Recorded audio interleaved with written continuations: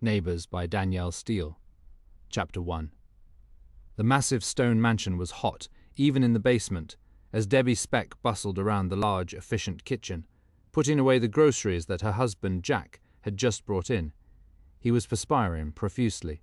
He was 44 years old, somewhat overweight, with balding dark hair, and always reeked of aftershave that covered the faintly boozy smell of the cheap scotch he kept in his room and drank at night. It came through his pores the next day, when he exerted himself. Debbie usually joined him with a drink or two at night. She preferred gin and tonic or vodka. She kept in the freezer in the basement apartment where their employer, Meredith White, never ventured. She respected their privacy, which was ideal for them.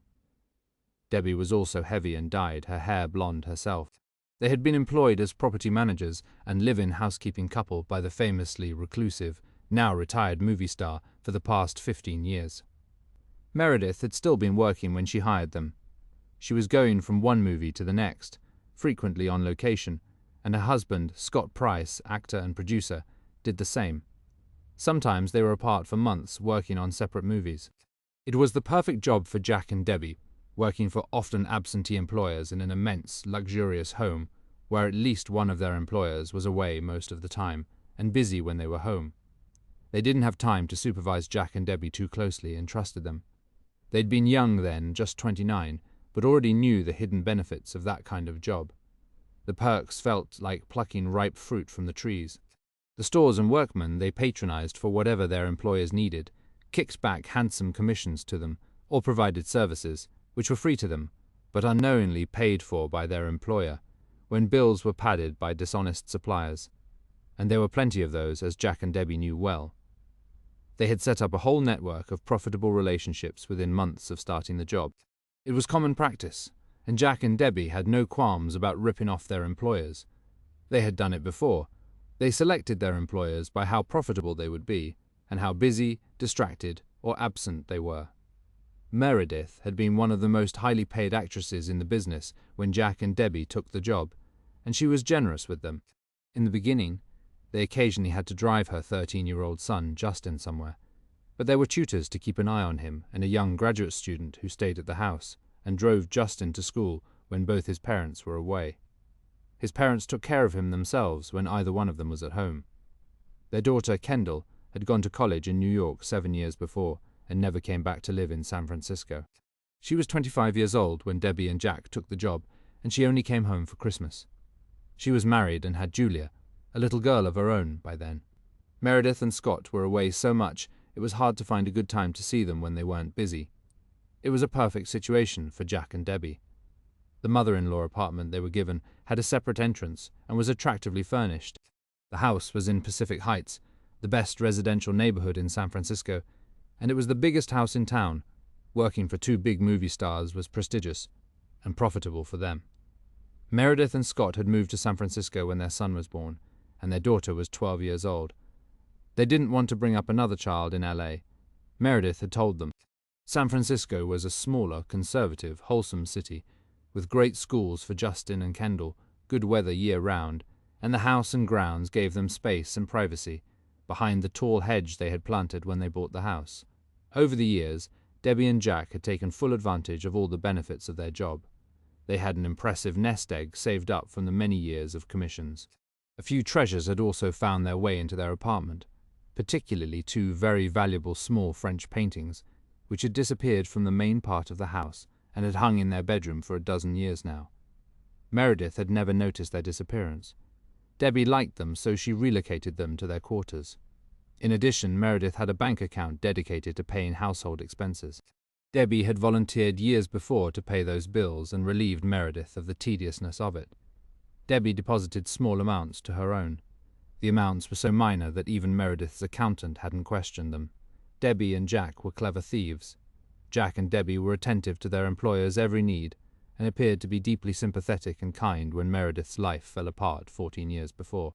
Her golden world unraveled rapidly after they arrived and lay in ashes at her feet within less than a year. It had made her less cautious about her accounts and easily distracted. 14 years before, Meredith's husband, Scott, had had a highly publicized affair with a young Italian actress who was starring in a movie with him. She was 27 and he was more than twice her age at 55. His marriage to Meredith had seemed solid when Jack and Debbie took the job. They seemed unusually stable for people in show business. They were devoted to each other and their children, from what Jack and Debbie had observed. And then Scott left for location in Bangkok for a picture. By the time he came back, their marriage was a shambles. Once he was home, he left Meredith for Silvana Rossi and moved to New York with her. Meredith had been deeply wounded by the betrayal, but kept a brave face on for her children. Jack and Debbie were surprised that they never heard her maligning Scott to their son. But Debbie saw her crying alone in her bedroom more than once, and put her arms around her and gave her a warm hug. Humiliated by the stories about Scott and Silvana in the tabloids, Meredith stopped having any kind of social life, rarely went out, and turned her full attention to her son, driving him to school and sports practices, spending time with him, having dinner with him every night. Debbie overheard her turning down a movie she'd been offered. Meredith wanted to be at home with her son, until the excitement over the scandal of the separation died down. Justin was very upset. He talked to Jack about it, and flew to New York to see his father several times. He came back every time saying how much he hated his soon-to-be stepmother. Scott was planning to marry her as soon as the divorce was final. At 14, Justin had called her a cheap whore when confiding in Jack about her, which Jack had reported to Debbie. Justin had said that his older sister, Kendall, didn't like her either. Jack and Debbie hardly knew Kendall, since she had moved to New York before they arrived. Meredith refrained from talking about Silvana with Debbie. She was a dignified, discreet, respectful woman, although Debbie guessed that Meredith must have hated the young Italian starlet, and Scott was hell-bent on a divorce. Their previously seemingly happy marriage had evaporated into thin air. Meredith put her massive career on pause to spend all her time with her son. Although Debbie didn't know her well at the time, she admired her for it. Jack and Debbie had no children of their own. They had worked in Palm Springs for an elderly couple, both of whom had died within months of each other. Jack and Debbie had met in rehab in San Diego 2 years before getting that job. They had both grown up in Southern California, but never met. He had had a number of arrests for petty crimes, mostly credit card fraud to support his drug habit. Debbie had been prosecuted for shoplifting, petty theft, stolen credit cards, and possession of marijuana with intent to sell. The courts had sent them to the same rehab program. They were both 22 at the time and spent 6 months there. While in rehab, they formulated a plan to work together, which ultimately turned into love, or harnessing their ambitions to the same wagon. They got married because they could get better jobs that way, as property manager and housekeeper, as a couple. Jack had suggested that working for rich people in their homes could be lucrative, and a rare opportunity for grander schemes in future. Debbie was adamant that she didn't want to be a maid, scrub toilets, or wear a uniform, and he explained that as property managers, they would have the run of people's fancy homes. They could do whatever they wanted, hire other people to clean toilets, the house, do the gardening, and skim a nice living off the top. They could even pocket a few valuables while their employers were away, blame someone else, and steal some cash, and at the same time earn a handsome salary for living well in someone else's home. He made it sound so appealing that they tried it when they got out of rehab. They went to a reputable employment agency in LA with fake references Jack had written for them, on stationery he had made, allegedly written by a couple who had died, leaving no heirs to check their story with. The agency was cavalier about checking references and did no criminal check, unless the client requested it. They got fired from their first job for general incompetence and not knowing what they were doing.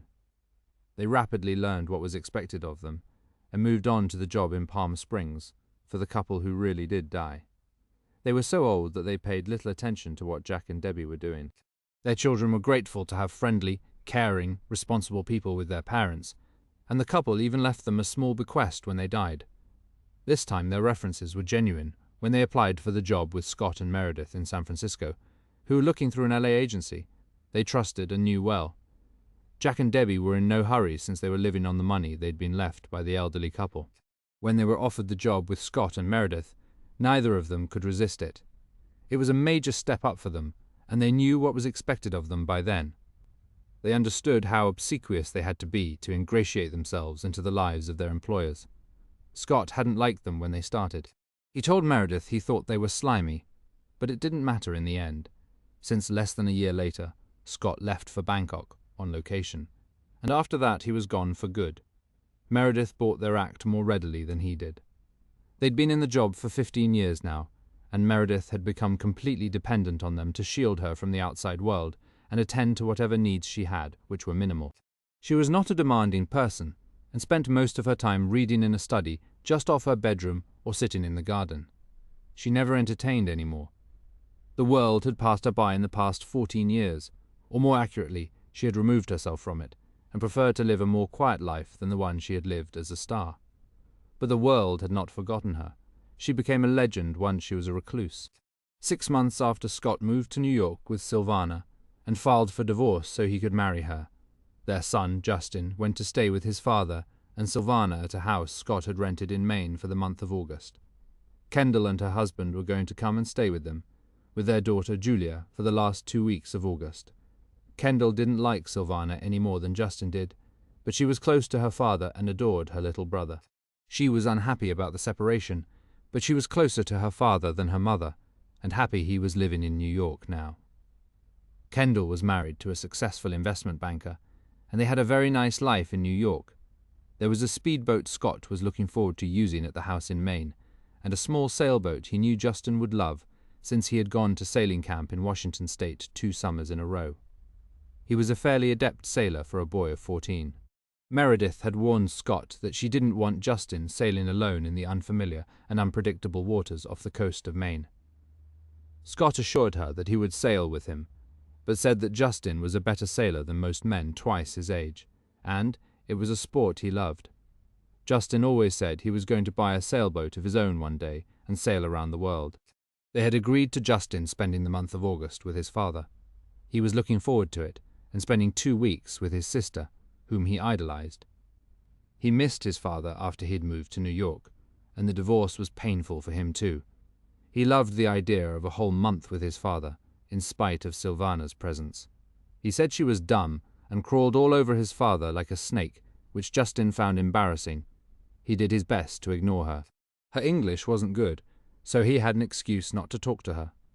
10 days after Justin arrived in Maine, Scott was hungover one brilliantly sunny morning after a party he and Silvana had gone to the night before at the home of new friends they'd made. Loath to get out of bed with a pounding headache, he let Justin take the small sailboat out.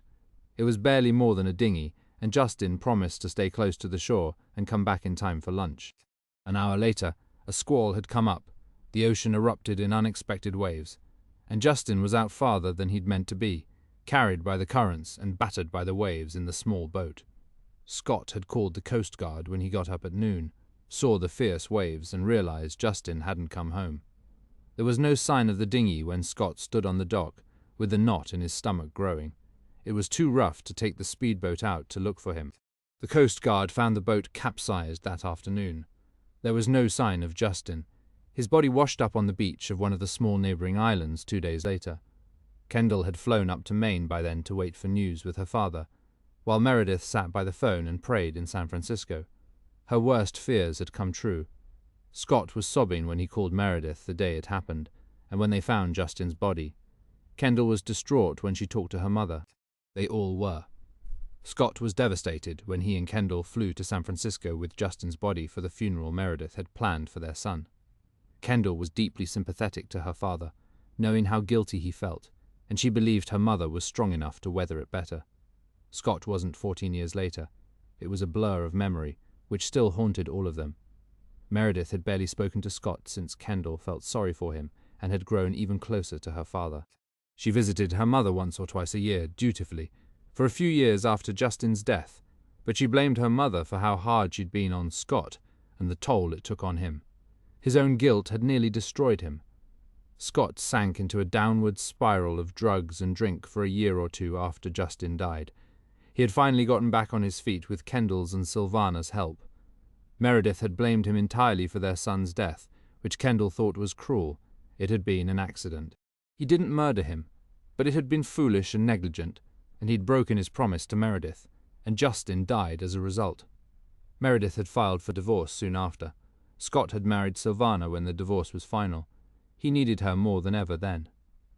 2 years after Justin's death, sober again, Scott resumed his career. Now at 69, he produced and directed more than he acted, and was even more successful than he'd been before. Silvana's fledgling career had tanked, and she'd been forgotten before he got back to work. She lived the life of the wife of a successful Hollywood personality now, and was content with that at 41. Her looks had faded, and she had gained weight. She was no longer beautiful, and was a tiresome woman with no talent of her own. She was one of those people who looked as though she had probably been striking in her youth. But now she tried too hard, had had too much plastic surgery, and more than anything, looked cheap. But they were still together after 13 years of marriage, and she loved her role as the wife of a famous actor and producer. They still lived in New York, where he was able to spend time with Kendall and his granddaughter. Meredith doubted that Scott was faithful to Silvana, but didn't care anymore. She and Scott no longer had any reason to speak, with Kendall grown up and Justin gone. They hadn't seen each other since Justin's funeral, an agonizing memory for all of them. Scott had never forgiven himself for Justin's death, and had never had more children with Silvana. She didn't want any, and was content in the role of Scott's child herself, with 28 years between them. She played the role of baby doll, but didn't look it. Kendall had never forgiven her mother for how hard she'd been on her father for the accident, and she rarely came to San Francisco now. It depressed her to see the house where she and Justin had grown up. His room was kept as a shrine, and her mother was shut away from the world and living like a ghost. The two caretakers, Jack and Debbie, gave her the creeps and acted like they owned the house, which her mother didn't seem to notice.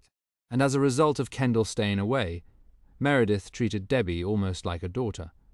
Debbie was only 4 years older than Kendall. Meredith could easily have been her mother, and they lived in the same house and saw each other every day. Her contact with Kendall was minimal, and they had drifted apart, much to Meredith's regret. Meredith's immensely successful career had ended when Justin died. She remained behind closed doors for 2 years, mourning her son's death. It was another 3 before she felt even remotely like herself again. She never forgave Scott for not keeping his promise not to let Justin sail the boat alone.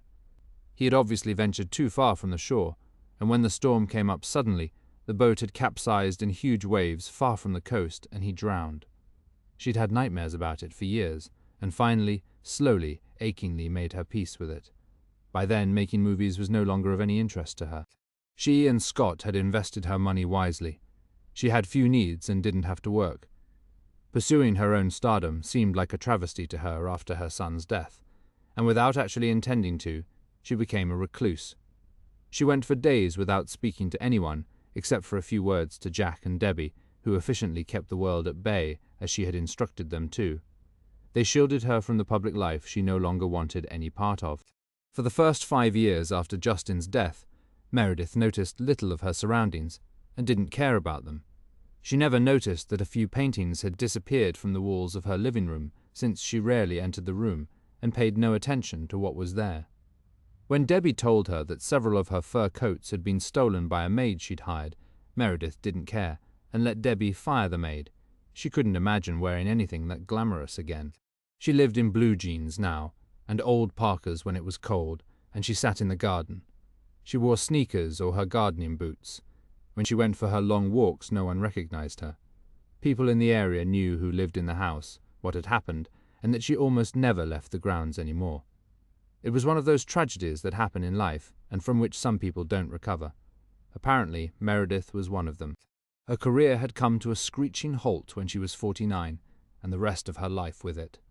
She shut out her friends, had no family except Kendall, who lived 3,000 miles away with her husband and daughter, had her own busy life, and almost never came to San Francisco anymore. Kendall remained close to her father, and excluded her mother from her life. Her husband's betrayal with Silvana, her son's death, and her daughter siding with her father and abandoning her were cruel blows for anyone to weather and drove Meredith deep into solitude. 14 years after Justin's death, at 63, Meredith lived quietly and was content to do so. Her agent died before she ever spoke to him again, and she had refused to see him before that. She had no interest in working again or being the star she had been. She was no longer tormented by Justin's death. She had learned to live with it and accept it. She believed she would see him again one day. She didn't travel and was content to stay in San Francisco, in the house where Justin had lived his whole short life. His room was untouched on the top floor of the house. She rarely went into it now, except to look for something, a photograph or something of his. She just liked knowing that the room was there, and still looked the same as it had when he lived. Nothing in the house had changed in 14 years. It gave her the illusion that time had stood still after Justin's death, but the years drifted by nonetheless. Jack and Debbie had become Meredith's protectors, her shield against the world and prying eyes, and took free advantage of it for their own benefit, which Meredith didn't question or even notice. They had decided to let the hedge grow taller, and no one could see behind her walls. For the first 5 years, Meredith had been morbidly depressed. Now she was a quiet woman with a famous past, a tragic story, content to walk in her own garden or drive herself to the beach on blustery days, for fresh air with the wind on her face. She had no desire for companionship or the friends she hadn't seen in years. Their lives were too different from hers now. Meredith had watched some of the movies Scott had directed recently and was surprised by how good they were, and relieved that he wasn't in them. She had no desire to see Scott's face again. All the photographs of him in the house had long since disappeared. There were photographs of Justin everywhere, at every age for his brief 14 years, and of Kendall, though more of him. Debbie spoke to Meredith of Justin with reverence, and made herself essential for Meredith's comfort.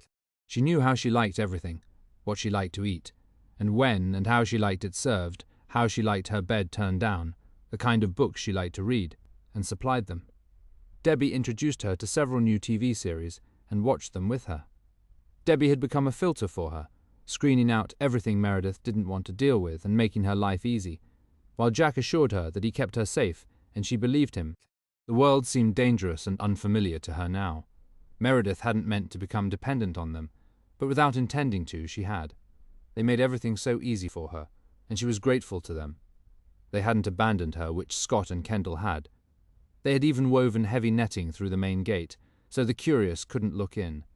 She was something of a legend in the neighborhood, the big movie star whose son had died and had become a recluse. They probably think I'm some kind of witch by now, Meredith said sometimes, laughing about it. At 63, she was still beautiful, with the huge blue eyes her fans had loved and remembered, sandy blonde hair, and the elegant, delicate face. She was still very attractive, energetic, and in good shape, and didn't look her age. She spent hours gardening, which she enjoyed, and reading.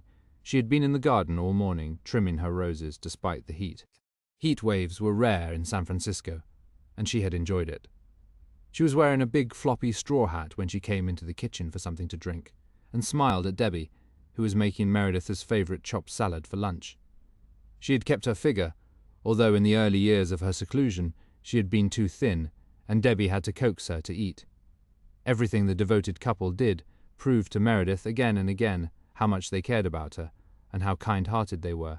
More so than her daughter, who hardly even called her, sometimes not for months at a time. Meredith felt her loss acutely. "Wow, it's hot out there," she said, and smiled at Debbie. It had been a long, foggy summer, and the September heat was a nice change. "It's real Indian summer," she said, grabbing a bottle of cold water from the fridge and taking a long drink.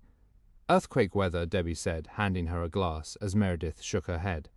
She didn't need one. "I hope not," Meredith said, setting the bottle down. "I've lived here for 28 years and there's never been a major earthquake. Thank God," Meredith said. "We missed the one in 89 by 4 years. That sounded pretty nasty." It still shocked her to realize that Justin had been gone for half the time she'd lived in San Francisco now. He would have been 28 if he'd lived, which was harder to imagine. In her mind's eye, he would always be a boy of 14. She remembered him smiling and laughing and playing pranks on her. He'd been playful and happy and funny. It gave her comfort to know that she and Scott had given him a happy childhood, with no sorrows until the divorce. The memories of him were gentle now, not of the imagined horror of the day he drowned. "This house won't move an inch if there ever was a quake," Jack said, as he walked into the kitchen for a glass of water himself. He and Debbie were 44 years old now. They hadn't weathered the years as well as she had.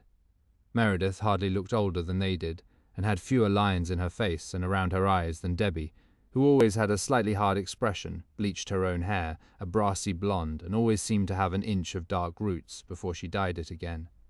Jack was growing bald and had a beer belly, which always surprised Meredith, since he wasn't a drinker as far as she knew, and Debbie had put on more than a few pounds.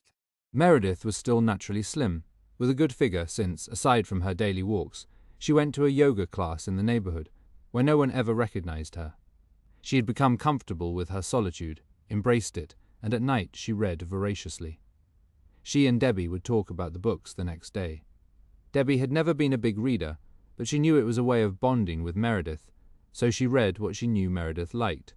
It seemed odd, but they had become her best friends. The house was over 100 years old and made of stone. It was the largest house in San Francisco, sitting on a sizable plot of land which took up half a block. Between the gate and the hedge, and the imposing structure and grounds, people who were unfamiliar with the neighborhood wondered who lived there. Jack's comment about the house reminded her of something from the distant past. Speaking of earthquakes, do we still have the emergency supplies for one? We were worried about earthquakes when we moved here, and we stocked up a bunch of tents and rope and crowbars, and some canned food, bottled water, and first aid supplies, and put them in the garden shed. Do we still keep them up to date? She used to keep clothes for Justin out there too when he was small. But after they'd lived there for several years, they stopped worrying about earthquakes and had forgotten about updating the supplies. She hadn't thought of them in years. We had battery-operated lanterns too. She also remembered that Scott had wanted to keep a gun with the supplies too, in case anyone tried to loot the house, but she wouldn't let him. They'd kept an envelope of cash in the safe for emergencies. She still did, for when she occasionally needed petty cash to give Jack or Debbie. I keep up with the first aid supplies and the tools, Jack answered her. I donated the tents to a homeless shelter years ago. We wouldn't want people camping out on the grounds anyway, and I threw the clothes away. She nodded, knowing they were Justin's from when he was a child. And we have all the food and water we need in the house if there ever is a quake. We keep the house well stocked. Debbie kept a large supply of meat they froze, and canned goods. We don't need to feed the neighborhood, he said with a stern expression, implying he was protecting her from curious strangers. We have everything we need for us to keep going for a long time. The house is sitting on granite. You'd barely notice a quake here, and we have an emergency generator if we lose power, he said confidently. Scott had it installed when they bought the house. The rest of the houses on the block were handsome Victorians, all wooden structures. They were lovely, though less solid, and might not fare as well. Meredith had never met her neighbors and didn't want to. Scott had been more neighborly and concerned about the neighborhood in an earthquake when they moved in, but her life had changed radically since then. She had no idea who lived on her block in the string of pretty Victorian houses, and she suspected Jack and Debbie didn't either. They were even more reclusive than she was, and always seemed suspicious of their neighbors and passers-by who tried to peek through the gate. They shielded and protected her. She sat down to lunch with them at the kitchen table, as she did every day. Meredith ate her meals with them now, and had for many years. It didn't seem right to cause Debbie extra work, serving her in the dining room for just one person, and it seemed unfriendly, given how kind they'd been to her at the hardest time in her life, through the divorce and her son's death. They made up for the fact that she never saw her daughter. At first she had taken her meals on a tray in her study, but for years now she had eaten lunch and dinner with Jack and Debbie, even though their backgrounds and histories were different from hers. They had grown up simply in poor families, never went past high school. Debbie had graduated. Jack dropped out in 10th grade and were almost 20 years younger than she, but they had become her only friends. Sometimes Debbie watched one of their favorite TV series with her in the den. It was more fun than watching alone, and they could talk about it afterward. Jack didn't like the shows they watched. He pooh-poohed them and would go to their apartment to watch sports, which Debbie hated. She and Meredith liked the same TV shows and read the same books because Debbie made the effort to do so. She was more intellectually ambitious than Jack. In some ways, she was like a daughter to Meredith, or a sister, or a friend. Jack was more taciturn, a man of few words, and less chatty than Debbie, who engaged Meredith in conversation, and so was better company. He was bright, but not talkative. Meredith went back out to the garden after lunch, to finish her gardening. She didn't mind the heat. She liked it. Debbie came out to check on her progress around 4 o'clock, and brought her a glass of ice-cold lemonade. Meredith accepted it gratefully and smiled at her. She took a long drink and drank half the contents of the glass before she stopped. My God, that's good. I was dying of thirst, but I didn't want to stop and come inside. She had tossed her hat on a garden chair and was enjoying the sun on her face. "Your roses are looking beautiful, Debbie," complimented her, and Meredith was pleased. "I never thought I'd be spending my days gardening. I actually enjoy it." She cut a particularly lush, dark red rose and handed it to Debbie, and the two women exchanged a warm smile. They were entirely different. Meredith came from a distinguished family, though not from great wealth, but she had an aristocratic air and innate grace. Debbie had grown up in abject poverty in a trailer park and still looked it. There was a coarseness to her, with her bad dye job and black roots. And yet Meredith believed that they understood each other and were friends. "I've been thinking about taking a Chinese cooking class, since we all like Chinese food so much. There's no reason why you should have to cook every night," she said generously. Except that Meredith was her employer, and Debbie was paid to cook. Since they spent so much time together, it was easy to forget that. The boundaries got blurred when you lived in such close proximity and saw no one else. Debbie went back in the house a few minutes later. It was too hot outside for her, and the air had gotten humid, heavy, and muggy. It really did feel like what people called earthquake weather, but Meredith knew it was just a myth. She'd never heard any evidence that the weather had been muggy during the 1906 quake, which was the biggest one of all. The '89 quake happened during the World Series, so it might have been hot and humid then too. Meredith wasn't worried about it. It was just trivial conversation, something to say about the weather. As she picked up her basket of gardening tools at 5 o'clock, she thought of calling Kendall that night. Meredith still made the effort. They hadn't talked in a long time. Kendall rarely called her. The last time they'd spoken, Kendall had been battling with her 19-year-old daughter who wanted to drop out of college at NYU and not go back for junior year. She hated school, although she was majoring in drama at the Tisch School at NYU. If she had dropped out, she was following in her mother's footsteps. Kendall had done her junior year in Florence for her year abroad. She'd been 20, had fallen madly in love with George Holbrook, the eldest son of an important and very wealthy banking family in New York. They were both students in Florence at the same time. Afterward, Kendall had refused to go back to Columbia. They had gotten engaged at Christmas and married a few months later. Kendall was stubborn. She never went back to school. Both sets of parents had been afraid the marriage wouldn't last and thought they were too young to get married. But 20 years later, they were still together and Kendall said they were happy. They'd had a baby, Julia, 10 months after their wedding day, which didn't seem prudent to Meredith either, to rush into becoming parents, especially so young. But Kendall always did what she wanted, and she and George were a good match as it turned out. They were conservative, very social, and somewhat stuffy, in Meredith's opinion. Kendall was on all the important charity committees in New York. George's parents hadn't been thrilled that Kendall came from a family of actors, and Kendall had never gone back to school or worked. She was the classic society wife which their daughter Julia detested. Julia wanted to follow in her grandparents' footsteps, go to LA and try to become an actress. She wanted to try her wings and fly, and her parents weren't happy about it. Meredith smiled, thinking about it. It was Kendall's turn now to have a daughter rebel, take off, and reject everything her parents stood for and had achieved.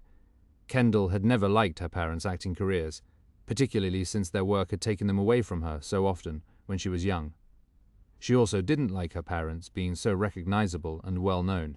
She hated their being stopped on the street by strangers for autographs. Meredith didn't deny that she had been on location a lot of the time.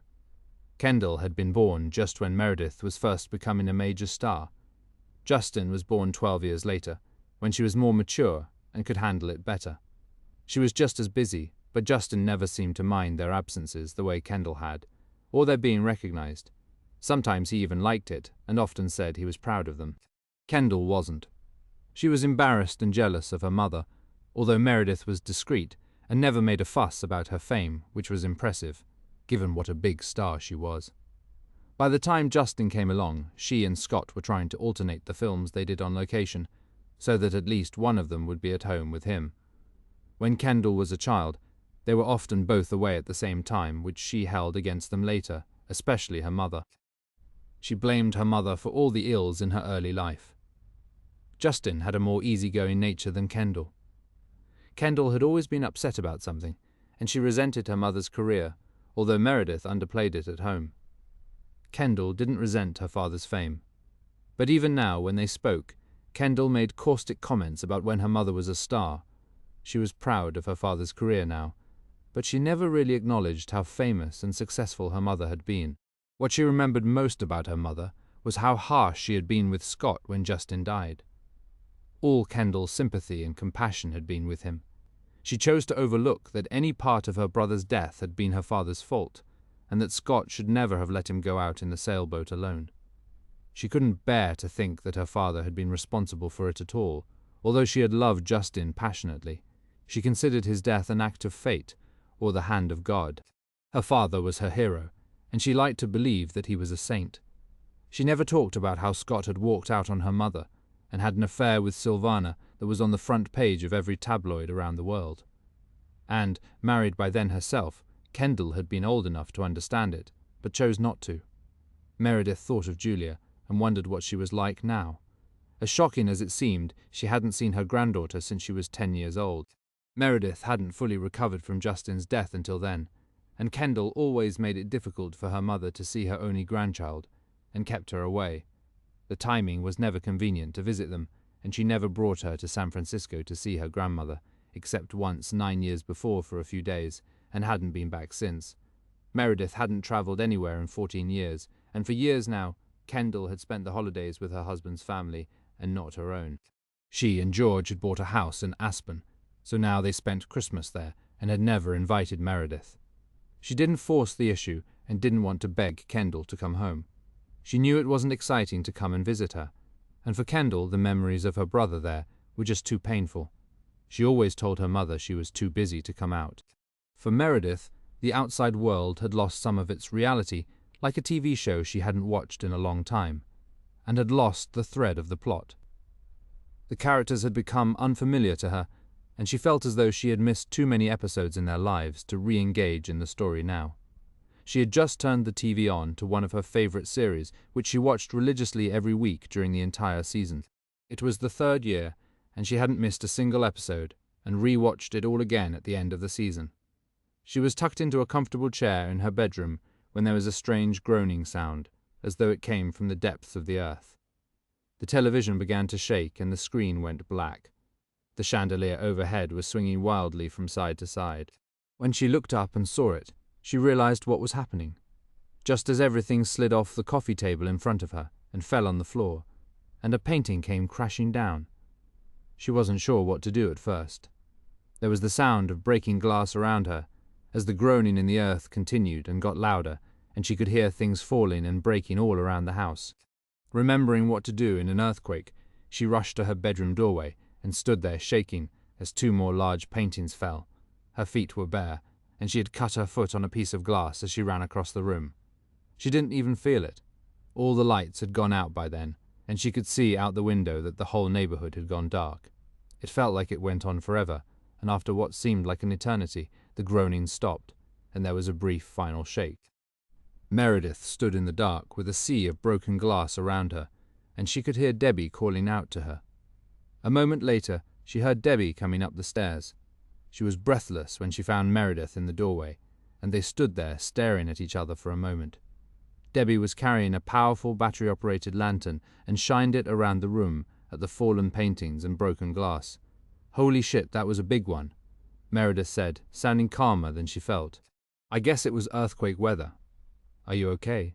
Debbie asked her. She looked badly shaken herself. "I think so," Meredith answered. "Are you? Where's Jack?" "He's behind the house at the meter, trying to turn off the gas." As always, he knew just the right thing to do, and Meredith was grateful to have them there. "It was like climbing a roller coaster, trying to get up the stairs to get to you," Debbie said, still breathless from the shock of what had happened. "Thank you for coming up. Jack said we should go out to the courtyard in case things keep falling in the house for a while."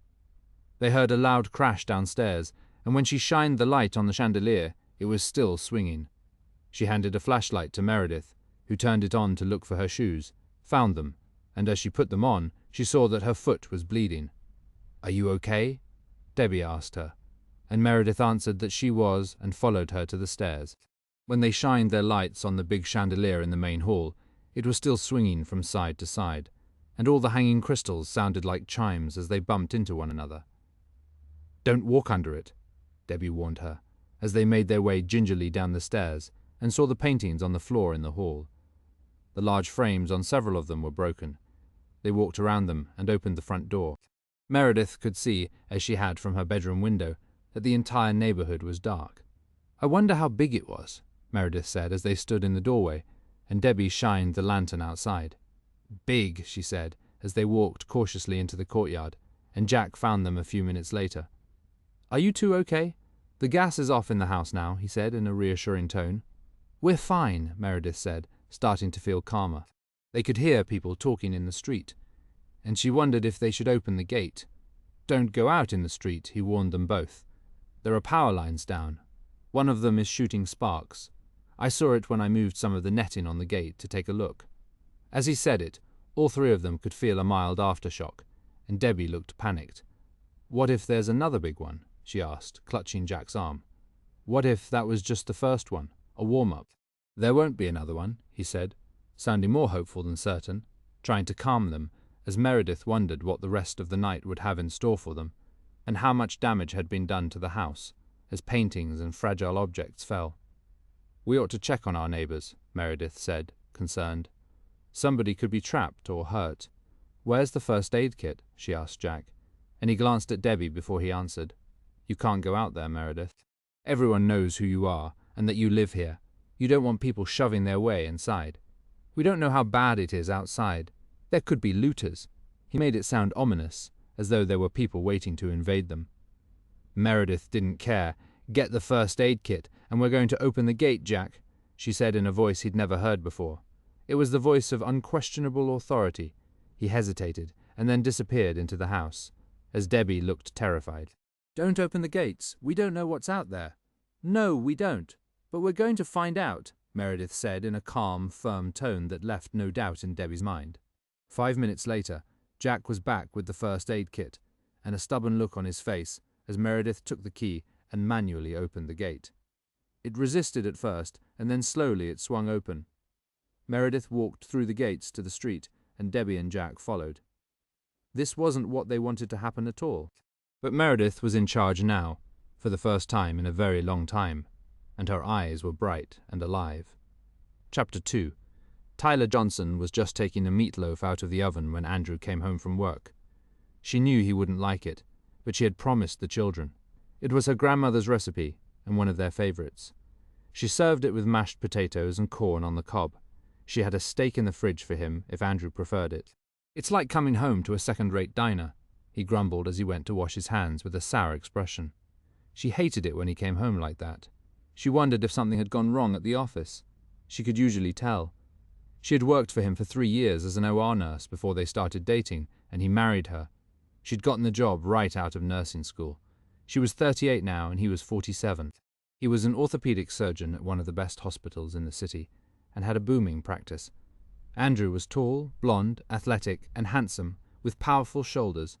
He had grown up in Southern California in a blue-collar suburb of LA, and had lived in Venice for a while, which he thought was the perfect beach town, with lots of college girls to pick up, who were dazzled by him.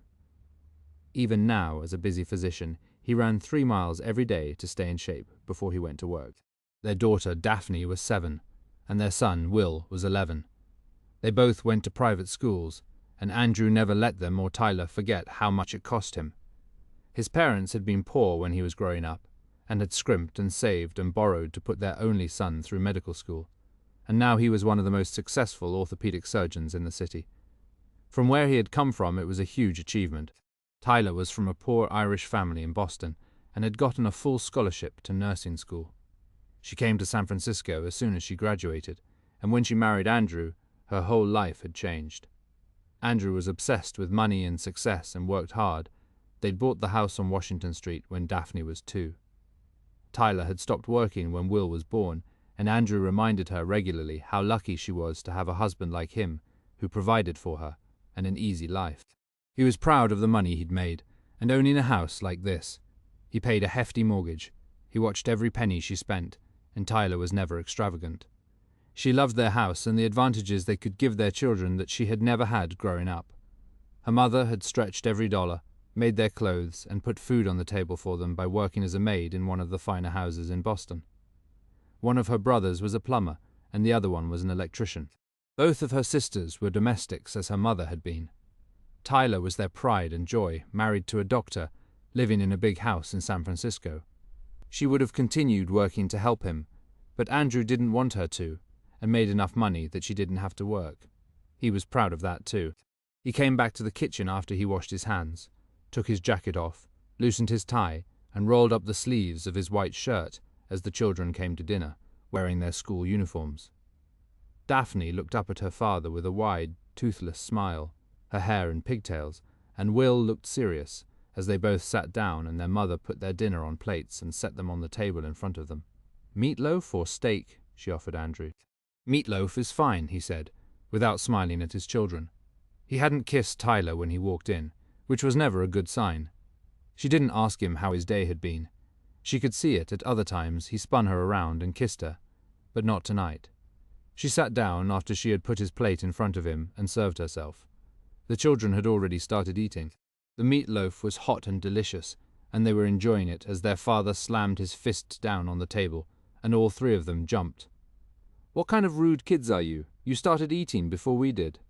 Where are your manners?" "Sorry, Dad," Will said under his breath, pausing for a moment, as Daphne looked as though she was about to cry, and they continued eating in silence. While Tyler chatted to break the tension, and Daphne ate her mashed potatoes first, keeping her eyes on her plate. They were used to his outbursts, but it made dinner more stressful than pleasant when he was like that. It happened a lot, more and more these days.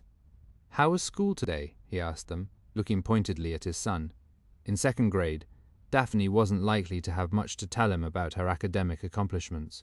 "It was okay," Will answered for both of them, and avoided his father's gaze.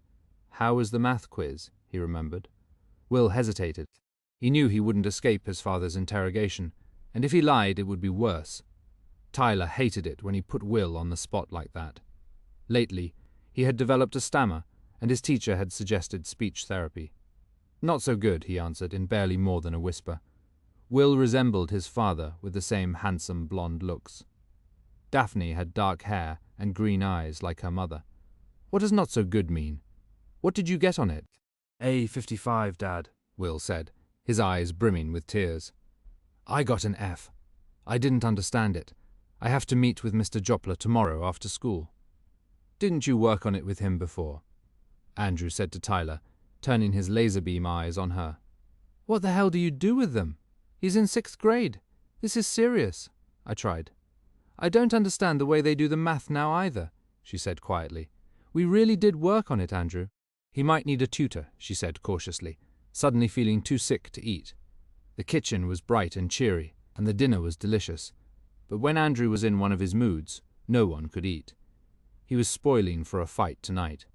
"We had math in school today too," Daphne said gently, trying to distract their father to give her brother some relief. "And reading," she added. Andrew didn't bother to answer her, and continued to harangue his wife about how irresponsible she was, and said that maybe she needed a tutor more than Will did, if she was too dumb to figure it out. He told Will that all he had to do was pay attention in class. He was smart enough to master the material, so obviously he was just lazy. "He's not lazy, Andy. He's first in the class in English. He got an A+ on an essay last week. Math just isn't easy for him." Tyler tried to intervene on his behalf. "And what's an A on an essay going to get him? A job as a school teacher? He needs to work on math and science. I'm not paying private school tuition to have him flunk a math quiz." There was dead silence at the table. They knew better than to answer him when he was on a rampage, and he was getting there.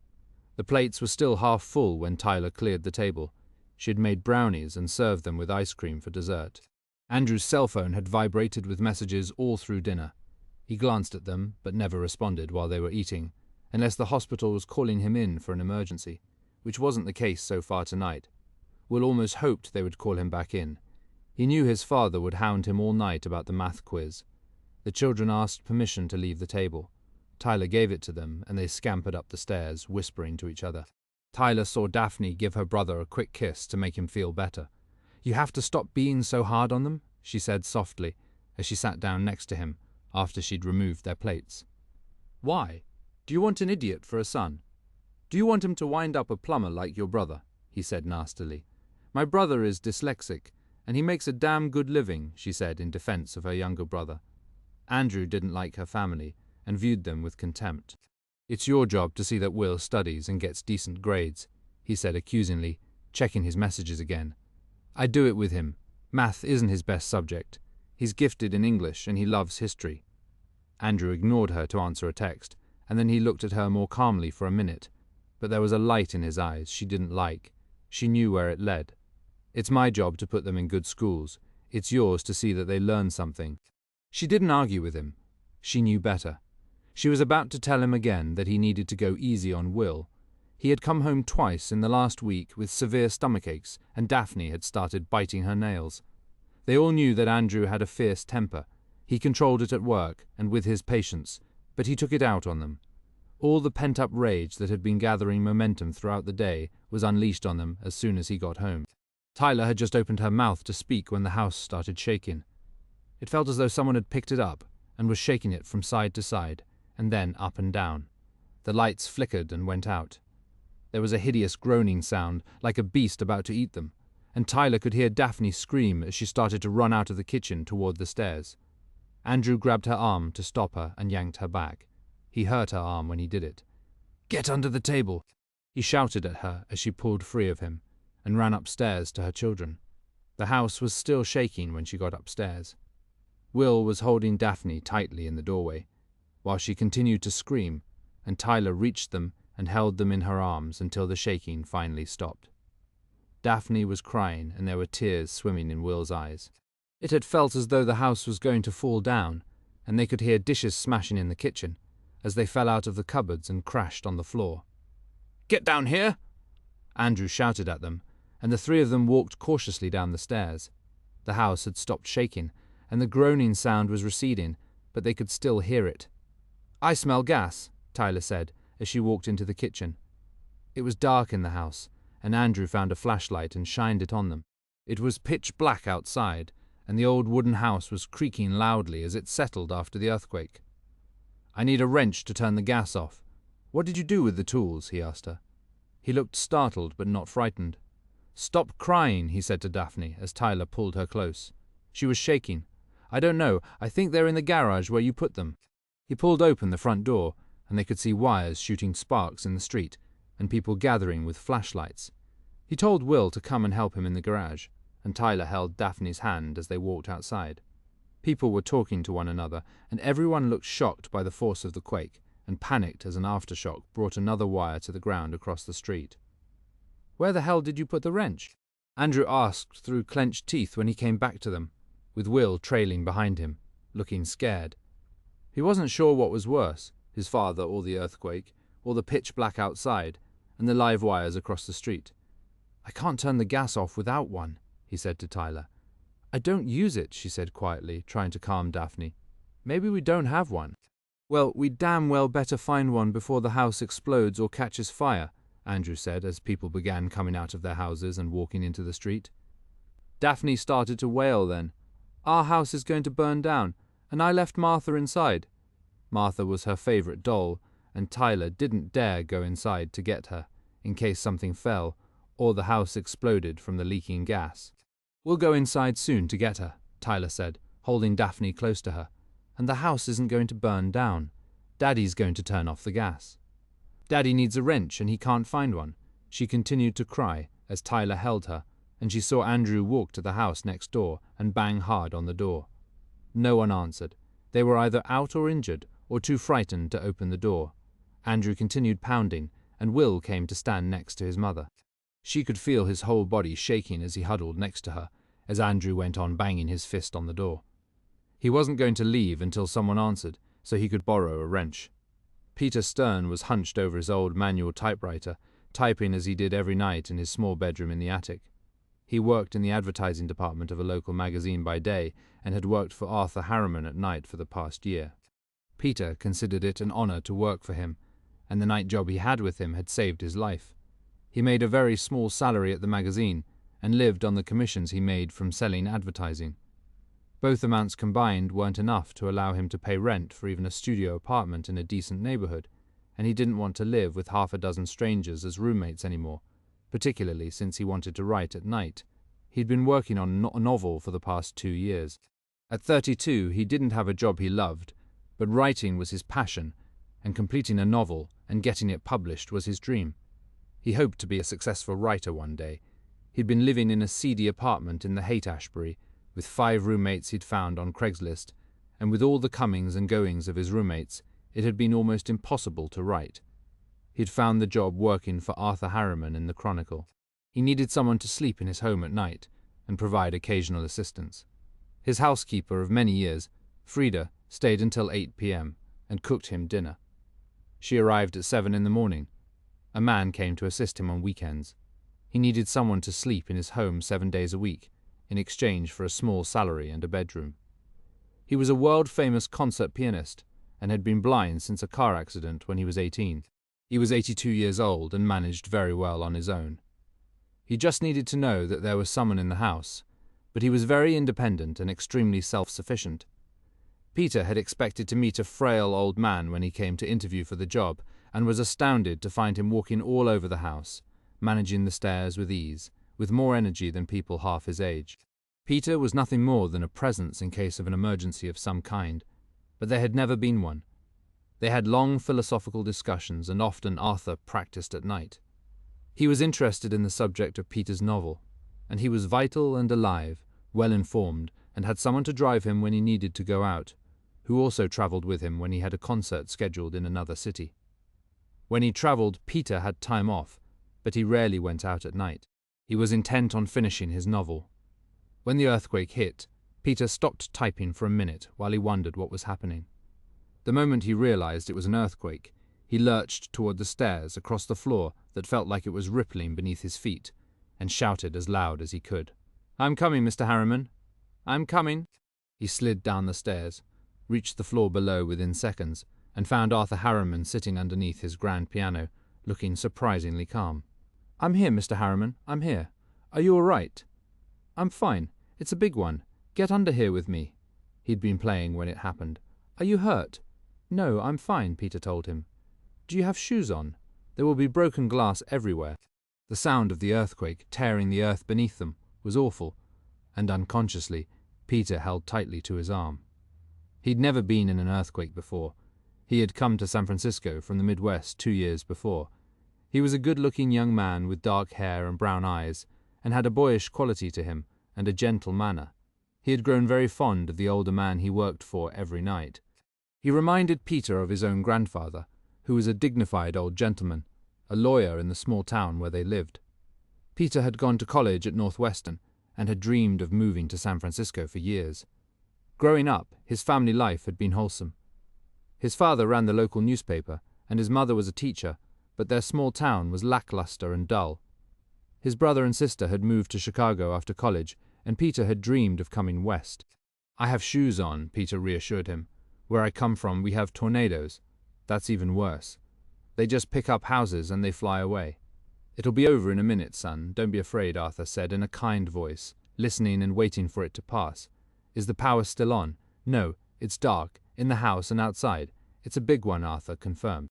They could hear something heavy fall in the house, and the Victorian wooden structure was groaning, but it had survived the quake of '06, so Arthur wasn't worried. "You have to be careful of falling objects afterward and broken glass. The aftershocks will shake loose whatever this one didn't. Do you know how to turn off the gas?" "I'm not sure. What do I do?" Peter asked him, as the earth in the house stopped shaking and the noise receded, like a wounded beast going back into its lair underground. "The valve is on the side of the house. You need a crescent wrench. We have one in the tool closet. Let's go outside first and see what's happening there. Someone will be able to show you how to do it." This was precisely why he hired a person like Peter. His last night man had worked for him for 4 years, and had gotten married shortly before he hired Peter. It was for times like this that he needed someone with him, and occasionally to help him get to bed, if he was exhausted after a concert. But most of the time, he preferred to manage on his own, as long as he knew Peter was upstairs. He used an intercom to call him. He wasn't a demanding employer, and Peter loved working for him and living in the handsome old house. Moving there had been a godsend for him, and in some ways reminded him of his boyhood home in Illinois. He still missed it at times. He rarely went home now. He didn't want to leave Arthur alone. After a year of working for him, he felt responsible for him. "Let's go outside," Arthur suggested to Peter. "Be very careful. If there are live wires down, don't step on them." He warned him, and Peter helped him out from under the piano, led him carefully down the stairs and out the front door. When he opened it, there was a man standing at their front door, and a woman with 2 young children standing in front of the house next door. Peter suddenly realized that the man had been pounding on their front door, and in the excitement and the noise at the tail end of the earthquake, they hadn't heard him. "What took you so long?" Andrew almost shouted at Peter. "We were busy," Peter answered him, leading Mr. Harriman to a cluster of people standing outside his house and talking. He was gregarious and an extrovert, and Peter knew he would want to talk to them. "We need a wrench to turn our gas off," Andrew said, once he realized that the older man was blind and bringing his tone down a notch. "So do we," Peter said. "I think we have one in a tool closet. I'll go back inside and look in a minute. You can come with me. We need a crescent wrench, and I'm not sure what that looks like. You can use ours if we find it." Andrew followed him into the house a few minutes later, as Arthur chatted with their neighbors, and Tyler and the children walked over to him. He was telling them all about the quake of '89. Andrew used a flashlight to guide them through the Harriman house, and they found the closet easily. Andrew pointed to the crescent wrench they needed, and Peter handed it to him. Then he looked at Peter. "Is that Arthur Harriman, the concert pianist?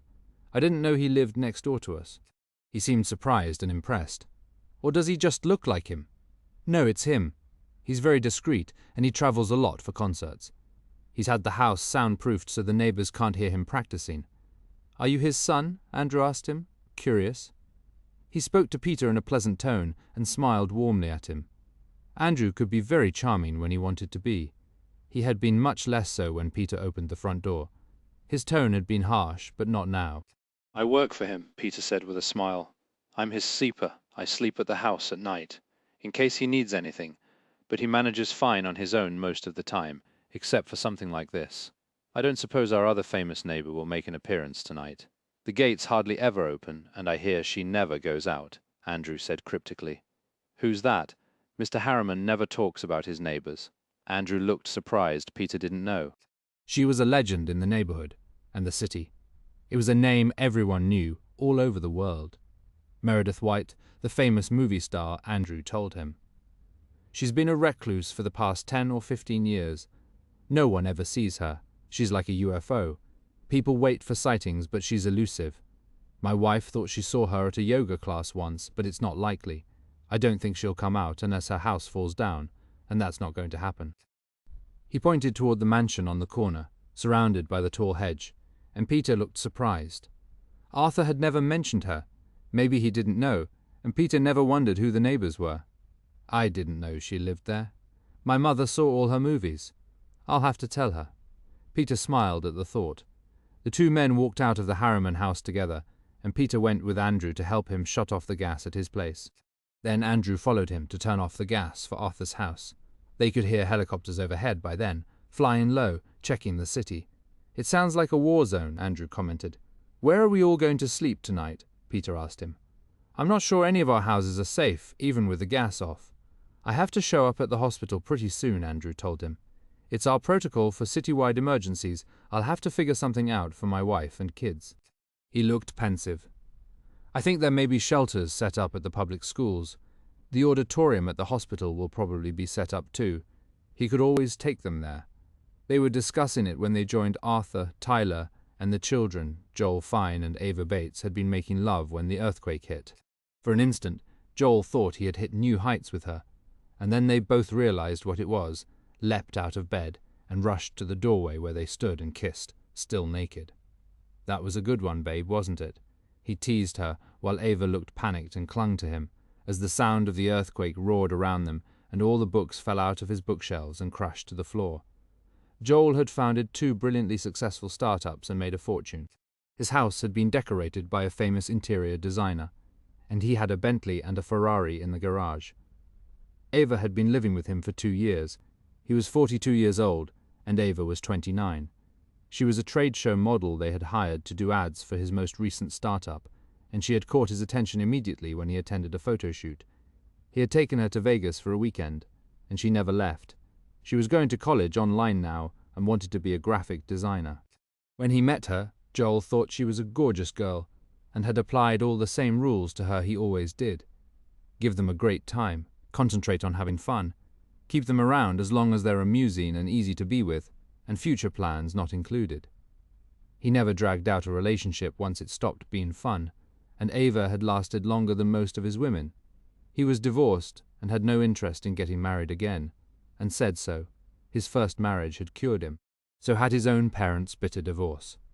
He had spent his youth as an only child in Philadelphia as a pawn between parents who hated each other, and he fled gratefully to college at UC Berkeley. He had married after business school in their entrepreneurial program, and when he caught his wife cheating on him, he had divorced her before they could turn into his parents. He had learned his lesson early. Marriage wasn't for him, and he had no intention of trying again. He was always honest about what he had to offer. He promised nothing except great sex and good times. He had no kids and didn't want any. His mother came from an old mainline family, and his father was in investments.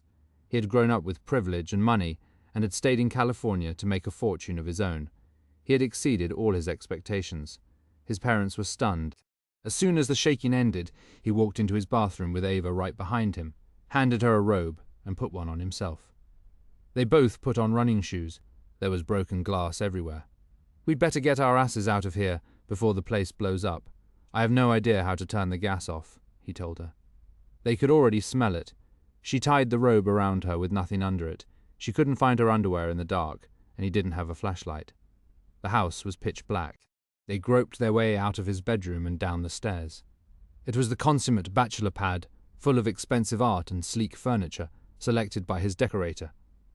They made their way out the front door and onto the street a minute later, and walked straight to the small knot of people standing outside. An older man with a mane of white hair, who looked like Einstein, two younger men, and a woman and two children. The younger men stared as Ava walked up to the group. Peter could guess that she had nothing under the bathrobe. Joel was a handsome man who exuded confidence and looked as though he owned the world. Peter wondered if they'd been in the shower when the earthquake hit. The woman looked nervous and shaken by the experience, and the man looked as though he was enjoying it. There was a fearless quality to Joel, which Peter almost envied. He'd been shy and had asthma as a child. He couldn't do sports because of his asthma, and he lived through reading books, and came alive once he started writing. He exchanged a shy smile with Ava, while Joel talked to the others and seemed to forget about her. He acted as though he owned her. "We should have someone out here serving drinks," Joel suggested, and Andrew smiled. They all introduced themselves and stood chatting for a few minutes about what had happened in their homes and what they'd been doing at the time. They were talking animatedly when a blonde woman walked up to them in a white shirt and jeans and running shoes. It was a warm evening after the hot, humid day, and she smiled when she saw them. They hadn't seen the gates open or the woman slip through. There was a couple following behind her at a discreet distance, and she was carrying a first aid kit and a large, powerful flashlight. "Hi, is everyone okay here? Anybody hurt or need assistance?" They all stopped for a minute to look at her, and Tyler said that they were fine, just shaken up. No one was hurt. "Does anyone need food or water?" Andrew looked at her carefully for a minute and realized who she was. He had never seen her in the flesh before and couldn't keep himself from staring at her. She spoke to Arthur, who was laughing and good-humored, as Andrew whispered to Peter standing next to him, "Meredith White." Peter's eyes flew open wide, and he tried not to stare at her and couldn't help himself. "Oh," Peter whispered to Andrew, feeling starstruck, and as Tyler looked at her more closely, she recognized her too. It was the same woman she'd seen in the yoga class, although Andrew didn't believe her. "I'm Meredith," she said easily. "Do you all have the tools you need to turn your gas off?" "I don't," Joel said, standing in his bathrobe. "Does anyone have a joint? I'd much rather have that than a wrench. Or a drink?" They all laughed, and Ava looked embarrassed to be standing in a terry-cloth robe with nothing under it. You couldn't see anything, but she knew, and Joel loved it. Meredith spoke to Will and Daphne then, and Daphne told her about her doll named Martha, who was still inside on her bed. She looked worried about it, with her little brow furrowed and her long dark pigtails with bows on them. "I'm sure she's okay, if she's on your bed," Meredith said with a gentle smile. "She's probably sleeping." Debbie and Jack were watching the entire group from a little distance with a look of displeasure. They seemed awkward and out of place and didn't mingle with the others. They kept their eyes on Meredith, as though she had escaped from jail, and they were eager to get her into custody again, but weren't sure how to do it without creating a scene. Only Arthur, who couldn't see her, and Joel and Ava seemed to have no idea who she was. Andrew and Tyler and Peter were stunned to be talking to Meredith White on the sidewalk, like any ordinary mortal. She didn't act like a recluse. She seemed like a very normal woman, and Daphne was smiling at her. Andrew said regretfully that he had to get to the hospital soon. He was enjoying talking to Peter and Joel, and he knew now who Joel was too. The current king of the high-tech startup world, and Ava was very nice to look at. She had long dark hair cascading down her back, and even the terrycloth bathrobe couldn't hide her figure. She kept having to tie the belt tighter to keep the robe from opening and revealing too much. Peter couldn't keep his eyes off her.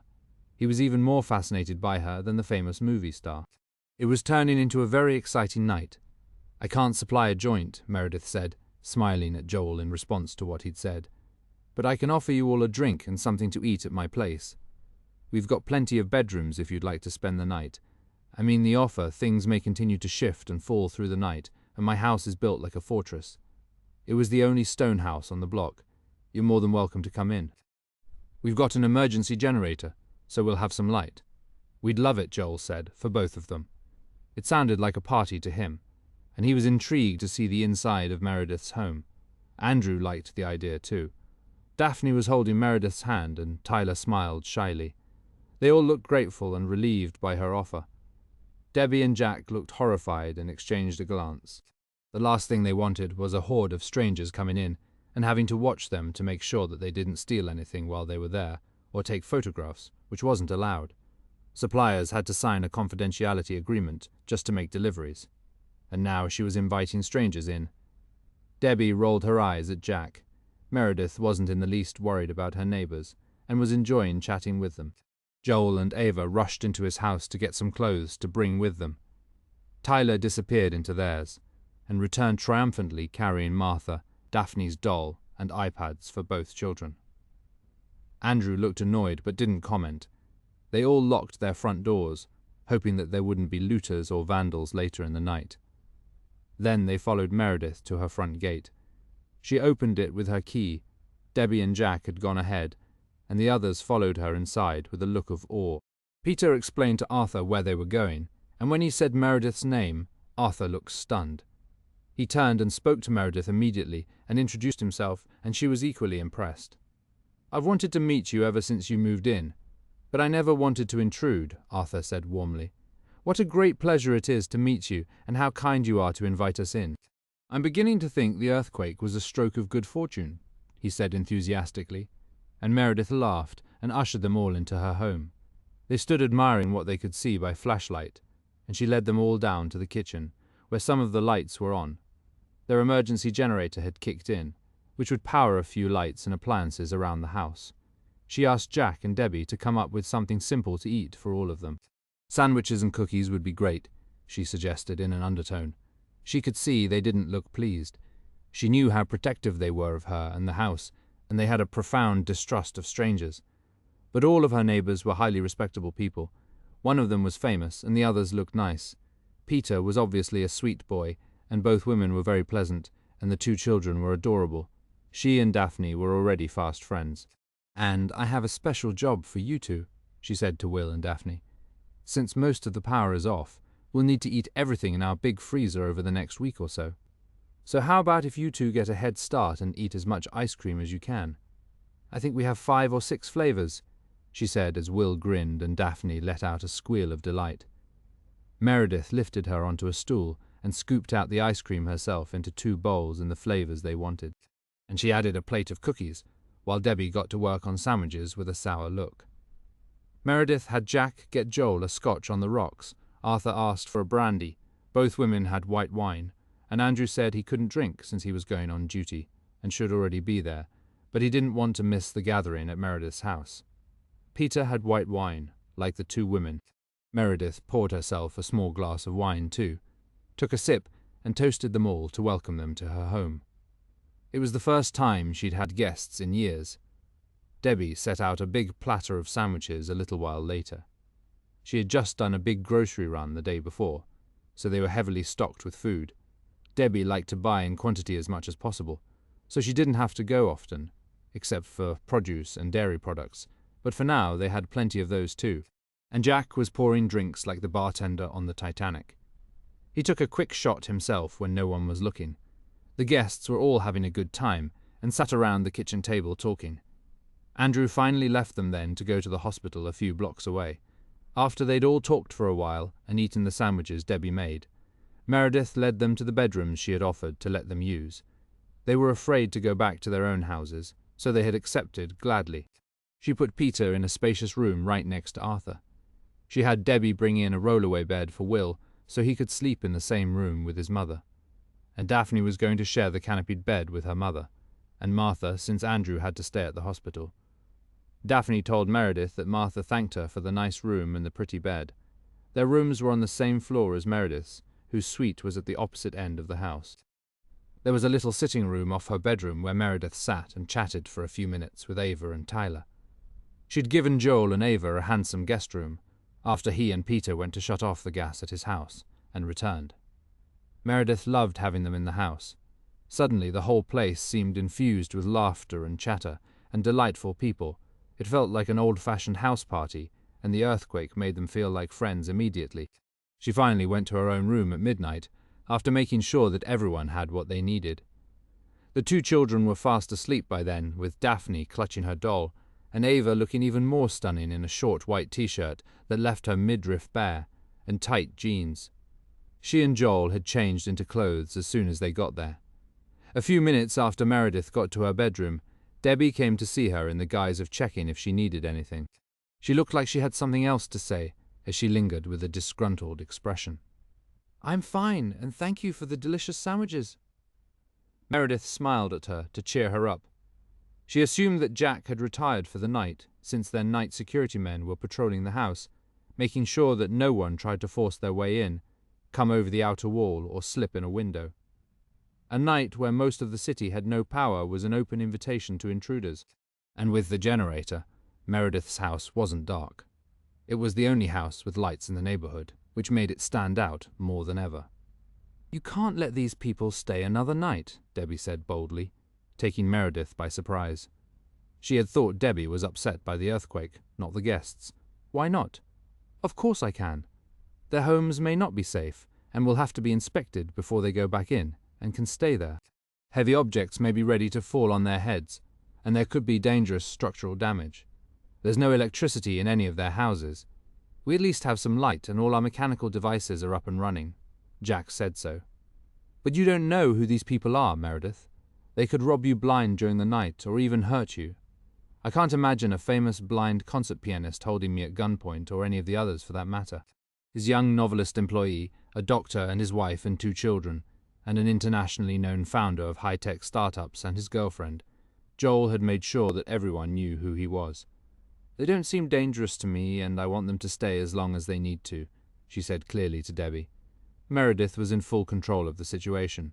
She was enjoying their company, and even the sound of their voices in the hall. The house was no longer silent, and it felt full of life. For an instant, she wondered if Jack and Debbie were jealous. They had been used to her full attention for so many years now, almost like children.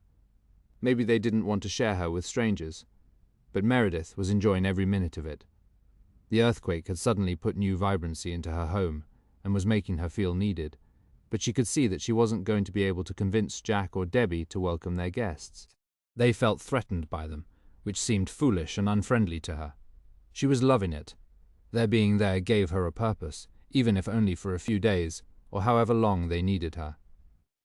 She was happy to welcome them and help them, whatever Jack and Debbie said. When she went to bed that night, Meredith thought of Daphne and her doll, the fabulous concert pianist she was thrilled to meet, and all the others. There had been something endearing and vulnerable about Tyler that drew Meredith to her and made her want to mother her. The two hotties in their bathrobes were intriguing too. Ava seemed like a bright girl, but Meredith could see easily that Joel didn't appreciate her fully as a person. He just wanted her as a toy to play with. Peter seemed mesmerized by Ava and couldn't keep his eyes off her. They were an intriguing group. As she drifted off to sleep after Debbie left the room, Meredith could hardly wait to see them all at breakfast the next day. She was sure they would want to check on their houses, and she'd asked Jack to help them. Alone with Jack in the kitchen, Debbie was saying that she would have liked to poison them all and get rid of them. She reported that Meredith was being stubborn about them. They had a last drink from Meredith's bar, which was better than their own booze, and went to their apartment, convinced that their impromptu house guests were going to be trouble, and they were determined to get rid of them as fast as they could. What they didn't understand was that for the first time in 15 years, Meredith was having the time of her life, and she wasn't going to let anyone interfere. Her home was full of life again, with people who needed her. There was a sense of community and caring, which made each of them feel stronger and braver in the face of adversity. Welcoming them into her home had made them feel safe and brought them comfort, and had turned a trauma into an opportunity to make new friends, and Meredith intended to hold on to that for as long as she could, and no one was going to spoil that for her. Chapter 3. Meredith's houseguests emerged shyly from their rooms the next morning, some of them having slept later than they had intended to. The events of the night before, the shock of the earthquake, and the steady stream of small to medium-sized aftershocks had worn everyone out, and their rooms at Meredith's home were so comfortable that when they finally fell asleep, they slept for hours. The weather the next day was cooler, and the sky was grey. The ongoing sound of helicopters overhead and the sirens of fire trucks in the distance were a constant reminder of the state of emergency and chaos that the city was in. The governor had come to observe some of the damage the night before, and the president had promised to come in the next few days. He was on a state visit to Southeast Asia at the time. The whole city was shut down and all businesses, schools and offices were closed. When Meredith came out of her room early that morning, in jeans and a t-shirt, and an old pair of gardening boots from the back of her closet, she found Daphne sitting on a chair politely in the hallway, all alone, holding her doll. She looked as though she was waiting for someone and was afraid to move. The house was large and daunting, and she seemed happy when she saw Meredith, who smiled at her. "My mummy and Will are still asleep," she whispered. "Martha and I woke up." She had dressed herself and was wearing pink jeans with hearts on them, and a grey sweatshirt inside out, which were the first things Tyler had grabbed out of a drawer when she went back into their house for some clothes for them. And Daphne was wearing the pink light-up sneakers she'd had on the night before. Meredith had admired them when they met. "Did you and Martha sleep well?" she asked, stopping to talk to her with a warm smile. Daphne's long, dark hair had been haphazardly brushed, and she nodded in answer. "You have a very big house. Do you have children?" She was curious about her. "I have a daughter. She's grown up and she lives in New York." Daphne nodded, absorbing the information. "You live here by yourself? Jack and Debbie live here to help me. You met them in the kitchen last night. My daddy said you're a witch before we met you. Like in Hansel and Gretel." Meredith was a little shocked, and then she laughed. God only knew what others said about her, since no one ever saw her, or didn't recognize her when they did. "I think you're a good witch," Daphne added. "Martha thinks so too, she said so last night." "Thank you." Meredith grinned and held out a hand to her. "Would you and Martha like some breakfast?" Daphne nodded immediately. She'd been sitting in the hallway for an hour, waiting for someone to get up. "She's very hungry." "Me too," Meredith said. They held hands as they walked down the grand staircase, and then a smaller one to get to the kitchen in the basement. The generator provided enough electricity to run the basic equipment to prepare a simple meal, and Jack had one of the refrigerators running on it as well. Debbie was in the kitchen when they got there, looking on her phone at the news of the destruction around the city. "Both bridges are closed," she announced, as Meredith and Daphne walked in. It was an 8.2 quake. There's a lot of damage downtown. People are still stuck in elevators. It looks like a total mess. Half the streets are impassable, and there's been a lot of looting south of Market. The hospitals are jammed. Meredith had heard that the death toll was over 300 the night before. Thousands of people had been injured, and many were still trapped and buried under their homes. Emergency services were working overtime. Additional trained personnel had been flown in from other states, and volunteers and civilians were helping to dig out survivors. The National Guard was called in to control the looters. "Jack says we need to keep the gates locked," Debbie said with a severe expression. With Meredith's sudden spirit of generosity toward her neighbors, she and Jack were both afraid she'd try to bring more in, or throw open the gates. "My daddy didn't come home from the hospital last night," Daphne said in a soft voice, her eyes big in her face. "My mummy was afraid our house would fall down, and Will said it would blow up if Daddy didn't turn off the gas." The news had reported fires raging all over town, and with water mains broken, the firefighters couldn't put them out. The fires burning out of control were what had caused most of the damage in the 1906 quake, and could again. "Your daddy must be very busy at the hospital," Meredith said. "He fixes broken arms and legs," Daphne said proudly, as her mother and brother wandered into the kitchen.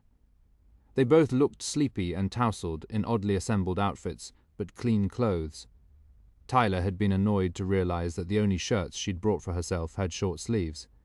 She usually wore long-sleeved ones, and she had absent-mindedly grabbed Will's soccer uniform, which he was wearing to breakfast. "Debbie, do you think we can manage pancakes?" Meredith asked. "Sure," she said, setting out places for 4 at the kitchen table as Tyler and Meredith chatted. She noticed an ugly bruise on Tyler's upper arm in the short-sleeved plaid shirt she was wearing. "Ouch, that looks nasty." "It was about the size of a salad plate. Did that happen last night?" Meredith asked her. It seemed dark purple to be that fresh. I don't know. I fell in the garage a few days ago. I slipped on some oil. It might have happened then," she said vaguely, as Ava walked in bright pink exercise clothes, fresh and wide awake. The top looked more like a sports bra, and her midriff was bare. She was in perfect shape and her muscles taut. "Can I grab a cup of coffee?" she asked cautiously, her dark hair piled on her head. She was incredibly sexy. "I usually go to a spinning class today." "I guess everything's going to be closed for a while," she said, as Debbie handed her a mug of coffee, and Meredith poured 2 for Tyler and herself. Tyler was a pretty woman, but her style was plain. Debbie had set out orange juice for the kids. Will drained his, and Daphne offered Martha a sip before she drank hers. Meredith smiled as she watched her, and they all sat down at the kitchen table. Ava poured herself a bowl of granola when Meredith showed her where it was, and all Tyler wanted was a piece of toast and her mug of coffee. Debbie was using an electric stovetop to make the pancakes, since the gas stove and ovens were off. They talked about the damage in the city as the 2 kids ate their pancakes. And halfway through the meal, Andrew walked in, wearing scrubs, looking exhausted. "I've been up all night," he said, as Debbie handed him a mug of coffee, and he sat down at the table with the women and children. "Breakfast?" Debbie asked him, and he shook his head. "I ate at the hospital cafeteria before I came home. I just stopped at the house. One of the beams in the dining room is on the floor. I don't think there's a dish left in the kitchen, and there's a tear in Will's bedroom ceiling. I called our insurance adjuster, and all I got was voicemail," he said, stretching his long legs out ahead of him. He glanced at his wife's arm and gave her a glance when he saw the bruise. "Why are you wearing your soccer uniform?" he asked his son. "There won't be a game today." "It's what Mum brought me to wear," he said in a small voice. His father didn't look like he was in a good mood. He was tired after the long night. He'd been at the hospital working non-stop for 12 hours. "I have to go back at 3 o'clock. We're all working double shifts. Half the people in the city must have broken something last night, and many were still buried. An apartment building in the Sunset had collapsed. Emergency teams were still digging people out, and people who had left their offices late were still trapped in elevators all over the financial district. They're estimating it will take 5 or 6 days to get to everyone downtown." And one of the bridges in the South Bay collapsed. They're still pulling people out of the water, but they're taking them to Stanford Hospital in Palo Alto and Alta Bates in Oakland. "We've got more than we can handle now." They'd had emergency drills for an event like this for years, but once it happened, it never went quite as smoothly as they hoped, or the way it had been planned. He spoke to his wife in a low voice. "I don't see how you and the kids can move back in until we get the mess cleaned up, and some of the damage fixed. I don't have time to pursue it, and all of the contractors must be closed. But all the hotels are jammed and a lot of them don't have power yet. At the hospital they had emergency generators, but even there were areas that were dark and they couldn't use. They'd had to send the last wave of injured to SF General and UCSF. They were over their maximum limit of patients they could deal with now, and people were still showing up in droves. It was going to be a very tough few weeks for health professionals all over the Bay Area. They were bringing in nurses from neighboring states as fast as they could get them, and a flock of doctors from LA. He was still describing the situation to them when Joel Fine walked in, and the two men exchanged an appreciative glance. They had hit it off from the moment they met. Joel didn't greet either of the women, nor the two children, and started talking to Andrew as soon as he sat down, while Meredith watched them and Jack showed up to help his wife in the kitchen. The two employees looked somewhat sullen and anything but pleased to have a house full of guests due to their employer's largesse, inviting neighbours she didn't even know to come and stay, and none of their houses were sound enough to move back into yet, and wouldn't be for some time. Peter and Arthur Harriman walked into the kitchen as the others were finishing breakfast, and Debbie collected their plates and put them in the sink, grateful that the dishwasher was running, thanks to the generator. She felt like she was a one-man restaurant serving all of them, and if they stayed, they'd expect lunch and dinner too. Every restaurant in town was closed, and so were most of the grocery stores. Luckily, Debbie had just done a massive grocery run right before the earthquake, and from her youth, she was good at making food stretch. She guessed that with canned and frozen food, as well as fresh and a huge amount of pasta, she would be able to feed the whole group for several weeks. Not that she wanted them to stay, but she could provide meals for them if they did, and all around the city, restaurants were giving away free food before it could go bad, and a few generous grocery stores were open and doing the same with frozen and perishable food. Arthur thanked Meredith as soon as he heard her voice and walked toward her, using his white cane. "I haven't slept that well in years. Thank you for putting us up so kindly. What can I do to help you today?" "Not a thing, Mr. Harriman." She smiled at him. "It's an honor to have you here."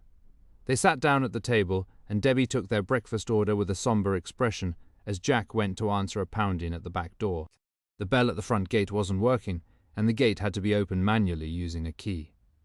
When he returned, a tall, erect man with salt and pepper hair, in a military uniform, walked in, looking businesslike and serious, and he smiled when he saw the two children. The adults were all surprised to see him in their midst. Meredith approached him quickly, and he introduced himself. She noticed a number of stripes and stars on his uniform and wasn't sure what they meant. She wondered if the city was now under martial law and how it would affect them if so. "I'm sorry to interrupt you," he said pleasantly. "I'm Colonel Charles Chapman, retired Air Force. I'm attached to the National Guard as liaison to the Office of Emergency Services. I'm one of several retired officers walking the neighborhood today, going house to house to see if you need help. The National Guard troops have been deployed downtown to stop the looting, and it will be a while before the OES can get to all of you. But we're trying to assess how bad the damage is in the residential neighborhoods. Do you all live here in this house?" He looked around the group at the table and wondered if they were a big family living in the enormous house. Everyone appeared to be hale and hearty, and he noticed Andrew in medical scrubs, and other than two large broken urns with plants in them at the back door, he hadn't seen any significant damage when he walked in. There was broken glass all around the house and some broken windows, but Jack and Debbie had cleaned it up in the early morning hours before anyone got up. There were bags of it where they left their trash for the garbage collectors who hadn't come, and probably wouldn't for several days. "Thank you, Colonel," Meredith said graciously as she walked up to him, and they shook hands. "I actually live here, and these are my neighbors from the 3 houses adjacent to this one. They had quite a lot of damage, so they're staying here with me." "How bad is the damage?" he asked, looking at the others, and Peter, Joel, and Andrew reported what they had seen so far, but admitted that they hadn't been able to assess it thoroughly the night before. "Your gas is turned off, I hope?" he asked them, and they all nodded. "We have our own emergency generator," Meredith explained to him, "but it's limited as to the power it gives us." Debbie was cooking on an electric stove, fortunately. Meredith guessed that the gas might not be turned on for several weeks. "The rest of the neighborhood was dark last night," she reported to the colonel, which he already knew. "And it will be possibly for weeks, or even months." There was a collective groan when he said it, and he smiled and looked at Meredith. "You're kind to take your neighbors in. Most of the houses I've been to so far have several additional people staying there who couldn't get home across the bridges, or whose houses are too damaged to be safe. Was anyone injured here last night?" "A few cuts and bruises, nothing major, Colonel," Meredith answered. "We were all very lucky. A lot of broken glass. I think we'll need an engineer to assess how sound our houses are before people move back in." But hers was solid and had withstood it well. On closer inspection, Jack had discovered a crack in the facade of the house, but it was more cosmetic than structural. Meredith's house was not at risk. "Would you like a cup of coffee?" she offered. He hesitated. He had many more houses to visit on his morning rounds, but it was tempting. They looked like a congenial group, and their hostess was an attractive woman with a gracious manner that was hard to resist. A quick one. He smiled at her. He'd been making home visits for 4 hours and was grateful for a break. "You're a doctor?" he asked Andrew as he joined them and sat down, and Andrew nodded and smiled at him. His family knew what no one else did, that his mood could go from tropical sunny to Arctic glacial or volcanic in an instant. At his best, Andrew was personable and appeared to be a great guy. His demons lurked just beneath the surface, carefully kept out of sight. I'm an orthopedic surgeon. We're on emergency status with double and triple shifts. I'm going back in a few hours. We had a busy night." "The casualties have been higher than we projected," the colonel said as he took a sip of the steaming coffee. "But the death toll isn't quite as bad as we feared with an earthquake of this magnitude. It had been an 8.2 on the Richter scale, which was serious business, and more powerful than the 190.06 quake. But the city codes for earthquake-proof construction had protected many people and reduced the potential damage. In poorer neighborhoods with old houses and on landfill, many homes had collapsed. They put us old dogs to work, checking out the neighborhoods. I live nearby, so I was assigned to this one. I've been knocking on doors all night." He didn't look tired, and he had a calming manner that reassured them all. "I retired 2 years ago, but I stayed in the National Guard for situations like this. I've seen some bad earthquakes in my time, in war zones and underdeveloped countries where there were no codes for their construction, and the devastation after an earthquake like this is heartbreaking." He had a relaxed, easy manner, spoke to all of them, asked Will about his soccer team, and asked Daphne if the tooth fairy had been to visit her for all the teeth she was missing, and she said she had gotten $1 for every tooth. When Colonel Chapman got up to leave, Meredith walked him through the main floor, out the front door, and let him out the main gate with her key. He handed her a card with his name and OES cell phone number. "I've got the phone on me at all times. If you have a problem we can help you with, don't hesitate to call me. It's nice of you to take your neighbors in," he said kindly. "It would be pretty awful if I didn't with a house this size," she said modestly. "Still, I'm assuming you don't know them, and you seem to like your privacy." He motioned to the gate, the wall around her property, and the tall hedge that almost hid the house from the street. "I met them yesterday, and there's no privacy at a time like this. They're all very nice people." He hesitated for a minute at the gate. "I know this sounds ridiculous, but I have the feeling we've met somewhere." There was something about her face that was haunting him, and he couldn't figure out what it was. "I was based in Washington at the Pentagon for the last 10 years before I retired from the Air Force, and I moved out here 2 years ago when my wife died. I needed a change of scene and figured it was time. I don't know if we met here or in Washington, but I have the feeling our paths crossed somewhere." "I haven't been out much in a long time," she said cautiously, not wanting to explain it to a total stranger. She wondered if he had seen her movies in the past, and it hadn't clicked for him yet, and she wasn't going to tell him. "Well, give a shout if there's anything we can do for you. I think we have everything under control," she said as she smiled at him. "But thank you." He walked through the gate then, waved and headed down the street at a good clip, crossed the street at the corner, and she saw him knock on the door of a large, handsome house. An older woman answered, and he went inside, and she went back to the others. They were milling around the kitchen, trying to figure out what to do next. They all wanted to go back to their homes and check out the damage in daylight. She heard Andrew Johnson growl at his wife in a barely audible voice as they walked up the stairs so Tyler could get her bag. "So, which of the men here were you flirting with when I was working at first?" Meredith thought he was joking, but his tone said he wasn't. There was a vicious edge to it.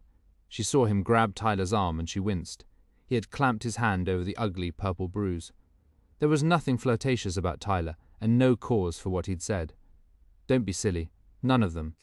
"I was with the kids," Tyler said as they disappeared into the room they were using, and Meredith went to her own room. Debbie showed up a few minutes later. "So what am I supposed to feed them for lunch now that I'm running a restaurant?" She knew she had to stretch the food supplies they had and make them last, since there was no way of knowing how long grocery stores would stay open, and if their stock would run out. She looked sour and annoyed as she said it, and Meredith refused to give in to Debbie's displeasure at having strangers in the house during a crisis. Sandwiches, salad, pasta, whatever is easy for you, and you can take some chickens out of the freezer for tonight.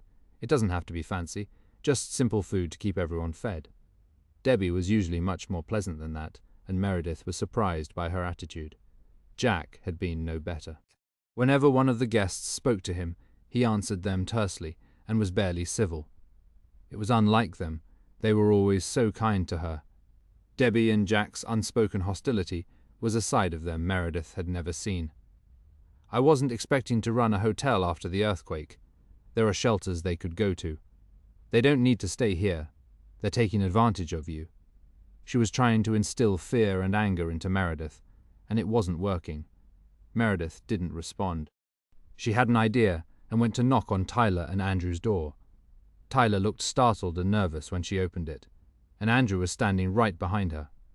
"I was wondering if you'd like me to keep the kids with me while you check out your house," Meredith offered, and Tyler turned to Andrew for the answer. "No, they can come with us. Will can help me clean up, and Daphne likes to stay close to her mom," Andrew said.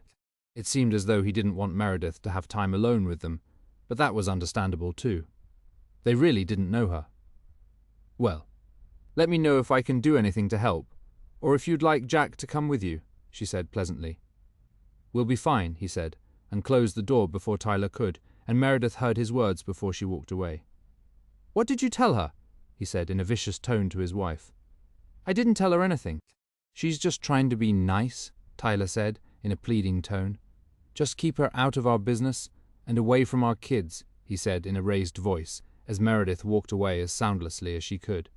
A few minutes later, she saw Peter and Arthur Harriman heading down the stairs and went to speak to them, still startled by what Andrew had said to his wife. What were they hiding? "We're going to check my piano," Arthur explained to her. "I want to be sure it didn't get damaged in the aftershocks," he said with concern, as he made his way down the steps at a good clip, with Peter right behind him. For an 82-year-old man, he was agile and alert and had more energy than anyone in the group. "Peter doesn't think I should practice in the house in case something falls in an aftershock," Arthur said, faintly annoyed. Normally, nothing could keep him from playing. "I have a piano here in the drawing room, if you'd like to check it out. It's probably not up to your standards. It's a baby grand, a Steinway," Meredith offered. "I'm sure it's a fine instrument. I'm used to mine. We have a long relationship. I've had it for 30 years. My wife and I used to play duets on it. She was an excellent pianist as well. We met at Juilliard when we both studied there. We were 17 when we met. We were married for 57 years. "Do you have children, Mr. Harriman?" she asked, when they reached the front door. She was touched by what he had shared with her. "No, I don't. We had each other and our work. For us, that was enough. We never felt ready to include children in our lives. We were devoted to each other.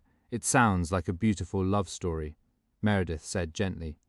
"Do you have children?" he asked her, curious about her too. "Peter says this is a very big house. I doubt that you always lived here alone," he said.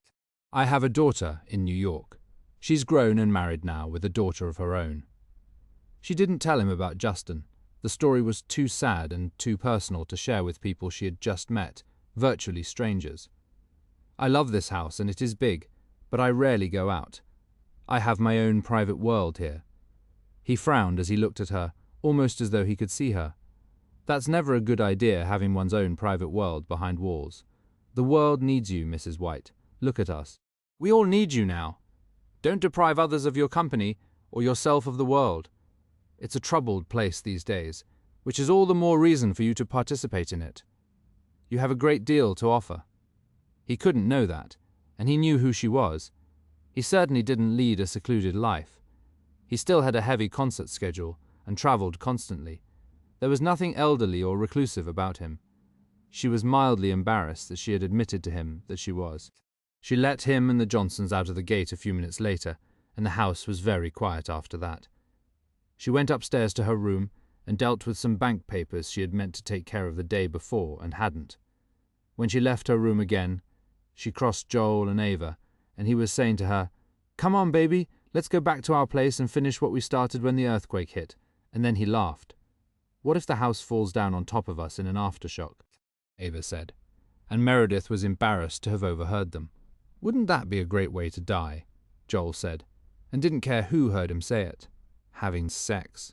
He acted as though it was all he wanted to do with her, and Meredith felt sorry for her.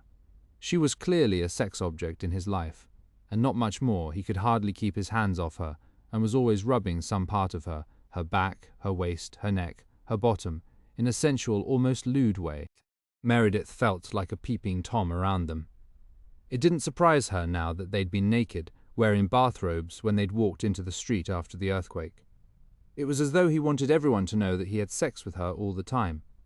It was more than Meredith wanted to know about them, and she had a strong sense that there was much more to Ava than Joel Fiennes saw.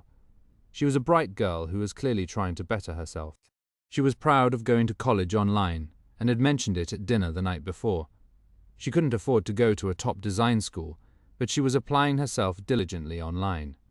She had mentioned in passing that her parents had both died when she was a child, and she was brought up by a strict aunt and uncle in Salt Lake City, and had fled to San Francisco as soon as she was able after high school. She got work as a trade show model in San Francisco.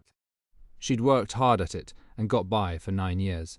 Her life had been altered unimaginably when she met Joel, and he introduced her to a whole new world of luxury, and his ability to have and do whatever he wanted due to his success. Joel paid for whatever he desired, and treated her as though he owned her, with no interest in how bright she was, or her dreams. Joel wanted Ava's company and her body at his beck and call. She realized now that she had become too comfortable in his lifestyle, and even addicted to it. She felt safe in his world, even though she knew that one day he would tire of her, and it would be over, like all the women who had come before her. Joel was a golden dead end. She reminded herself of it constantly, but she never had the courage to walk away. It was too easy to stay, even though he offered her no future. But he was kind and fun and generous. The people she'd grown up with would have envied her, but she had always wanted more for herself, and still did. A career she could be proud of, a man who valued her as more than just decorative, or for sex. She wanted a husband and children one day, and Joel was never going to be that person, and had said so since the beginning.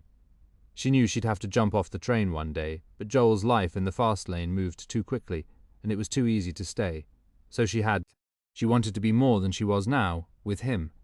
She refused to let go of her dreams, but there was no way to pursue them while she was with him. She knew she was settling for a man who wasn't capable of truly loving her, or anyone. She was part of the fantasy life he had created for himself, but she was not real to him. There were qualities of Joel's that Ava loved, and she was grateful to him for the life he shared with her, even though she knew that the only person Joel would ever truly love was himself. She knew it, but always hoped a little that something would change, and he would see her as a person, and maybe even fall in love with her. Joel and Ava left the house after Meredith saw them, and Jack let them out.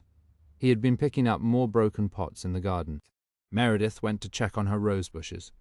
Some of them looked sadly battered, and one had literally been torn out of the ground. She was still checking on them and trying to repair them, when the others began coming back at 1 o'clock. Daphne was skipping and carrying 2 more dolls along with Martha, and Will was carrying his backpack full of his school books. His father wanted him to do some homework every day, even though his school was closed. Tyler looked tired and had a bandage on her hand. She had cut herself throwing away mountains of broken glasses and dishes. She had a suitcase with changes of clothes for all 4 of them. Andrew was carrying his medical bag, in case any of them got hurt. He had bandaged Tyler's hand when she cut it. There was a kind of vacant look in her eyes, and she seemed nervous when Meredith glanced at her, as though she was hiding a secret. Arthur said he had been able to practice on his own piano, but he reported that Peter said that there were numerous cracks and fissures in the walls and ceilings, and a lot of plaster had fallen. They needed an engineer to check it out before they could stay there, and Peter was carrying his manuscript, in case Arthur's house caught fire. Joel said his newly decorated house was a mess. Many paintings had fallen, a piece of neon art had been destroyed, and half his furniture was broken. Ava was upset that her laptop with all her schoolwork on it had fallen off her desk and was broken. It sounded like there was a lot of work to do at their house too, and they hadn't been able to pick up all the broken glass everywhere. There was so much of it, along with their dishes. Joel was going to hire a service to do it. Meredith noticed that they had changed clothes, and wondered if they'd had sex again when they were at his house. Ava was wearing a different exercise outfit, in turquoise this time. They all went to the kitchen, and Debbie had set out a buffet for them, of salads, a platter of sandwiches, potato chips, fruit, and cookies. It was a more than adequate lunch, and Debbie commented to Meredith that eventually they'd run out of food if the house guests stayed for very long. But Meredith knew they had enough to provide many more meals for the group staying at the house. Their storage cupboards and fridges were full. If we do, the stores will be open again by then, and we can buy more food. It sounds like none of their houses are sound enough to move back into and won't be for a while, Meredith said curtly. She didn't like Debbie's inhospitable attitude at all, and knowing how kind she and Jack had been to her, it really shocked her and seemed out of character for them. They had almost finished lunch at 2 o'clock when Colonel Chapman appeared again to check on them. He said he was on his way home and had come to speak to Meredith. The others reported in greater detail the damage in their homes. It sounded structural at Arthur's house, and might be at the other two. They agreed that it would have to be checked out by professionals, and their insurance companies would have to be involved too. No one escaped this one, Charles Chapman said, looking more tired than he had earlier in the day. He'd been checking on people in their homes for 14 hours. He seemed awkward with Meredith when he spoke to her, and after he shared coffee and a brownie with them, he quietly asked Meredith if he could speak to her alone. "Is something wrong?" she asked him, worried. She wondered for an instant if he had found out something about her neighbours that he thought she should know. Maybe Jack and Debbie were right. No, not at all, except that I'm an idiot. I mentioned you're so generously housing your neighbours when I went back to the OES office to report in at the end of my shift. A lot of people are putting friends up, but you've got 8 people staying here whom you'd never even met before. That's admirable, and not many people would do it, whatever the size of their home. They're still strangers, and you're letting them all stay here, and even feeding them. It seems the least I can do in the circumstances, and we had very little damage, other than a number of painting frames which broke when they fell, and a few fragile antique objects. I'm a little worried about the chandeliers too, and want to get them checked out when we can get an engineer here, which probably won't be for a while if what you've said is true. All the construction companies are going to be backed up for a long time, he confirmed. But that isn't what I wanted to tell you. I mentioned your name at the office, and my colleague's jaw dropped. He's a movie buff, and I've seen all your old movies too. I just didn't make the connection when I met you, and forgot that you live here. His co-worker had filled him in on the history too, that a bad divorce when her husband left her, and a child who had died tragically had ended her career. Charles had heard long ago that she had become a recluse, but he wasn't interested in movie star gossip, and never made the connection with the warm, attractive, kind woman he'd met that morning. He'd been stunned when his colleague told him. That Meredith White was all he could say, but when he thought about it, he realized that it was why her face looked so familiar. He had seen her in dozens of movies before she disappeared from the screen. His friend had asked him what she was doing now, and he had no idea, other than living in a big house and housing her neighbours after the earthquake. She had been so modest and unassuming that it never dawned on him that she was the movie star, but seeing her for the second time, it was obvious even to him. You must have thought I was an idiot when I said I thought I had met you before. My wife used to love your movies, and so did I. But we surely never met, unless you were one of my fighter pilots or ran a squadron. He blushed and she smiled. Don't worry about it. That's fine. It's been a long time. I've been out of the movie business for 14 years. He knew why now. He wasn't even sure if he'd known before. Eventually she just stopped appearing in movies. He didn't question why. I've probably changed a lot since then. I don't go out much, but when I do, people rarely recognize me. Do you wear a blanket over your head, or a hat and dark glasses? Now that I know who you are, I'd recognize you immediately. Audrey Hepburn used to say that if you don't make eye contact with people on the street, they don't recognize you. I think that's true. But I go out very, very rarely. I sneak into a yoga class once in a while, and go for long walks on the beach, but that's about it. What about your daughter in New York?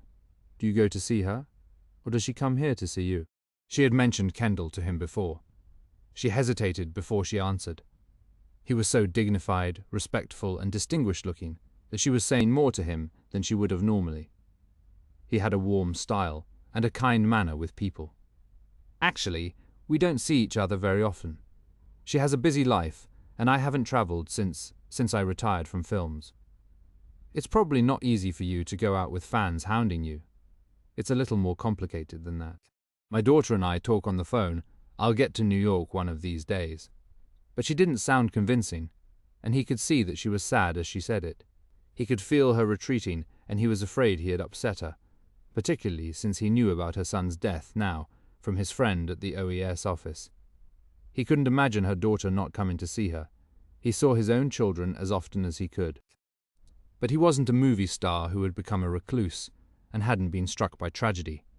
His wife had died earlier than they'd ever expected, at 53, but she had handled it with dignity, and he had done his best to live a good life since, and remain connected to the world after she died. Meredith had retreated from the world and had been in hiding ever since. He wondered who her friends were, and if she had any. She had been so generous with her neighbors.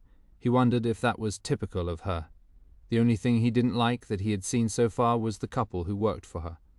The two of them looked like a nasty piece of work to him, and wanted to make everyone who crossed her threshold, including him, as uncomfortable as they could, to chase them away. He wondered what the story was there and why she had them working for her. Most people didn't have that reaction to him, either due to his military rank or his open, easy, friendly nature. Meredith was warm and welcoming to him too, despite her celebrity, but her two employees seemed hostile and downright unpleasant. Anyway, I wanted to apologize to you for not recognizing you. I was mortified when I made the connection. I wanted to stop by on my way home to tell you. It's nicer that you didn't recognize me. She smiled at him. I don't want to be treated like some kind of historical relic, she said with a laugh, although I suppose that's what I am by now. But she was 63, not 100, and she looked even younger without makeup and with her blonde hair. You're not a relic, you're a legend, he said, slightly in awe of her. Oh dear, that sounds scary too. I'm just a person who used to make movies. Now I spend my time gardening and reading, going for long walks. It's a peaceful life. But it sounded empty and sad to him, and yet she didn't look like a sad person. But her eyes told him that she had been through hell and come to a place of peace. He wondered if it had taken her all 14 years of her retirement to do it. Well, your neighbors are very lucky that you're letting them stay here, and I feel fortunate to have met you. If it's all right with you, I'd like to drop by again. You've got a good group here. I'm a big fan of Arthur Harriman. It's a treat to have met him. He's remarkable for his age, and such an extraordinary talent. You've actually got quite an interesting group here. Joel Fine is certainly the king of high-tech startups. Meredith knew that. I've read about him. He's a fascinating guy. He comes from a wealthy background, went to Harvard, and got an MBA at UC Berkeley, and made a fortune on his own with his startups. He hasn't had one fail yet. Joel was very upset when he got back from his house inspection, as Charles Chapman was leaving. Something had fallen in his garage and dented his Ferrari. Will had asked him at lunch if he could see it, since he talked about it, and Joel said he could. Call me if you need anything, Charles Chapman said again when he left, and Meredith thought about their conversation and wondered if she had said too much, but he was easy to talk to. She didn't usually admit that she and Kendall didn't see each other, and hadn't in years. They weren't estranged, since they still spoke on the phone from time to time, but they weren't close either. Kendall was close to her father, and the damage with her mother had never been repaired. Kendall had never tried to, and San Francisco was no longer on her map. Meredith had made her peace with that too. Her heart had taken a beating 3 times. When Scott left her for Sylvana, when Justin died, and when Kendall stayed close to her father, blamed her mother for everything, and systematically cut her out of her life. Jack and Debbie had gotten her through it, and she felt indebted to them forever, even if they were being difficult now about having the neighbors stay under her roof. They wanted Meredith to send them to one of the earthquake shelters, and there was no way she would now.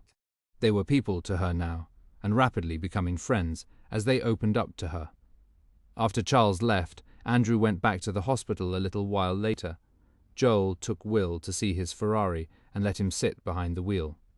He was basically a nice guy. He just didn't have a strong respect for women and saw them as sex toys. His father had been that way too, which had broken up his parents' marriage. Meredith could already tell that there was so much more substance to Ava than he gave her credit for. He was nice to her and generous, but all he really cared about was her body. Meredith couldn't imagine being with a man like him, but Ava seemed devoted to him and didn't seem to mind. She had sold her soul for the lifestyle he offered her, and Meredith wondered if most women would, and Joel was used to being seen as a prize of some kind and a means to an end. Although she had no money, Ava wasn't with him for what he could give her or do for her. She genuinely cared about him, and sometimes even believed she loved him. She wasn't cynical and thought the best of everyone.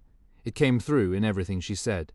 The one who worried her in the group was Tyler, who seemed so meek and vulnerable to Meredith, after knowing her for only 24 hours. She obviously adored her children, and was devoted to her husband and anxious to please him, but he seemed so harsh with her when he thought no one was listening. He was handsome, intelligent, successful, and charming to everyone else, but Meredith sensed a chip on his shoulder. She couldn't identify, and a silent, deeply buried underlying rage. She didn't know why, but she thought there was something dangerous about him, and she had noticed that his children seemed ill at ease around him too. She had heard Will stammer a few times when his father addressed him. She suspected that still waters ran deep in Andrew's case, and things weren't always as they appeared. Later that afternoon, Joel went downtown to see if they would let him cross police lines to check out what condition his office was in. He didn't ask Ava to come in case it was dangerous, and she ran into Peter in the kitchen when they both went to make a cup of tea. She was wearing very short shorts and a t-shirt stretched over her enormous breasts. He blushed as soon as he saw her, as though she could read his mind and he had his manuscript with him. Arthur had gone to take a nap, and Peter was going to work on his manuscript by hand. He had left his vintage typewriter at Arthur's house. It was too cumbersome to carry, and he had nowhere to set it up here. He had mentioned earlier that he never wrote on a computer, and loved his typewriter. "How long have you been working on it?" Ava asked, when he mentioned his book to her. He seemed so intent and passionate about it that it touched her. He had loved writing since he was a boy, and was determined to make his family proud of him one day. 2 years. I have a job in the daytime, and I write at night when Arthur is practicing, or after he goes to bed. He doesn't need much help from me. I'm hoping to finish it in a few months. Working for Arthur has given me the opportunity to spend time on it and make some headway at night. I used to dream about being in film production, but it never happened, Ava admitted shyly. I was freelancing as a trade show model, and Joel gave me a job as a receptionist at one of his startups. Eventually, after we started dating, he made me quit so I'd be available to him. I haven't worked in 2 years, so I'm taking classes now in graphic design, which I love, so I can get a better job one day after. Her voice trailed off, and Peter understood. There was no future to her relationship with Joel, and she knew it. He wondered if she was with him only for his lifestyle and the perks, or if she loved him, but he didn't know her well enough to ask. She seemed like a sincere person, but Joel's lifestyle would be hard for most people to resist. "It's nice that you have dreams," she said softly, as their eyes met, and Peter felt an electric charge run through him. Everything about her fascinated him, not just her body, but her mind, her drive to do something better with herself. She seemed like a sympathetic person. He liked talking to her. He wondered if Joel ever did. He made it so obvious that he was with her for her stunning body and her looks. It embarrassed Peter for her. He knew he had no right to, but he felt protective of her, although he barely knew her. "You have dreams too," Peter reminded her, "or you wouldn't be taking classes." She smiled. He understood. She knew that her time with Joel was finite. He never stayed with a woman for more than 2 years. He had told her that in the beginning, and it had been slightly more than that now. She was on borrowed time. She knew that Joel didn't love her. He enjoyed her company, but women were interchangeable to him, like cars. And one of these days he would find a newer model, give her a generous gift or an apartment, and be gone. She'd been thinking about it a lot recently. It made her work even harder on her classes, and she was hoping to graduate soon. She had to get a new computer now, so she could continue her classes and complete her design assignments. Several of her professors had said in their reviews of her work that she had real talent. "I'd better get to work," Peter said as he stood up, "before Arthur wakes up from his nap. I'm not usually with him in the daytime, just at night. He never stops." He smiled at Ava. It had been nice talking to her. They walked upstairs together, and they each disappeared into their rooms. Peter had the pages of his book in front of him on the table, and a pen in his hand, and all he could do was stare at it and think of Ava. He'd never been as obsessed with any woman in his life, and there was nothing he could do about it. She belonged to someone else. He was asking himself, how could someone like him compete with Joel Fine? He had no money, 2 uninteresting minor jobs. He was writing a novel which would probably never get published, and he lived in someone else's house. He had nothing to offer her, or to dazzle her with. Ava, with all her beauty, brains, and youth, was like Joel's Ferrari, totally beyond his reach, and all he could do was dream. He loved being in the same house with her, but he hoped they moved back to Arthur's house soon, before he lost his mind, obsessed with her. Just thinking about her made him long for a future that would never be even remotely possible. Chapter 4. Charles Chapman's visits to check on them every day were beginning to seem familiar to all of them. He chatted with them and kept them abreast of the progress around the city to repair the damage from the earthquake. 3 days after it had devastated the city, they were still digging people out. The next time Charles stopped by for coffee in the morning, Peter asked to volunteer for the Office of Emergency Services. He wanted to do something more useful than just keeping Arthur company, and Arthur was managing well with his white cane in Meredith's safe, comfortable home, and there were plenty of people for him to talk to. He had asked Arthur's permission, and he thought Peter volunteering was an excellent idea. There were enough people around to assist him if he needed help with some small task until Peter got back. The others were startled when Peter mentioned it, and Charles was pleased. He told Peter where to report. He said they needed all the help they could get. 2 hours later, Peter took off in work boots and jeans with a pair of gardening gloves Meredith gave him, and they wished him luck. He knew it would be rigorous work and deeply upsetting at times. Not everyone they pulled out of the rubble would be alive, but there had been amazing stories about infants pulled out of the debris, old people, small children. Many or even most of them had survived. "We ought to do something like that," Ava said at lunch after he left, speaking to Meredith and Tyler. "Digging people out of the rubble. I don't think I'm strong enough," Tyler said, worried. "Not that, but we could serve food at one of the shelters that have been set up or help at a first aid station. There must be something we can do." They all felt slightly guilty, living in comfort and safety in Meredith's palatial home, while others in the city were enduring unimaginable hardships and had lost everything. "It's not a bad idea," Meredith commented. Why don't we just turn up and offer our services?" She turned to Tyler then. "You're a nurse, at least you know what you're doing, but I could serve food or hand out clothes." Ava nodded agreement. "I haven't been a nurse in a long time," Tyler said shyly, but all three of them liked the idea and decided to go down to the nearest shelter at a public school in the marina to see what there was for them to do. "Who could I leave Will and Daphne with?" Tyler asked Meredith. "Debbie can keep an eye on them," Meredith volunteered, and went to explain it to Debbie after lunch. She looked anything but pleased at the idea. "I don't know anything about kids." "I'm not a nanny," she said, looking miffed. "You don't need to be. They're not infants. Plant them in front of the TV. They have iPads. They can entertain themselves." Debbie told Jack about it after everyone left the kitchen. "We have to get rid of them. These people are all over the house and taking over her life. I'm watching 15 years of hard labor and planning go up in smoke." He nodded agreement. He had been observing the same thing and trying to come up with a plan to scare them off and encourage them to leave. "I'm working on some ideas. Meanwhile, I'm a babysitter now. Just go along with it.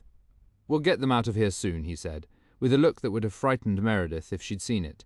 They were desperate to reclaim their turf and their power over her. "Not soon enough for me," she said, under her breath with a murderous expression. Joel was downtown meeting some of his employees at his office since the police had let them in. They were trying to salvage what they could from the rubble in the office. Andrew was at the hospital, and Peter was volunteering with the OES. Meredith told Arthur that the three women were leaving for a few hours. Jack and Debbie were available to help him, and he said he'd try to entertain the children. "Maybe a piano lesson," he suggested, and Tyler smiled. "Good luck with that. I can barely get my kids to do their homework." "Playing the piano is fun," he said to her. Half an hour later, the three women left. They took Meredith's car, since their own garage doors were stuck, and they couldn't get their cars out. And Meredith's wasn't. They took her SUV, and Jack was shocked. Normally she had him drive her, but she didn't want him to. She had suddenly found independence, and now she had friends. He was as worried about it as Debbie, who looked sour as she turned the TV on for Tyler's kids when the women drove away. Arthur had suggested a piano lesson to them, and they liked the idea. Debbie was going to take them all to the piano in the drawing room after they watched a TV show or two. Since Meredith was out, she helped herself to a beer out of sight of the children. Jack had had a swig of bourbon after lunch and was in a better mood, and he had told Debbie he had a plan. What do you think it will be like? Ava asked them as they headed down the hill toward the marina. It was slow going, with many streets blocked off and part of the marina closed, since it was on landfill and rows of houses had collapsed. They had suffered the worst damage in '89 too. Do you think it will be scary? She was nervous now, but all three of them were excited and liked the idea of lending a hand to help people in need. They parked between two piles of rocks. Nothing was orderly when they got there, and they threaded their way through the crowds in front of the school. There were hundreds of people, men, women, and children, and close to 1,000 more once they got inside. There were large rooms with food stations, a massive cafeteria, and everything else was set up as dormitories. There was a haphazard information area on rickety tables, with half a dozen people telling new arrivals where to go. There was a nursing station in the rear, where minor injuries were being treated. Those with anything more severe were being sent to local hospitals. Meredith explained that they wanted to volunteer, and the woman they spoke to looked relieved. Great, she said, glancing at them. They were clean, sane, sober, and willing. Any special skills? I'm a nurse, Tyler said, and the woman told her to go to the first aid station. She left with a smile on her face and looked excited now that they were there. I'll do whatever you need, Ava said. Childcare, cafeteria. The woman pointed to the main cafeteria, and Ava took off with a wave at Meredith, and the same woman sent her to a room full of children where they needed someone to read them stories so they could give their frazzled parents a break. They assigned Meredith to about 25 and 6-year-olds, with another woman to help her, and she read book after book, wiped noses, took them to the bathroom, and let them sit on her lap in turns. She felt like she'd been running a race all day by the time her shift ended at 7.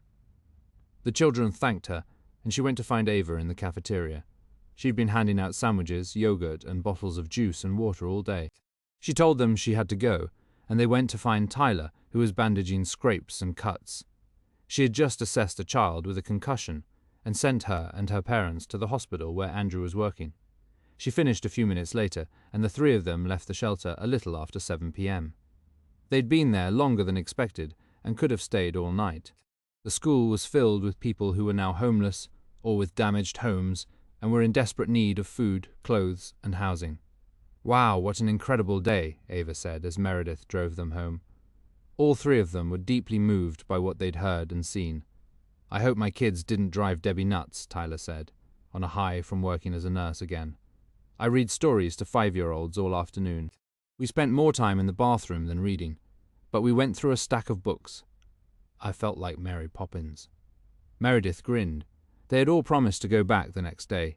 It took them less time to drive home, because Meredith knew what streets to avoid now. She pulled the car into the garage, and they entered the house through the kitchen. The men were all talking at the kitchen table. Debbie was cooking dinner and shot Meredith a dark look.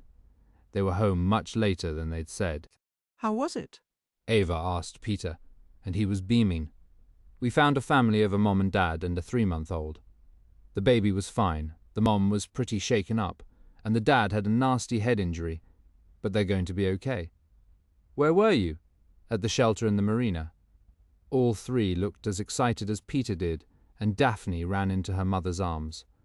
I can play the piano, she said. I played Twinkle, Twinkle, Little Star. Mr. Arthur showed me how. Tyler smiled and kissed her, as Andrew looked at her coldly. You just walked off and left our kids? What if there'd been another earthquake? I'd have come back if there were, and so would you, she said, less cowed by him than usual. She didn't want to let him spoil a great day where she'd done something useful and got to use her skills again. Joel looked hurt as he came to kiss Ava. Hey, babe, if you want to help, you can help me put my office back together. You don't have to go to some school with a lot of filthy homeless people. There are others who can do that. You have your staff to help with your office? They need everyone they can get at the shelters, she said, and kissed him. He looked like a boy whose feelings were hurt. You have talented children, Arthur added. We had a very good first lesson, he told Tyler and Andrew. I really liked it, Mom, Will said. Me too. Daphne grinned. Debbie had hamburgers ready for them 10 minutes later, and they all sat down to dinner. Andrew said he'd had an exhausting day and didn't speak to his wife all through the meal. He left the table as soon as they finished eating and signaled to Tyler to come with him. She followed a few minutes later with the children, who didn't want to go upstairs but thanked Debbie for dinner, and did as they were told. Peter, Ava, and Meredith were full of tales about what they'd done that day, and they all went to bed early. They were exhausted, and Joel made it obvious that he wanted alone time with Ava, which left Arthur and Meredith alone in the kitchen for a little while, until he went upstairs too.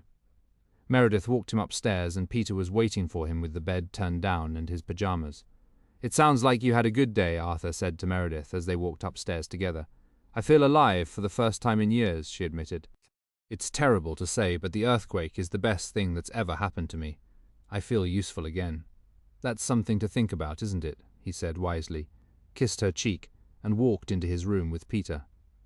He was right, Meredith realized. She sat in her room, physically tired but wide awake, thinking about her afternoon at the shelter, but at the same time she was worried about Tyler. She didn't like the look on Andrew's face when he went upstairs and gestured to Tyler to follow him, like a child who had done something bad and needed to be punished in private. She hoped he wasn't being too hard on her. Something about him frightened her for Tyler, but she hadn't complained about him. It was the look of terror in her eyes that Meredith didn't like. As she thought about it, she went to her closet and pulled out piles of old sweaters and jeans, some warm jackets and shoes to take to the shelter the next day. They needed them more than she did. Downstairs in their separate apartment, Jack was telling Debbie his plan. She smiled when she heard it. "It's perfect. I like it. That should do the trick." "It will," he said confidently. "I'm tired of helping all of them, and she hardly speaks to us now that she has them. She'll want them out after this." Jack toasted Debbie with his flask of bourbon and then lifted it to his lips and drained it before he set it down again. It was a silver flask that had belonged to Meredith's father. Jack had found it in a box in a storeroom shortly after they arrived. She had never missed it or asked him about it. It had become his in the last 15 years, like a lot of other things that Meredith had never missed. Andrew had locked both children in the bathroom as soon as they got to the room. He had given them both their iPads and told them to put their earphones on. And as soon as he locked the door, Andrew had hit Tyler so hard she had literally flown across the room. She hadn't expected it, not here, where someone might hear them, and she hadn't braced herself for it. She fell over the rollaway bed that Will had been sleeping in, hit her head, and was dazed for a minute. Daphne was going to be sleeping on an inflatable mattress they had brought from home, since the children didn't want to sleep alone. The room was big enough for all of them. Tyler didn't have time to recover before he hit her just as hard again. She cowered on the floor this time, with her arms over her head. She had learned how to protect herself and not to cry out, since their children were usually in the next room when he hit her. When she looked up at Andrew, her nose was bleeding from both nostrils, and her eyes were glazed.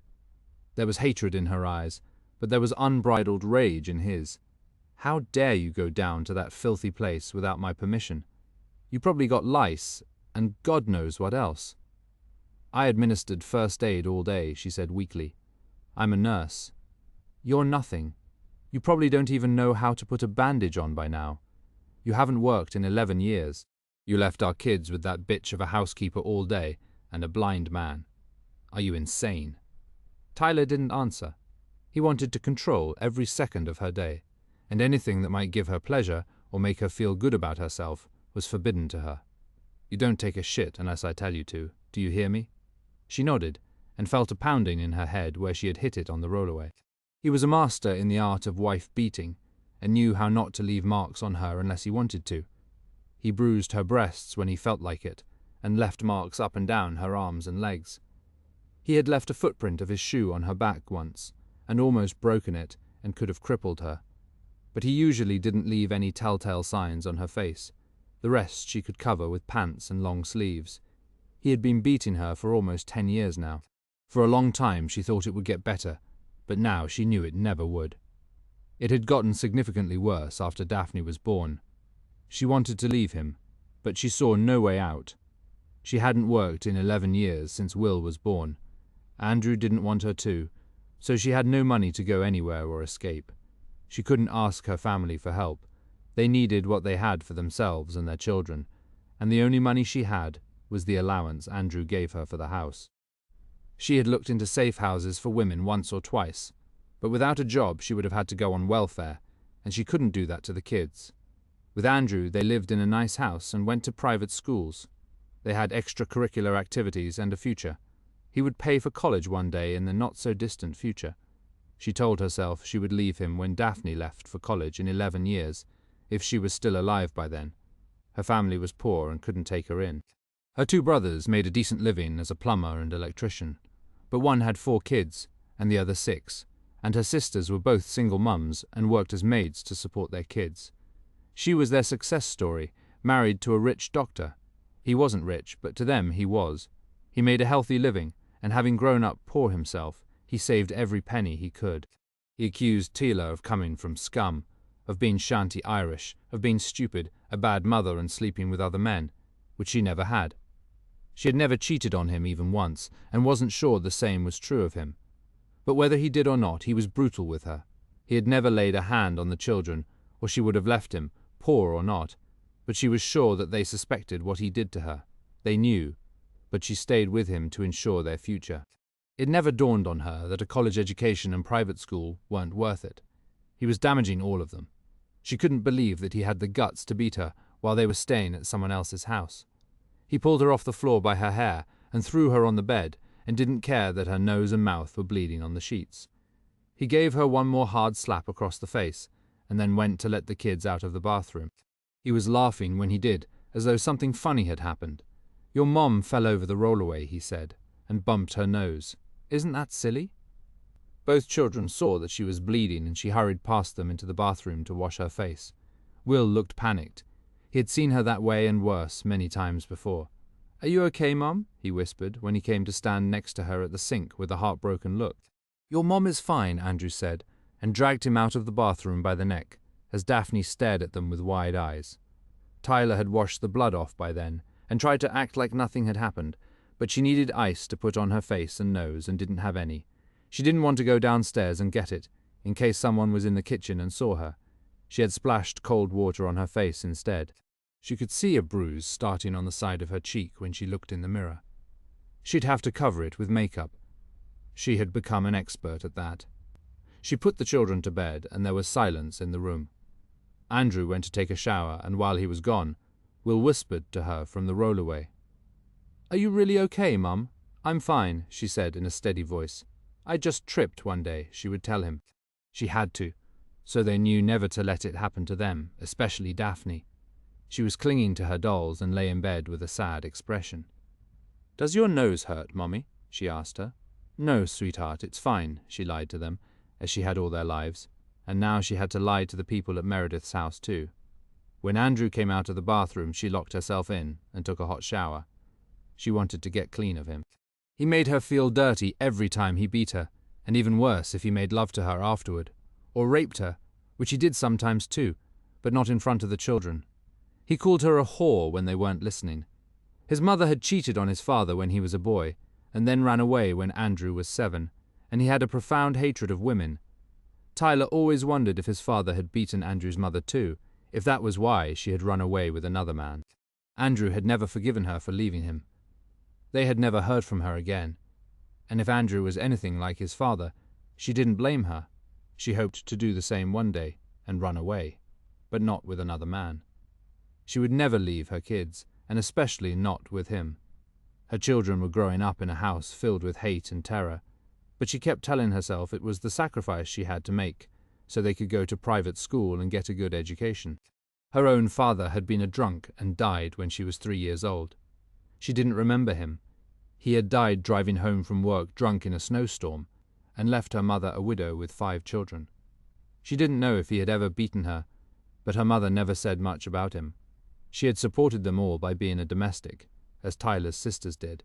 It was odd how history repeated itself, but she didn't want her history to repeat itself for Will and Daphne. Tyler had learned to live with terror for their sakes. She lay awake for a long time that night, staying as far away from Andrew as she could in the bed. He had to be back at the hospital again at 6 the next morning. She was glad she wouldn't have to see him when she woke up, and hopefully one day she'd never have to see him again at all. Chapter 5. Meredith got up early the next morning and was surprised when she saw Daphne sitting in the hall again. This time, she was wearing a pink nightgown and was holding all 3 of her dolls in her arms. "You're up early again?" Meredith said with a smile. Daphne nodded and didn't say anything. She didn't look as happy as she had the day before. "Are you hungry? A little. Can I have cereal?" No pancakes? She shook her head.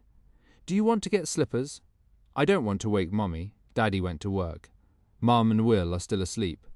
Meredith took her hand and they walked downstairs to the kitchen.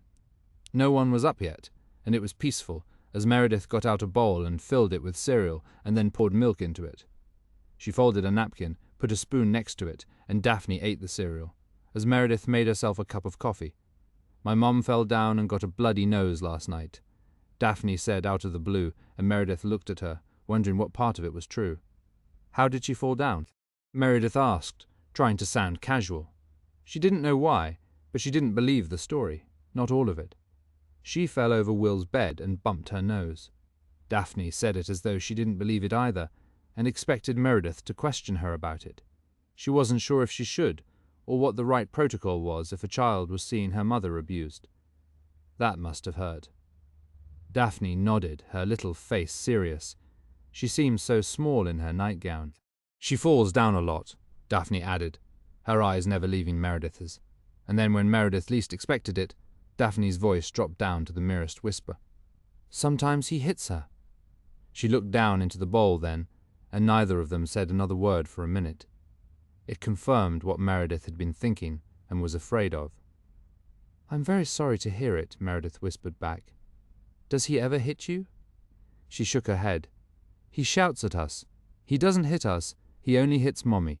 Meredith couldn't imagine what that must feel like to a child, knowing that their father hurt their mother and not being able to stop it. How terrifying it must be for them. Meredith wasn't sure what to do about it, but she knew she had to do something. She couldn't call Child Protective Services because he wasn't hitting his children, only his wife. Meredith went to sit next to her and pulled Daphne onto her lap and just held her, her arms around her, holding her tight. She could feel Daphne relax in her arms and hadn't realized how tense she was. If you're a good witch, can you fix it? Daphne asked her, and it brought tears to Meredith's eyes. I'm not sure I'm that kind of witch, but I can try. Will you put a spell on him? Daphne liked the idea. I have to think about it. Daphne nodded and got back in her own chair, and then looked seriously at Meredith again. Why do you only have a girl and you don't have a boy too? Daphne asked her, and Meredith felt as though she had been hit in the solar plexus. Like me and Will, she explained. Meredith decided to tell her the truth. I had a boy too, but he's with the angels. Daphne's eyes widened and she looked at Meredith. Did he get sick? My friend Stephanie's grandma is with the angels now. She got cancer. No, he had an accident. That's very sad, Daphne said solemnly. Yes, it was very sad. His name was Justin, and my daughter's name is Kendall. And I have a granddaughter named Julia. As she said it, she realized that Kendall was almost the same age as Daphne's mother. Kendall was 40, and Tila was 38. It was odd how women the same age as her daughter kept coming into her life. Like Debbie, too. They sat quietly together for a while, thinking about their confidences to each other, and then Will and Tila walked in. Will looked very pale, and Tila was exhausted. She had on makeup, and if you looked closely, you could see that her nose was swollen, but only slightly. Her son looked worse than she did. Tyler went to make him some tea and said that he had a stomachache. He gets really bad stomachaches sometimes. Meredith could guess why, but didn't say anything, and Daphne shot her a glance, which Meredith pretended not to notice. Should he stay in bed? Meredith asked solicitously. No, I think he'll be okay in a while. Tyler made him a piece of toast, and Peter and Arthur came in after that. Arthur promised them another piano lesson. When Ava and Joel came to breakfast, the three women agreed to go to the shelter again. All three of them had loved it, but Meredith looked questioningly at Tyler. Are you sure you want to go? I got the feeling Andrew wasn't too pleased about it. Tyler looked her straight in the eye, and there was something determined in her face. I'm going. They need us there, Tyler said firmly. Yes, they do, Meredith agreed. I think it's wonderful, Arthur commented. Peter was going back to volunteer at the OES, and Joel said he was going back downtown. They were still shoveling broken glass, computers, and parts of the ceiling out of his office. He didn't comment about Ava going to the shelter. You can come with me if you want, Joel offered Ava, but she shook her head and said she was going back to the shelter in the marina. They needed her more, and he didn't argue with her, but didn't look happy about it. The others all went upstairs after they'd eaten, and Arthur lingered for a few minutes. "I hardly know you, but I'm proud of you," he said to Meredith. "I know you've been hiding behind your walls for a long time, but maybe this is what you needed. The world needs you. I needed some time to myself for a while, but I think I stayed that way for too long. My husband left me for someone else, and I didn't expect it, and my son died a few months later. It was all too much to deal with at once, so I folded the show, gave up my career, and I've been hiding for a long time. Too long."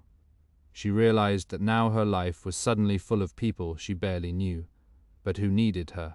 Kendall had shut her out for so long that she had forgotten what it felt like to be wanted. "It's a lonely life, being alone like that," Arthur said gently. He felt able to say it to her because of his age, if nothing else, and he had grown fond of her in a few days. He could tell that she was a kind, generous, honorable woman, just from the fact that they were all staying with her, and she was taking good care of them. "I wasn't alone. I had Jack and Debbie here with me," she explained to him, and he shook his head. "I have my housekeeper Frida and Peter. That's not the same thing. They work for me, and that gets complicated. You need meaning and purpose in your life, and friends. You gave up a career that must have been rewarding and gave millions of people enormous pleasure. I'm much older than you are, and I had a wonderful marriage. I have those memories to keep me warm, and I don't mind being alone now, as long as I still have my work. But you're too young to do that." "I'm not that young," she said, thinking about it. "If you'll allow me to say so, you're too young to lock yourself away forever. You need to come back into the world in some way that means something to you, whatever that is. It's never too late to start over." As he said it, Peter and Ava arrived back in the kitchen at the same time. He had a thick stack of papers in his hand and handed it to Ava. It was his manuscript. She had promised to read it, and ran back upstairs with it, put in her room. He left for the OES office a few minutes later, and Arthur smiled at Meredith. They were friends now, and she took seriously what he'd said to her. "I may be blind," he said softly, "but I smell romance in the air," he said, referring to Peter and Ava, and she laughed. "You could be right. I don't disagree with you." But she and Joel seemed quite involved. "I'm not sure how that would work out. You never know with people. He never lets anyone read his manuscript." Meredith escorted Arthur to his room after Peter left, and as soon as she got back to her study, Debbie appeared with a somber expression and said she had to speak to her. "Is something wrong?" Debbie nodded, with a devastated expression, as though the world had come to an end. She had been unusually dramatic lately, ever since their unexpected houseguests had arrived. Both she and Jack had been acting strangely and bordering on rude with them. It was the first time she had had any guests in 14 years, and Meredith had been startled by their behavior. "I was cleaning in the main living room this morning," she began, and Meredith was certain she was about to report on some treasure that had been broken in the earthquake. "I don't even know how to say this to you, but the heart-shaped pink enamel Fabergé box is missing. Missing or broken. It was something Meredith had paid a fortune for years before and had always loved. It had diamonds and pearls on it, and an inscription inside from the Tsar to his mother. It was an extremely valuable collector's item, and it was too large for someone to slip into a pocket. I hate to say it, but I think one of your guests must have taken it. I saw the sex bomb looking at it a few days ago. I don't know if it was her or one of the others. I know it's very valuable and how much you loved it. None of their day workers had been able to come to work since the earthquake, so it couldn't be one of them, and they had worked for Meredith for years and were trustworthy. When was the last time you saw it? Meredith asked her, trying to sound calm about it, although she would be sad if it had been lost. I was in the room the afternoon of the earthquake and saw it, and now it's not there. I looked everywhere for it, in case someone picked it up and set it down in the wrong place. It can only be one of the people staying here, she said solemnly, and Meredith looked shocked, but something felt wrong about the story. She wasn't sure what. Do you want me and Jack to search their rooms if they go out today? She asked, hopefully. Certainly not. They're all respectable people with fine homes of their own. They don't need to steal valuable objects from me. I just don't understand it. It will probably turn up. Not if someone plans to sell it. Should we call the police? I'm not ready to do that yet, Meredith said. I think you need to ask them to leave if you don't want to search their belongings. Debbie looked disappointed. She and Jack had been sure she'd be willing to do that for the Fabergé box, with a bunch of strangers in the house. And where would they go? None of the hotels are up and running. Half the city doesn't have power yet. I won't send them to the shelters. From what Colonel Chapman tells me, most people have earthquake victims staying in their homes, but not people they don't know. It can't be one of them. Meredith reasoned with her. Andrew Johnson is a respected physician. His wife is a lovely woman. Arthur Harriman is one of the most famous musicians in the world. Peter may not be rich, but he seems like an honorable young man. Joel Fine has made $500 million on his 2 startups. He certainly doesn't need to steal a Fabergé box from me. He could buy his own. And his girlfriend? I just can't believe that, Meredith said firmly. Who do you suspect then, Jack and me? Of course not. You've worked here for 15 years, and been the best friends I've ever had. I don't know where the box is, but it's here somewhere. Maybe someone put it in a drawer so it wouldn't get broken in an aftershock and forgot to tell me. I'll ask everyone tonight. These people are friends now, Debbie, and I just don't believe they're stealing from me. You're being naive, Debbie said angrily. You've been isolated for too long. You've forgotten what people are capable of. One of your new friends has stolen something valuable while staying in your home. If you had any sense, you would throw them all out before they take something else. Meredith was angry at the way she said it, and the presumptuousness of telling her what to do. The boundaries between them had dissolved a long time ago, and Debbie had forgotten that she was an employee and did not call the shots. Meredith didn't like her tone. She stood up to indicate that she wanted her to leave the room. The conversation was over. Meredith was not about to throw her new friends out of her home. If anything, she wanted Tyler to stay longer, until she could figure out how to help her with Andrew. After what Daphne had told her, she was seriously worried. Debbie walked out of the room and slammed the door behind her. She was fuming in a black rage when she got downstairs, found Jack in the living room of their apartment, and told him what had happened. Do you realize I told her that one of them had stolen it? And not only does she not believe me, she doesn't care. I think she's losing her mind, or reclaiming her independence. Personally, I'd prefer it if she was senile, and the old man has been telling her to open her doors wider. I heard him. We're never going to have the influence we did before. If she does that, we've been the only voices in her head for 14 years since her boy died, and her only friends. Talk about ungrateful. What do we do about the box now? Hang on to it. Sell it. Whatever we want. It won't do us any good to put it in one of their rooms. She forbid me to search their rooms with you. She trusts them. Shit. A week ago, she didn't even know them. Now, they're her best friends. Jack took a long swig of bourbon from his flask then, and Debbie held a hand out. He handed it to her, and she finished the rest. I want to get those bastards out of here, Jack said with a venomous look. She won't listen to us again until we do. She was slipping through their fingers, and they both knew it. For 14 years they had had control of her, and now suddenly she was slowly moving back into the world. And once she did, it was over for them, and everything they loved about the job would be ruined. Meredith was still angry after Debbie left the room. She sat thinking about it for a minute, asking herself if she thought one of her current guests had stolen the Fabergé box, and she couldn't imagine it. She didn't want to believe it of them, but she couldn't think who else it would be. And no one else had been in the house except Jack and Debbie since the earthquake. None of their day cleaners had come in, and they were all long-time employees too. The box had to be misplaced somewhere, put away for security. It was the only possible explanation, and she trusted Jack and Debbie implicitly.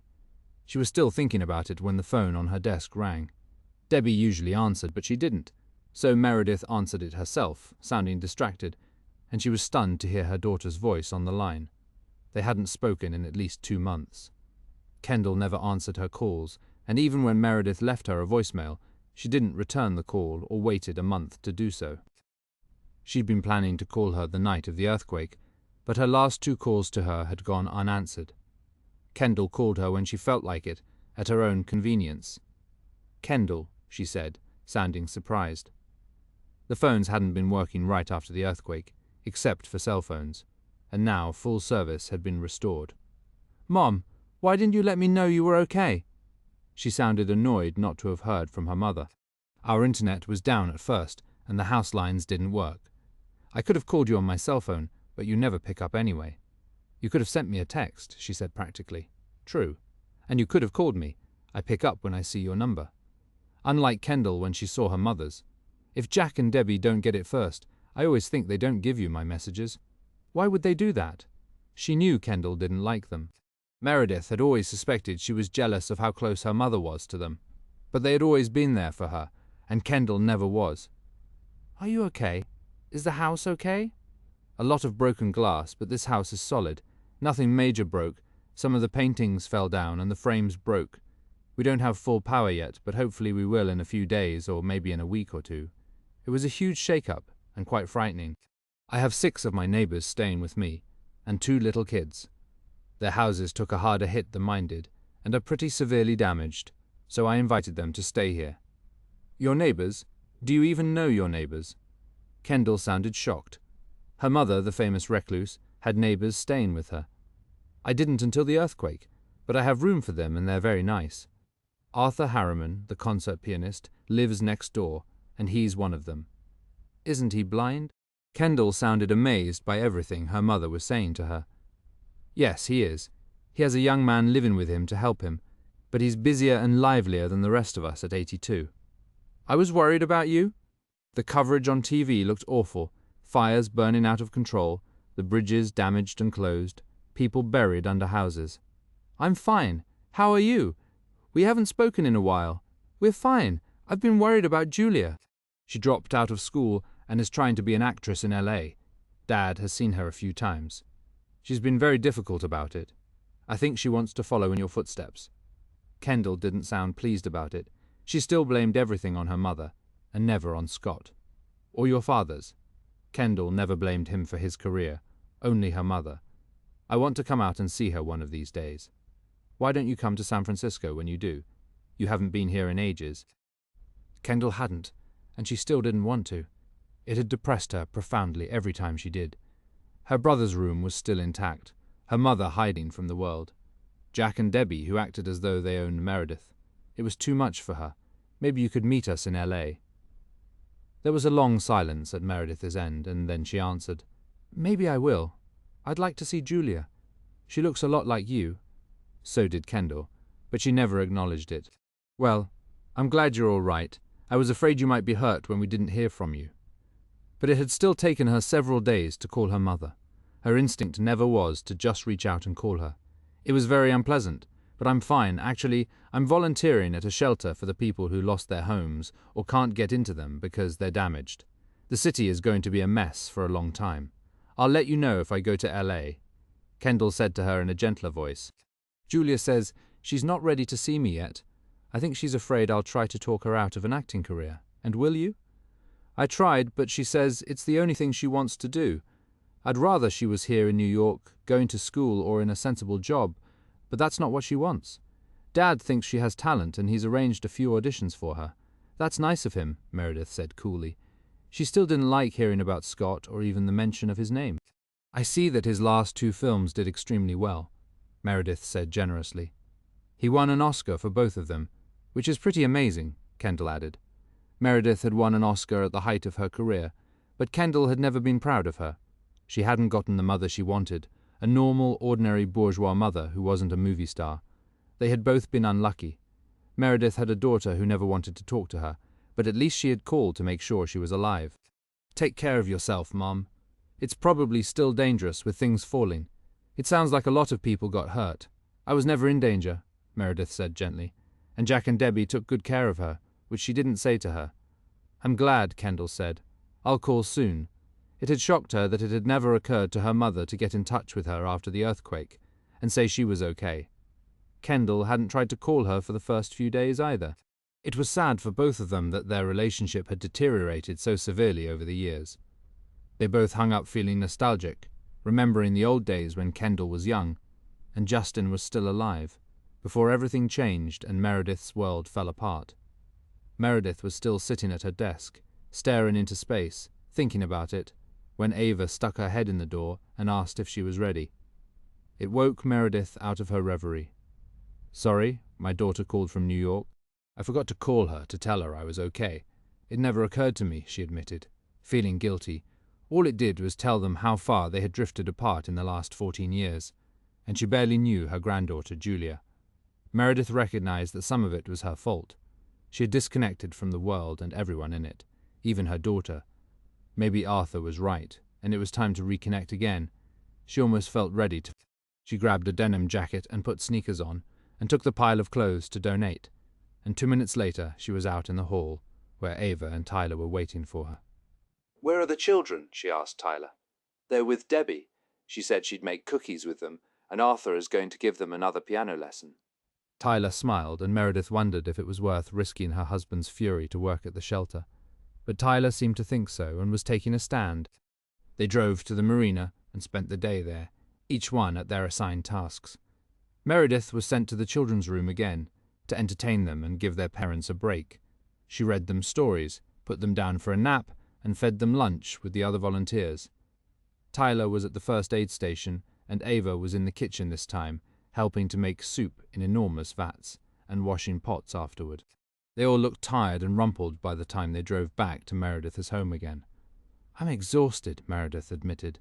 Several times during the day, she had thought of the Fabergé box and tried to imagine any of her new friends stealing it. She just couldn't. It didn't compute, even for Peter, who had no money to speak of.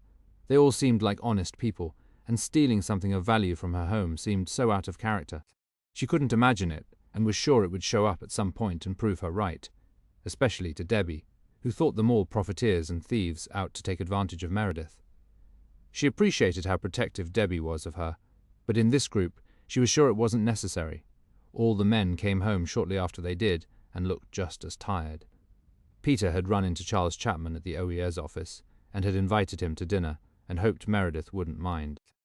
She didn't, and was happy to see him when he came. Even Andrew seemed more subdued that night. He had dealt with a steady stream of emergencies at the hospital, and didn't comment when Tyler told him she had gone back to work at the shelter. Debbie had prepared a simple meal of pasta with basil from the garden, and she'd defrosted steaks for those who wanted them. Meredith noticed that Charles and Arthur were engaged in a long conversation, and he and Peter seemed to have made friends. Then, over coffee, Charles came to sit with Meredith. She had talked to Tyler and Ava all through dinner about what they'd seen and done that day at the shelter. It was exhausting, but invigorating to be helping people. "How are you faring with your hotel here?" Charles asked her with a warm smile. "Arthur has been trying to talk me into going to his concert in Shanghai in November. He almost has me convinced. Are you going?" She laughed. "Shanghai is a little extreme for a woman who's officially been a recluse for 14 years. It might do you good, and it would be interesting. He's playing at a new concert hall there. He certainly hasn't slowed down. He's also playing in Paris, Hong Kong and Sydney this winter. My life is embarrassingly dull compared to his. I hear you've been working at the shelter in the marina. It feels good to be doing something to help. I think you're already doing quite a lot here." He smiled at her. "We're hoping that this part of the city will have power by next week." "We're lucky we have the generator," she said, "and I've gotten used to battery-operated lanterns all over the house. Certain parts of the city won't have power back for at least another 6 months," he said. "There seems to be so much reconstruction to do," she said thoughtfully. "Some of the people at the shelter have lost their homes and have no earthquake insurance. It costs a fortune, so most people don't have it.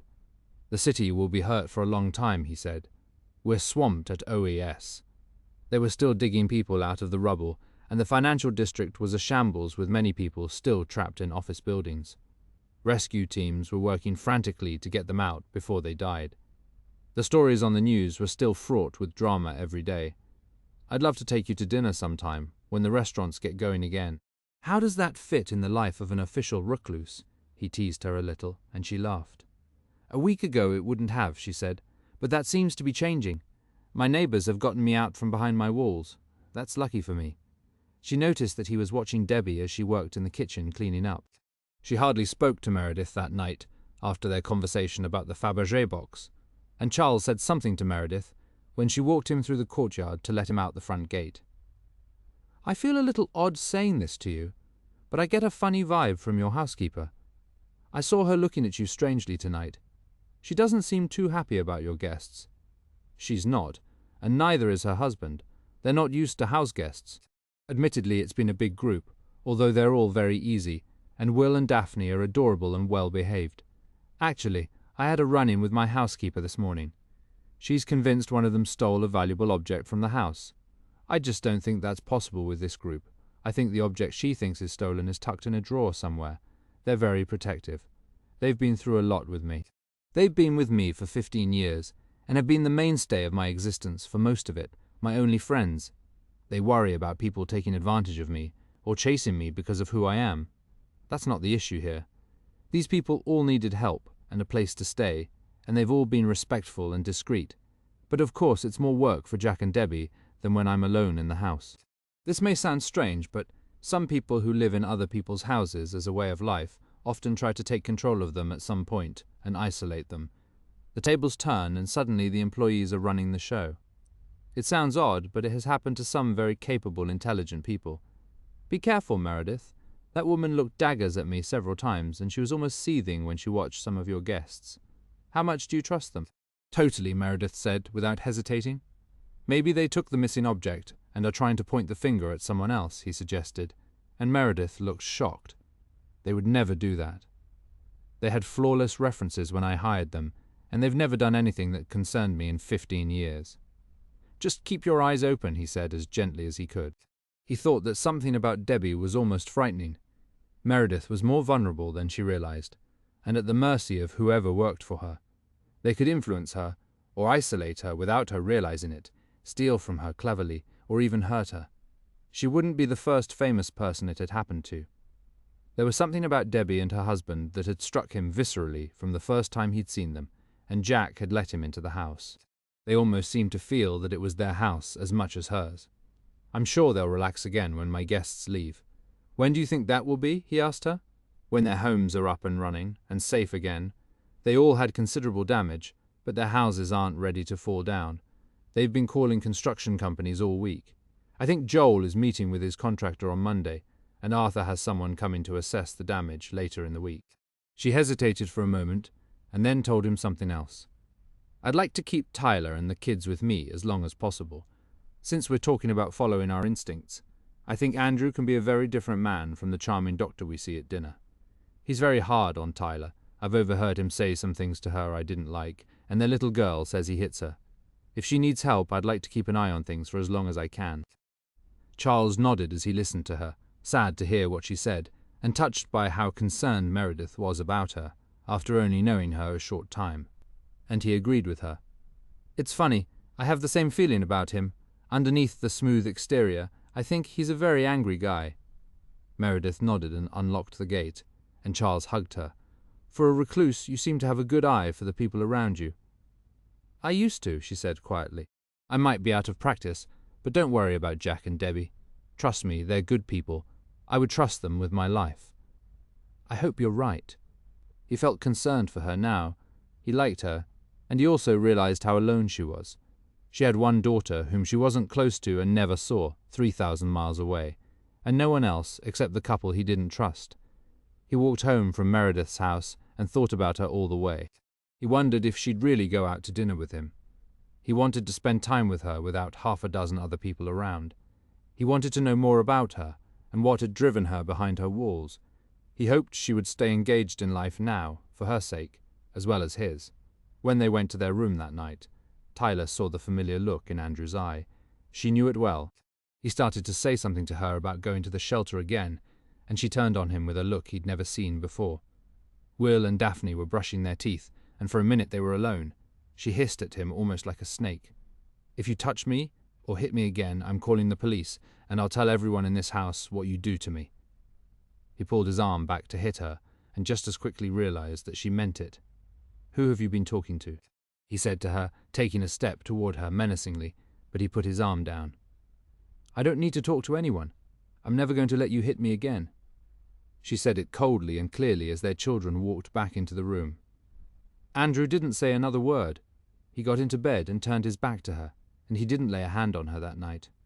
Chapter 6. Arthur was the first of them to get his contractor to come to the house, 10 days after the earthquake. He had cleverly used his age, the fact that he was blind and preparing for a concert in 2 weeks to get the owner of the company to come and assess the damage. There were deep tears in several ceilings, 2 of which had to be torn out and reinforced.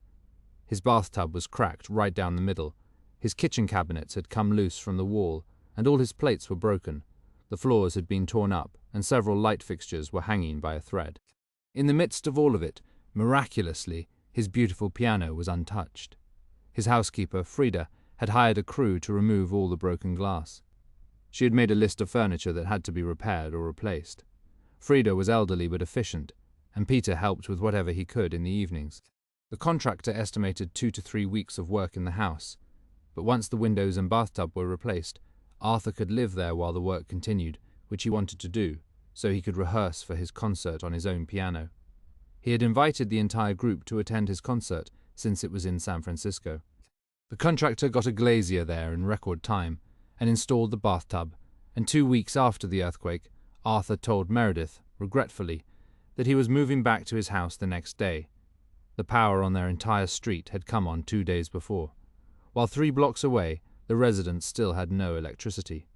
The gas lines had been checked at all their homes and found to be intact, so the gas and electricity were on, and they had lights. Arthur was genuinely sad to leave the group. They had become a family after living through the aftermath of the earthquake together. Meredith organized a dinner for him the night before he left and planned the menu carefully, since the grocery stores and most businesses were open again.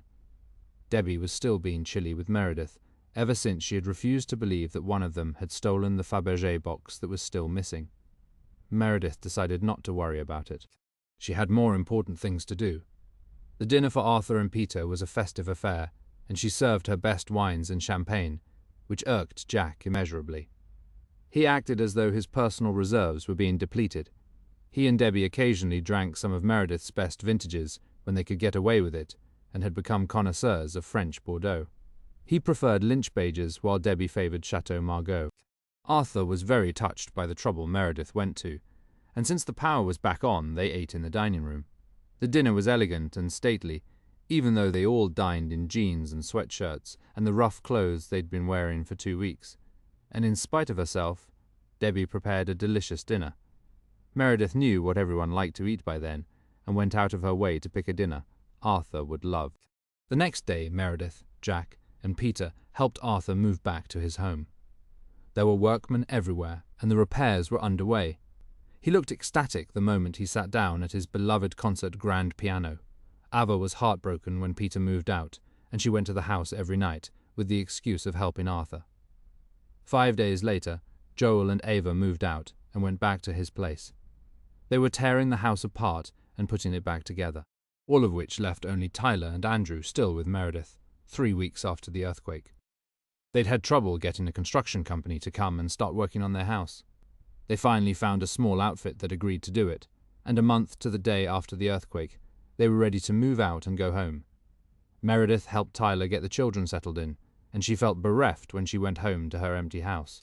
She had dinner on a tray in her study that night, and only picked at it. Debbie was offended when she declined to eat with them, but she had lost the habit of sharing her evenings with them. All she could think of were Will and Daphne, and she was worried about Tyler.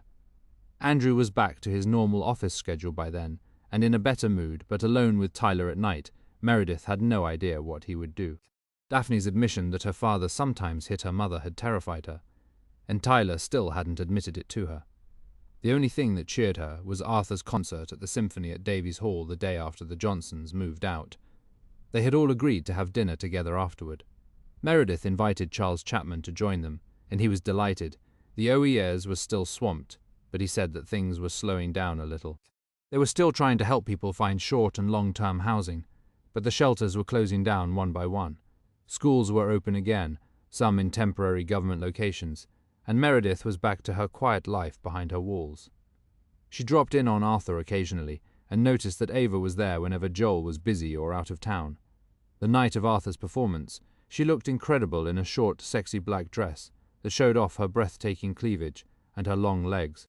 Peter looked stunned when he saw her. Arthur's performance was superb, and dinner afterward at a Greek restaurant they all loved was a jovial affair. They were the last ones in the place, and Charles, Peter, Arthur, Joel, and Ava came for drinks at Meredith's house afterward. Andrew and Tyler had to go home to let their babysitter leave, and at 2 a.m. Arthur finally conceded that he was tired. Peter took him home to go to bed, and then went back to Meredith's to join the others. In the past month, they had become their own little family block party, and Tyler planned to invite Meredith to dinner whenever Andrew allowed it. The morning after Arthur's concert, Tyler told him that Meredith was coming to dinner that night to test the waters. Again? Why? We lived with her for almost a month. She's alone now. The least we can do is have her to dinner occasionally. Haven't you seen enough of her? Why don't you just have her move in with us? Andrew said, and then slammed the door to their bedroom when he went to dress for work. The day was off to a bad start, but he didn't forbid it. Meredith could feel the tension when she arrived, and Tyler looked nervous when she put dinner on the table. Andrew was furious when she burned the rice, and snapped at Will and told him to get his elbows off the table. Daphne was clutching Martha to her, which Meredith knew now she did whenever she felt anxious. She never let go of the doll for an instant the day after her father had hit her mother. It was always the same day Will had one of his bad stomachaches that kept him home from school so he could be with his mother. Meredith had been slightly late for dinner because Debbie had made a fuss when she left the house. "You're going out again? Why didn't you tell me? I made your favorite dinner." She looked like she was going to cry, and Meredith felt terrible to hurt her feelings. "I left you a note in the kitchen this morning," Meredith said gently. "I didn't see it." She made a great show then of throwing out the dinner, which made Meredith arrive 20 minutes late at the Johnsons' after apologizing profusely to Debbie. She ran down the street to the Johnsons and left Debbie looking mortally wounded in the kitchen. As soon as she left, Jack broke out a bottle of Debbie's favorite Chateau Margaux, and she had dinner for him in the oven. "She'll get tired of them," he reassured her, "or they'll get tired of her. They're not going to want an old woman hanging around all the time, and she's not going to want to hang around an 82-year-old man. Peter and Ava are going to be sneaking around seeing each other. They won't want an audience for that. All Joel wants is to get laid. He won't want Meredith underfoot either," Jack said smugly. "What about the Colonel?" Debbie asked him, concerned, as they drank the wine and ate the dinner she'd hidden in the oven. "He seems pretty interested in her." Debbie didn't like the look of him. He was always watching her and Jack as though he was suspicious of them. "She's almost 10 years older than he is." "How long do you think that will last?" Jack said cynically. "He's got his eye on Ava. I think he wants a piece of that himself. And she wants Peter." Debbie laughed. "They're all so screwed up." "You're right. They'll get bored with each other in no time, and she'll come crawling back to us," Debbie said, getting drunk on the wine, while Meredith had dinner with the Johnsons. The atmosphere stayed tense between Andrew and Tyler all through dinner, and not wanting to make it worse, Meredith came home as soon as the children went to bed. The house was quiet by then, and Meredith could see the lights on in Jack and Debbie's apartment as she walked home. She hoped that Debbie had forgiven her for not eating the dinner she'd prepared. She hated upsetting her. She knew it had been a hard month for them with everyone staying there after the earthquake.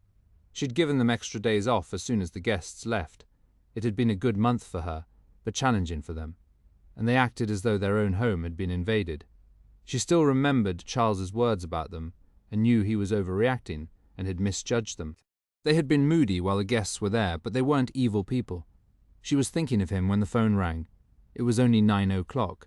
It was Charles calling to check on her and thank her for inviting him to Arthur's concert. "How are you doing without your house guests?" he asked. "I missed them. I just had dinner with Tyler, Andrew, and the children." "How was that?" she sighed when she answered. "Tense. I worry about her and the kids. It's like living on the side of a volcano." She still claims that everything is fine with them, but I know it isn't. She burned the rice, and he had a fit. Poor Daphne looks terrified whenever she's around him. "I just want to scoop them up and take them home with me." "Before you do that, how about dinner with me tomorrow night? You can scoop me up and take me home," he said, and she laughed. They had never had dinner alone, and she was nervous about it. He made it sound like a date, and she didn't know if she was ready for that. She hadn't been out on a date since before she married Scott. She felt ridiculous going on a date at her age, especially with a man 8 years younger. She wanted to be friends with him, and thought it was probably better if they left it at that. But she was embarrassed to say it to him. "Are you comfortable going to a restaurant, or will everybody recognize you?" "I'm not sure. I don't go out much. Almost never," she said. He had seen a few heads turn the night before, at the Symphony and the Greek restaurant, but no one had bothered her. They just stared at her for a few minutes and whispered to one another when they realized who she was. Her looks hadn't changed much since she had stopped making movies, and she was easily recognizable, particularly when she was dressed up like the night before. She had worn a simple black dress, with her hair pulled back and diamond earrings. Everything about her was sleek, elegant, and understated. For an instant, he had felt overwhelmed, realizing he was out with Meredith White. But she was so open and easy to be with that she made it possible to forget what a big star she was and what an icon.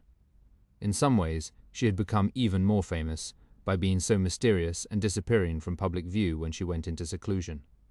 I know a little Italian restaurant out in the avenues. No one will bother you there.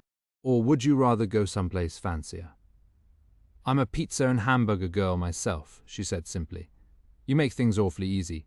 I can cook for you at my place too. I've become a decent cook in the past 2 years. We can eat here if you like, she suggested, but he didn't want to do that. He wanted to get her away from the watchful eyes of Jack and Debbie and to make it a real date. I'll figure it out. Pick you up a date? That would be perfect, she said, and regretted it as soon as she hung up. She felt ridiculous going on a date with him at her age. She was past all that, or she had been for the past 14 years. But he was slowly pulling her out of seclusion, against her better judgment. She made a point of telling Debbie the next morning that she was going out to dinner again, for the 3rd night in a row. She felt dizzy thinking about it. She was sorry she had told Charles she would go out with him. She was planning to make it clear to him at dinner. They could be friends and nothing more. She wasn't interested in romance at her age. She was thinking about it when she went to the drugstore to buy toothpaste and nail polish remover. She had found what she needed when she almost collided with Tyler, who had just picked up a bottle of foundation and an ice pack. Meredith looked shocked when she saw the bruise on the side of her face. It hadn't been there the night before, and Tyler looked instantly embarrassed and turned her face away. I walked into the bathroom door last night. I forgot where I was, and Andrew had left it half closed, she said immediately. Are you okay? Meredith asked her as they walked to the checkout counter together. I'm fine. I'm sorry dinner was so lousy last night. I've forgotten how to cook, after staying with you and being spoiled for a month. She smiled, and Meredith saw that her lip was slightly swollen too. Dinner was good. I was going to call you in a little while. But Tila, I'm worried about you. You don't need to be. We're fine. I know I look terrible. I just bruise easily. I'm always walking into things or falling over my own feet. Meredith felt sick as she listened to her, and she was sure the children were upset too. Taylor, you don't have to put up with anyone hurting you. Meredith tried to make it sound as non-judgmental as possible. Andrew doesn't hurt me, she said, coming to his defense immediately. She knew that if she told anyone, he would kill her, just as he said he would. If she left him, where would she go, and what would she do? She couldn't deprive her children of their father. They needed him too. They chatted for a few more minutes, and then Tyler scurried off and said she had to pick the kids up from school.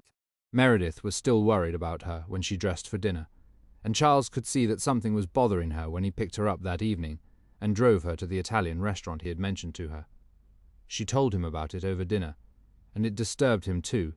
He commented that no one defends an abuser like their victim. I don't know what to do to help her. She's never admitted to me that he hurts her. You can't do anything until she tells you, Charles said. And then they spoke of other things. Charles knew a lot about movies and had seen all of hers. He admitted that he'd had a crush on her when he was first in the Air Force. I was just a kid then, and so were you. I never thought I'd be having dinner with you one day. He told her about the missions he had flown, being in military intelligence, and winding up at the Pentagon. He had had a distinguished military career. His son had gone to West Point and was in the army now, and his daughter was a private pilot for a major corporation and lived in Texas. She was married to a commercial airline pilot and had 2 children. I guess I gave her the flying bug when she was a little kid. He sounded proud of her. Maybe it's hereditary. I hardly know my granddaughter, but she's trying to be an actress, Meredith said softly. Do you miss it? Charles asked her. Sometimes. Not much anymore. It was another lifetime. I loved it when I was doing it. It was thrilling. And then I stopped. Everything stopped when my son died. She looked at him with eyes that told the whole story of loss and bottomless grief, and he didn't press her about it. Would you ever go back to acting? He asked her, and she shook her head. Not now, it's too late. And then she remembered Arthur telling her it was never too late. I'm not even sure I could do it anymore, or that I'd be any good. It's been too long, and there aren't a lot of great parts for women my age. You could make a comeback if you wanted to. Even kids who never saw your movies know your name. It's the only job I ever knew or that I wanted. I loved it, she said, and her eyes lit up. It was the first time in years that she had admitted it, even to herself. I just couldn't make myself go back after Justin died. It seemed so insignificant compared to losing him. Most jobs are insignificant, Charles said quietly, unless you're saving lives or curing cancer. I had a lot of fun flying, and my daughter does too. But we weren't changing the world. We just had fun doing what we got paid for. He had a relaxed, practical point of view about things, and she liked that about him. She admired the fact that he volunteered for the OES now, and that he'd had the courage to come to San Francisco, knowing no one, to start a new life and his own business. While she had retreated behind her walls, his reaction to grief and losing his wife was to try something different. He was braver than she was. He owned a private security agency, providing protection for high-profile people like her. He had kept the agency small and had select clients, and he enjoyed it. The evening sped by, and the dinner was as good as he had promised. What she noticed most of all was how comfortable she was with him. He felt like an old friend instead of someone new. She didn't have to tell him her whole history. He already knew most of it and could sense the rest. He was intuitive about people, at ease with himself, and comfortable in his own skin. She realized as he drove her home that she had forgotten to tell him she didn't want to date him. She laughed when she thought of it. "What's funny?" he asked as they stopped at a light. "I was going to tell you that I didn't want to go out with you, that I'm too old to start over, and too old for you." She was smiling at him. "And? You think that's funny?" He didn't look amused. "I was having such a good time with you. I forgot to tell you." He laughed too then, and now. "I'm still too old, but I had a really nice time. I like being with you." He looked pleased when she said it. "So do I. Shall we leave it at that and not make any major policy decisions just yet? And you're not too old, by the way. I don't actually give a damn how old you are, if that's okay with you. My wife was 5 years older than I am, and it was never a problem for us. I don't see what difference 8 years makes. And you look great. So can we scratch that one off the list?" She nodded with a grin. "Apparently, anything else you seriously object to? I think your recluse status is somewhat at risk. You went to the symphony 2 days ago and out to dinner at a restaurant tonight. So that's kind of a flimsy excuse. Let's just take it easy and see where it goes. How does that sound?" "Interesting," she said with a mischievous look, and when they stopped at her gate, she took the remote out of her purse, opened the gate, and they drove in. When he stopped the car, he leaned over and kissed her. She was startled by how it made her feel, suddenly young again, and as if there was hope for the future. She hadn't felt that way in years. She had been so sure that the best of her life was behind her, and now she didn't think so. "I love being with you, Meredith," he said softly. "Me too," she whispered. He kissed her again, and then a night security guard appeared and waited discreetly for them to get out of the car and stayed in the courtyard. He had been less aware of her security right after the earthquake than he was now. "I'm not sure how fast I'll get used to how famous you are," he said as he followed her into the house, and they said good night in the front hall. "I'll call you tomorrow," he promised, and she knew he would. She wanted him to. That was the best part. He left then, and she went upstairs with a smile on her face, and as she did the years melted away, and the heavy burdens she had carried for so long. Suddenly she felt young again. She wondered if maybe Arthur was right after all. It was never too late. She realized that now. Chapter 7. The night Meredith had dinner with Charles, Ava dropped in at Arthur's house to return Peter's manuscript to him and tell him that she loved it. She thought the story gripping and the characters insightful. She said she couldn't put it down, and whenever she had to stop reading, she couldn't wait to get back to it. He was thrilled to hear it. "You're the only person I've given it to," he said, looking nervous. Arthur called down to him then as they stood inside the front door and asked who it was. "It's Ava," Peter called up to him, hoping he wouldn't mind. She hadn't called first to ask if she could come by. "Tell her to come up," he said in answer. She followed Peter up the stairs and she went into the room Arthur used as an office, with his piano prominently in the room.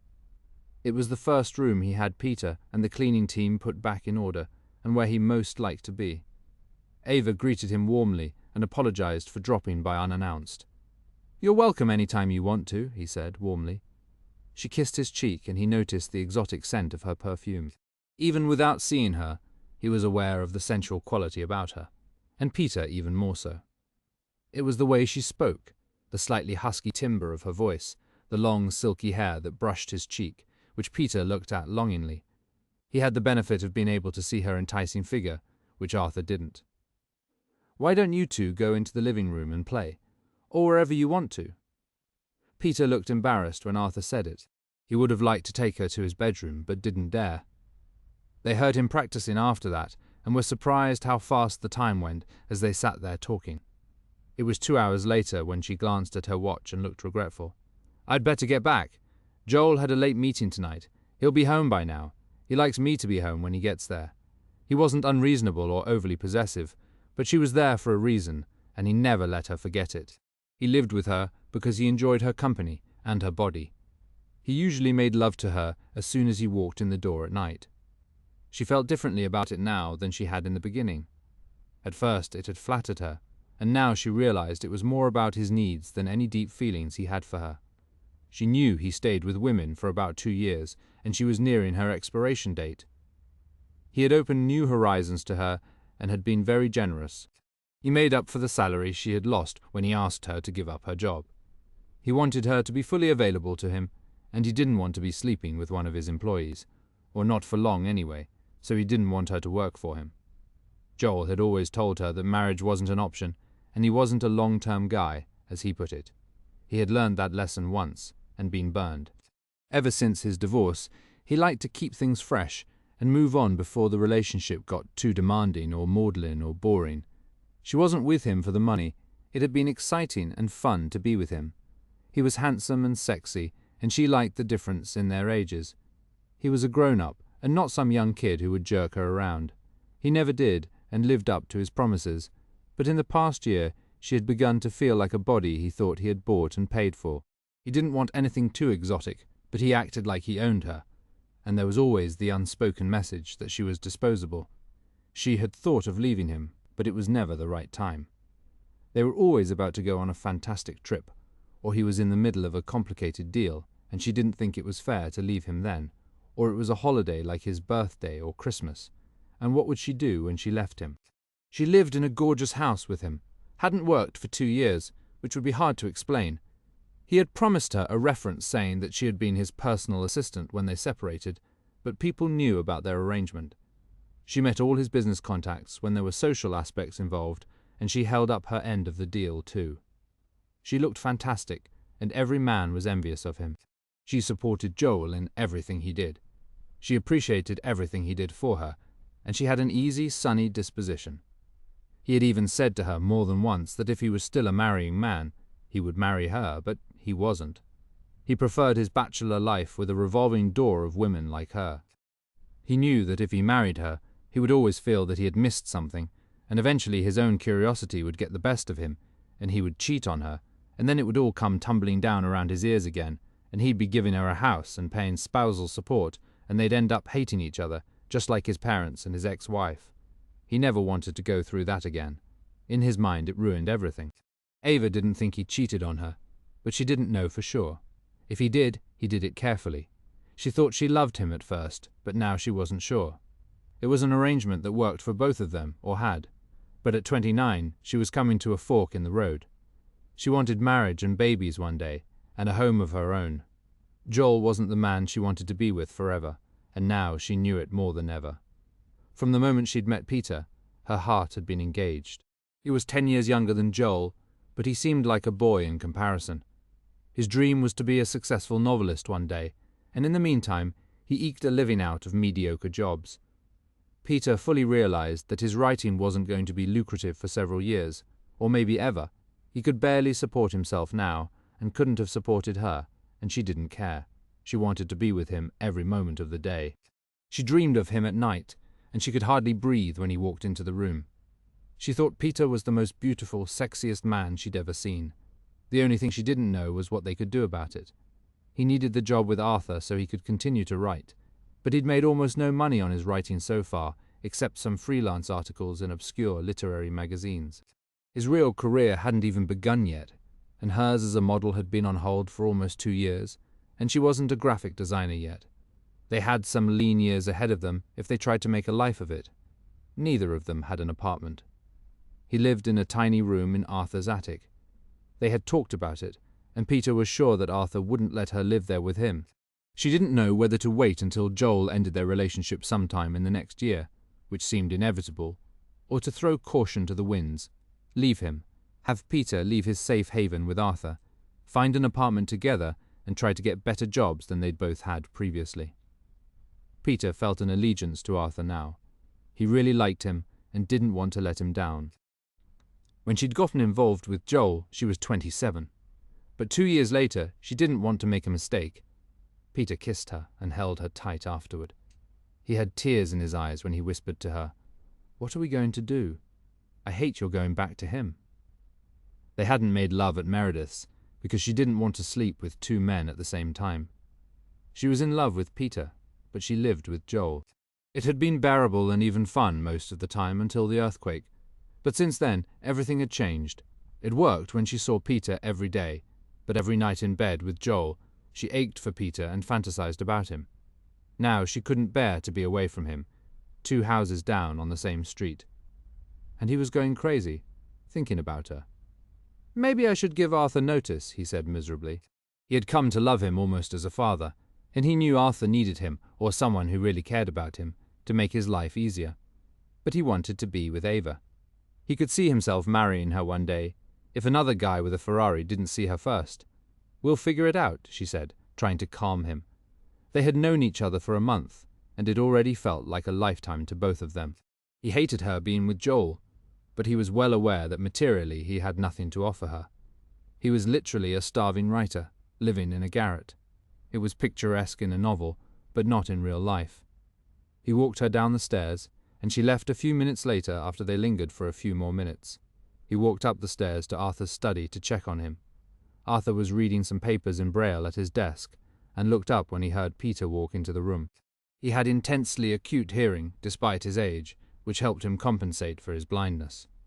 He joked about it at times, and said thank God he wasn't Beethoven, who was deaf. In some ways it was easier since he had been sighted as a young person, so he knew what things looked like. "Everything all right?" Peter asked when he checked on him. Arthur could hear the sadness in his voice, despite the cheerful tone he used to cover it.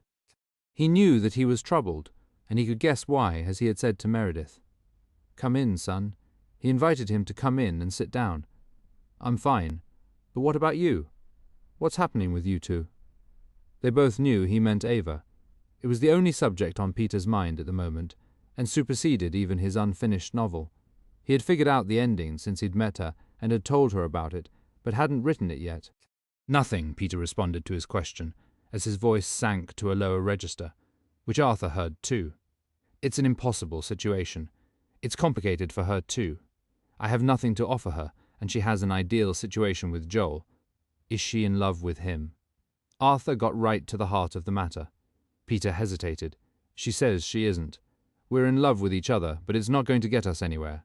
I can't, in good conscience, encourage her to leave him. He can do everything for her that I can't and never will. I'll probably never make what he does." "He doesn't love her," Arthur said with certainty. "How do you know that?" Peter was intrigued. Arthur had an uncanny instinct for people that transcended vision. "I can hear it. He has fun with her. She's probably interchangeable to him, and one day she'll be disposable, maybe sooner than she thinks. He's the kind of man who believes that women are toys to play with. She's not in love with him. I can hear that too. She was probably foolish to get tangled up with him, and impressed and dazzled. That doesn't last long. What the two of you have are possibilities, hopes, dreams. It deserves to be explored, if you can figure out a decent way to do it. I'm not looking to get myself shot by an angry, jealous lover, but if you need to spend time with her and want her to stay here from time to time, do it. I trust you to handle it, and still keep your ears open for me.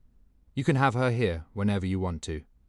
Peter's face lit up like a child's on Christmas, and Arthur didn't need to see it to know it. "I hope she's a smart girl and handles it sensibly. We don't need a lot of drama around here." But what he wanted to do was give them an opportunity, and he didn't want to lose Peter. It was the wisest thing for him to do, so Peter didn't bolt and run in his enamored state, just so he could spend the night with her. She had to deal with her situation with Joel soon. "I hope she cleans it up in a reasonable time. It's not smart to let situations like this linger. They have the potential to get nasty, and then it's like lighting a match to dynamite." "I don't think she'll do that. I have faith in her." "Good. I trust your judgment, unless she proves otherwise. And remember, the Ferrari is not what matters here. You're a good man, Peter, and an honourable one. She'd be lucky to have you. Thank you, Peter said, both touched and jubilant.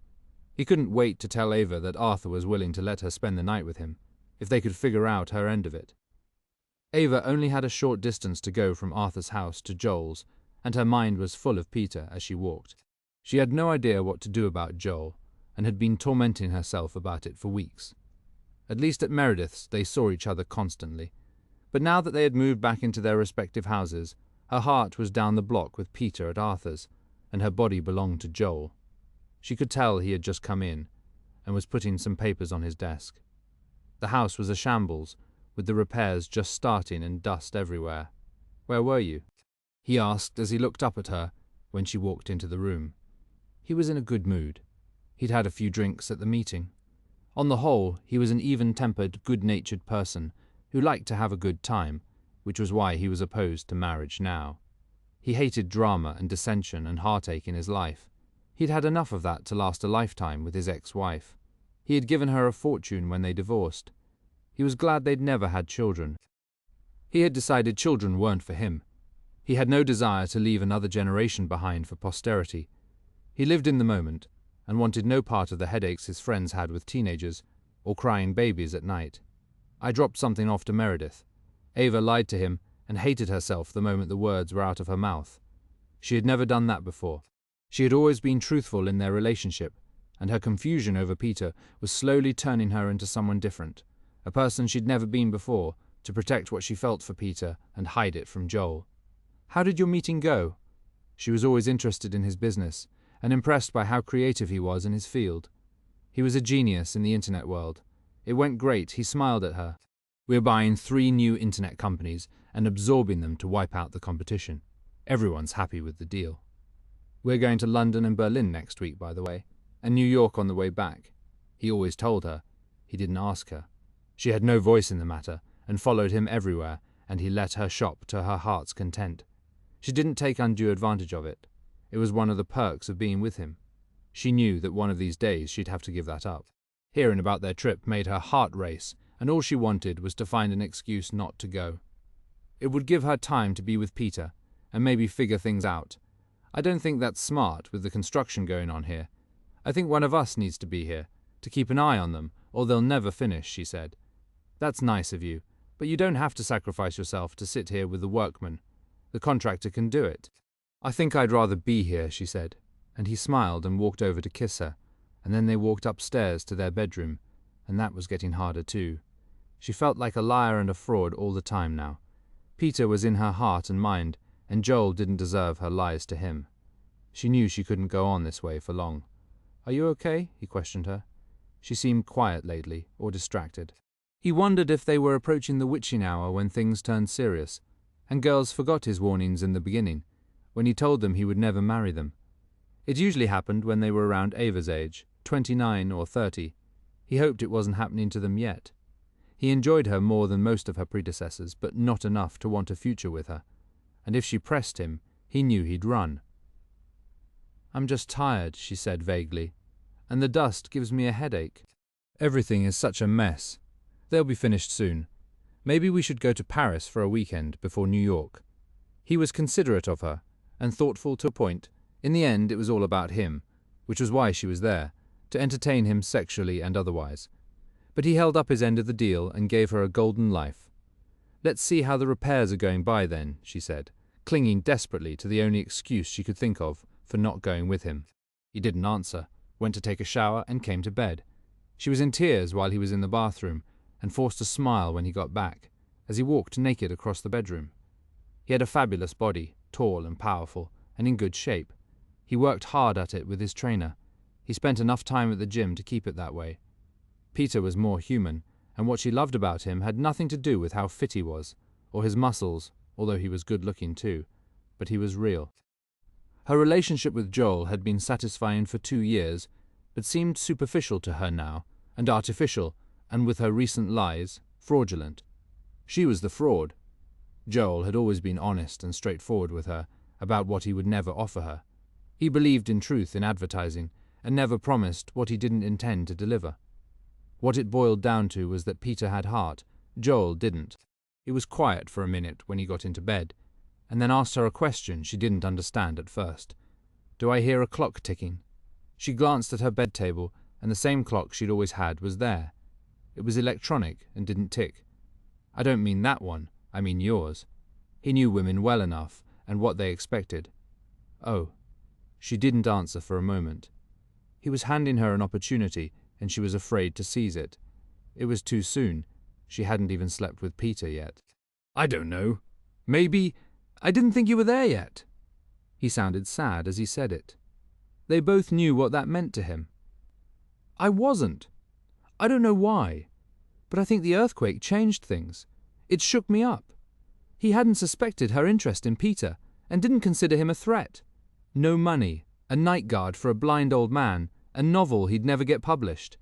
He didn't see much there, neither the heart nor the brain by his standards. Andrew would have concerned him more. He was better looking than Peter, but he was no match for Joel either, in what Joel considered the real world. He assumed that Ava's strange mood was about her, not other men. You know, even if you're getting poetic about marriage, even if you find a guy and are married for 50 years, in the end one of you dies and you wind up alone. What's the point? The 50 years before that of companionship, she said softly. We have that. You don't need to be married for that, except if you want kids, and people don't marry for that anymore either.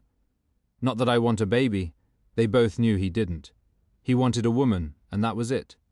It was almost generic for him. He turned to look at her more closely then. Is that what's happening?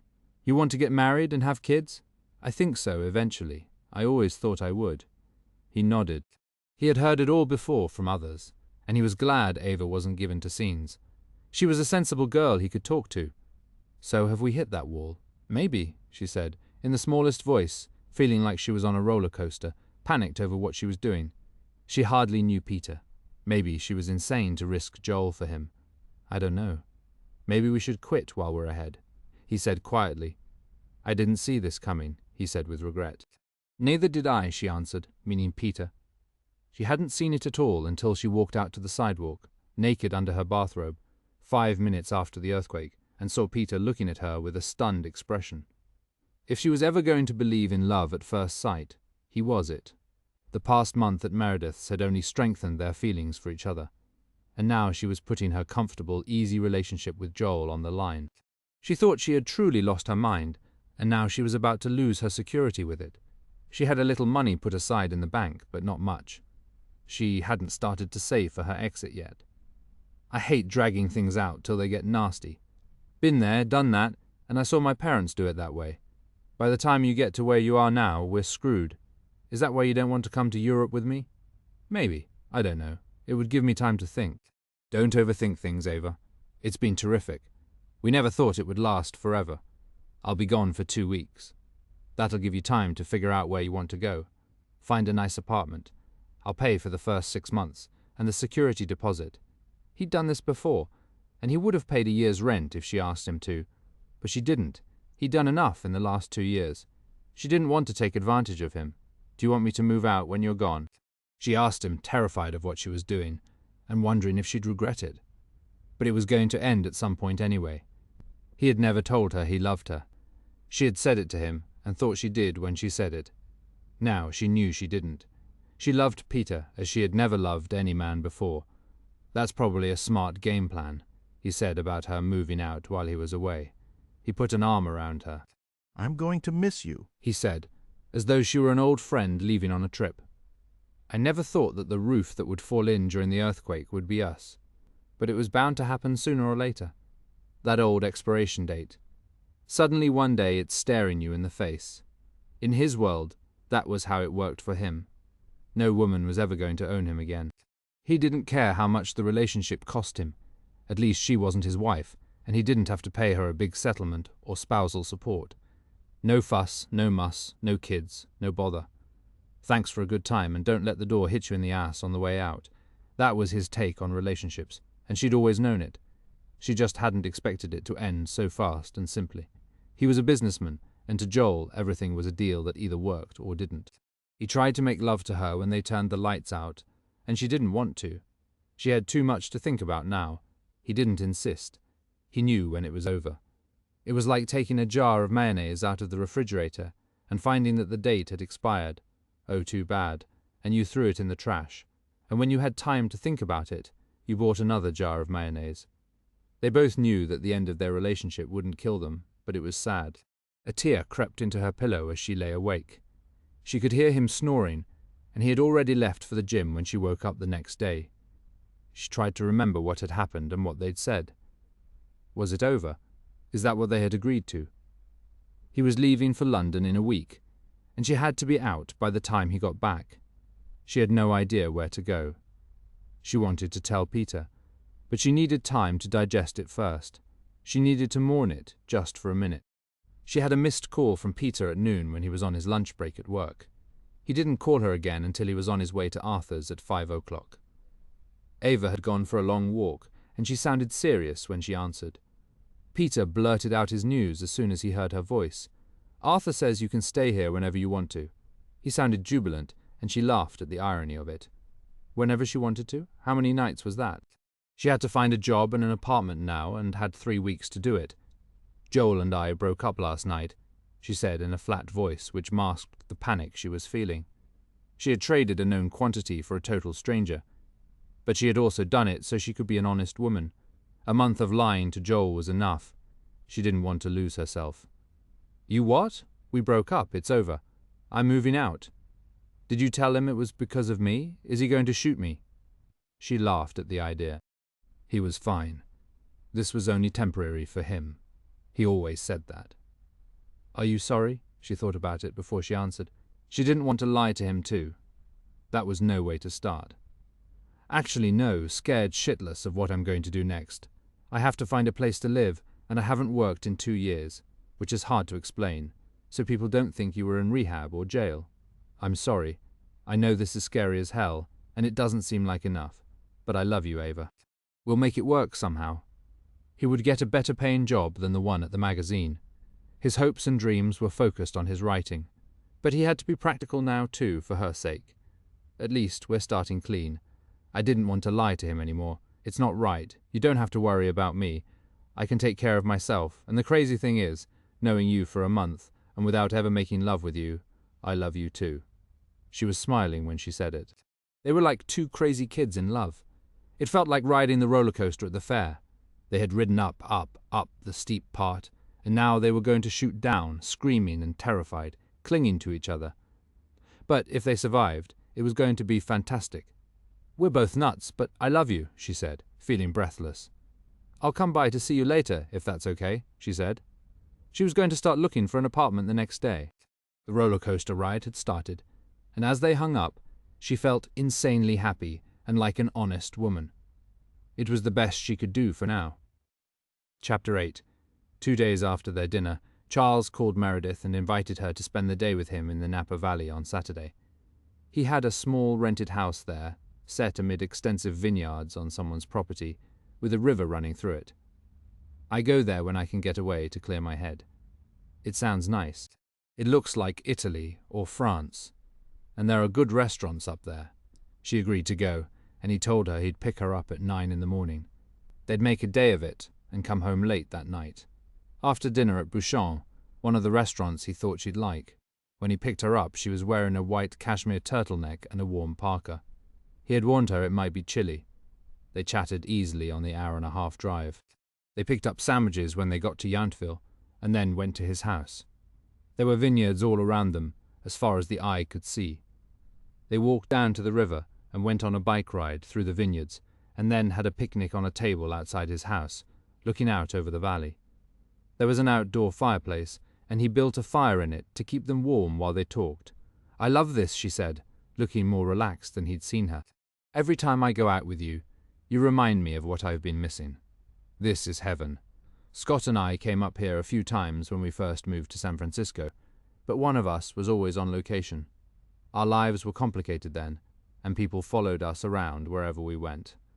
That's why we bought the big house in the city. We figured we'd have privacy, and we did.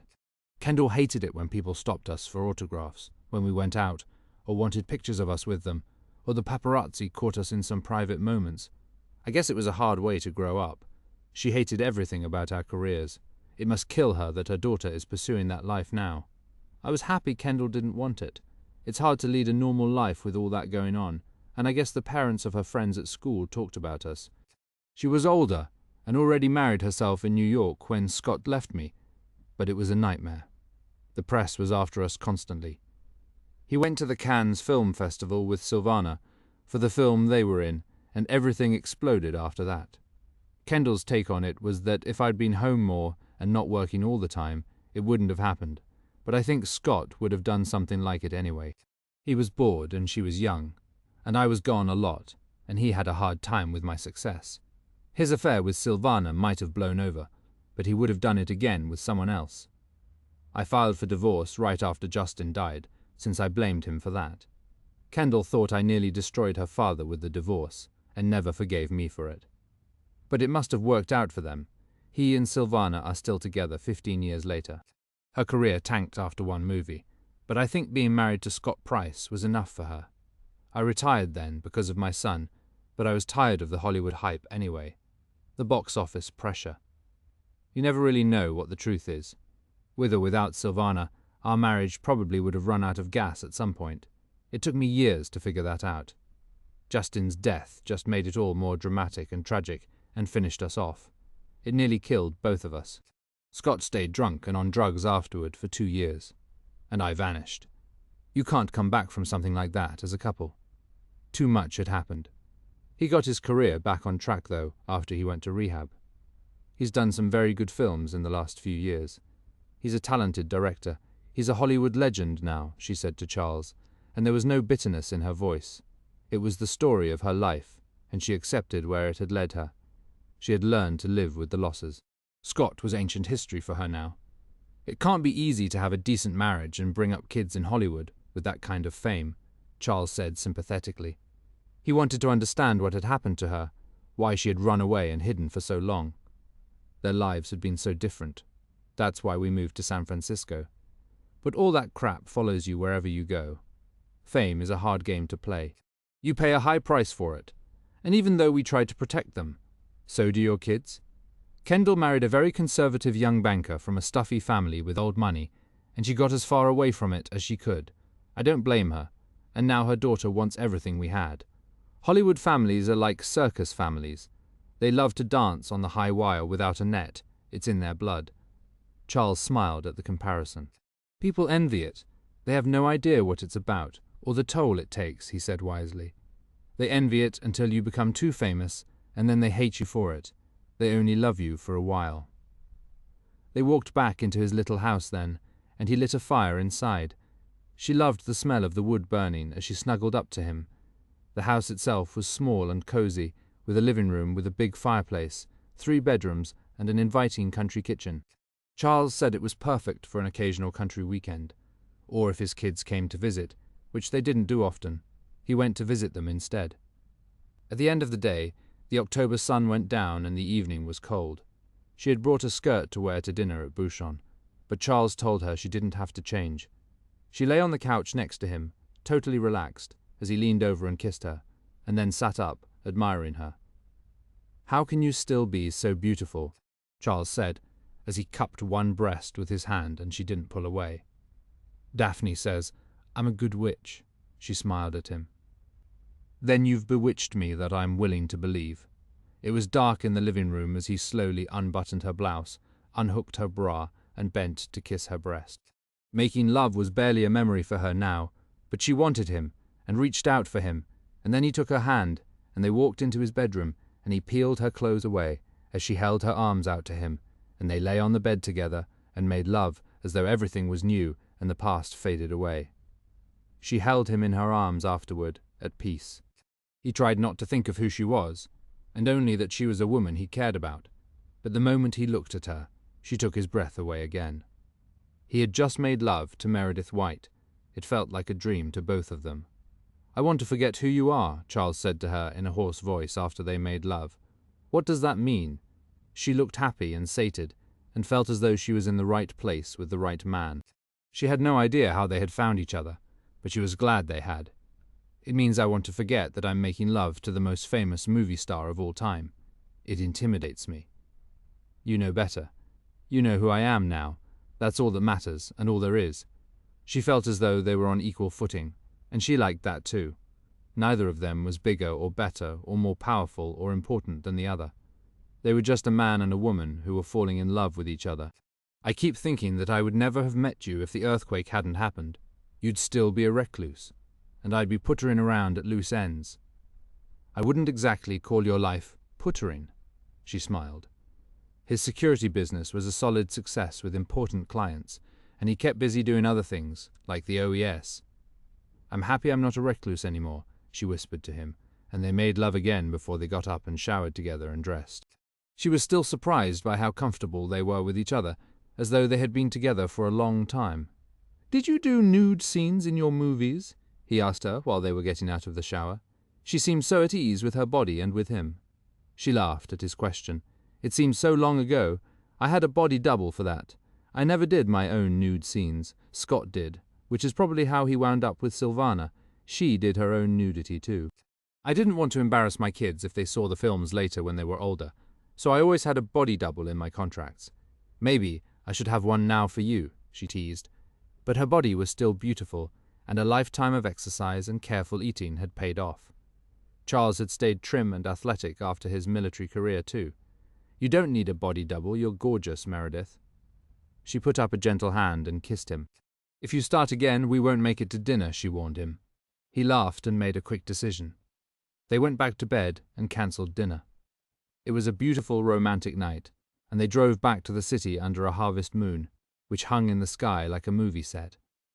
He was beginning to forget who she was, and she was slowly becoming his, a woman he loved, not a movie star or a legend. They got back to the city at 1:30 in the morning. There had been no traffic, and he followed her into the house. She let him in with her key, and she knew that the night security man was watching them on one of the screens. Do you want to sleep here tonight? She asked him, and he nodded. She took him up to her bedroom, and they piled into her enormous canopied bed, and they snuggled like two children and fell asleep within minutes. They woke up early, and she took him down to the kitchen to make him breakfast. Jack and Debbie were off on Sundays, so she knew they'd be alone. She handed him the New York Times that the night man had left on the kitchen table. He read it while she made him fried eggs and bacon and poured him a mug of steaming coffee, and then she sat across from him with a mug of her own. This is perfect, isn't it? She said as he glanced over at her and thanked her for breakfast. Yes, it is. He looked as peaceful as she did. They went for a walk on the beach after breakfast, bundled up in the wind, and came back at noon for something to eat, and wound up in bed again. He hated to leave her that night, but he had an early meeting the next morning, and he didn't want to deal with Jack and Debbie snarling at him the next day. Are you keeping an eye on them? He asked her, when the subject came up, and she smiled. I don't need to. They're as honest as I am. I hope you're right, he said. But it was obvious he didn't believe her, and she didn't argue the point with him. The 2 days she had spent with him had been perfect, and she didn't want anything to spoil it. Nothing could have. They felt made for each other, and he was right. The 8 years between them didn't matter at all. Son of a bitch. Debbie exploded when she walked into their living room, where Jack was watching Sunday night football on TV. He looked up in surprise at the vehemence of her comment. I talked to Harvey, the night guy, and the Colonel spent the night here last night. They came in at 1:30 in the morning, and he just left.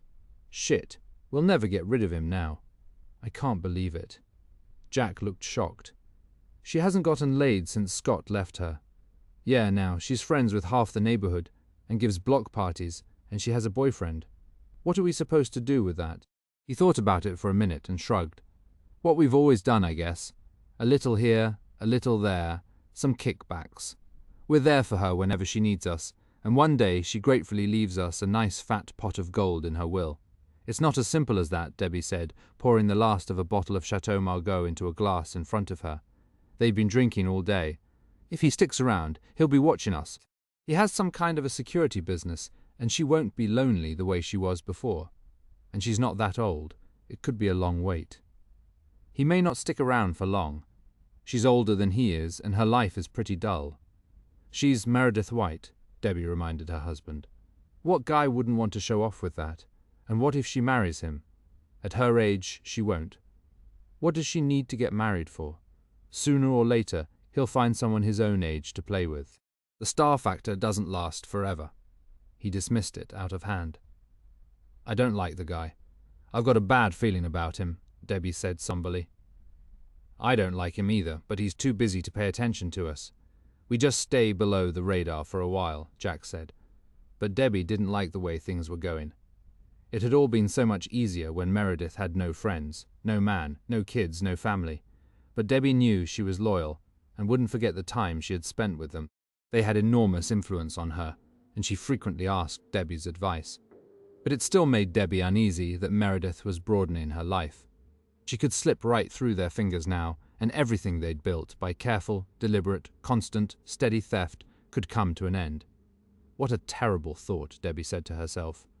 Ava was having dinner with Peter and Arthur that night. They had ordered food in from a nearby Vietnamese restaurant and were eating in the kitchen. Arthur was adept with chopsticks. He had just made a suggestion that stunned Peter and Ava. Peter told him that Ava had broken up with Joel and was looking for an apartment. Arthur approved of what she'd done. She couldn't ride two horses forever. She had done the right thing in a relatively short time and won his respect. "Do you want her to live here with you?" he asked Peter when they were alone. "I'd be willing to try it, if she lives by the same rules you do. It makes more sense than her getting an apartment she can't afford, and then spending nights with you anyway." Arthur was willing to go to great lengths not to lose Peter, and he liked the girl from his few discussions with her while they were all at Meredith's. He knew Peter was crazy about her. They were the right age, Peter thought they were well suited, and she seemed like a bright girl. Now that she'd gotten rid of her narcissistic boyfriend, Arthur was willing to lend a hand. Ava and Peter were both ecstatic with his offer that sounded like a dream to them. "You can move in here if you want," he'd said to Ava, as Peter grinned and hugged Arthur. She already knew that there were rules. They couldn't intrude on his space, practice, or creative time, or make noise when he was playing the piano. Peter stayed upstairs most of the time, and his room was small, and he would have to be available for Arthur when he needed him. It sounded more than reasonable to them. Arthur made the second part of his offer after dinner, and surprised them both. In fact, they were stunned. They had just finished the meal when Arthur looked in Ava's direction and addressed her. "I've been thinking, Ava. I need someone to arrange my travel, and I get a lot of correspondence that isn't in Braille. I need someone to handle it, answer the phones, so I have time to practice. I've been thinking of hiring an assistant.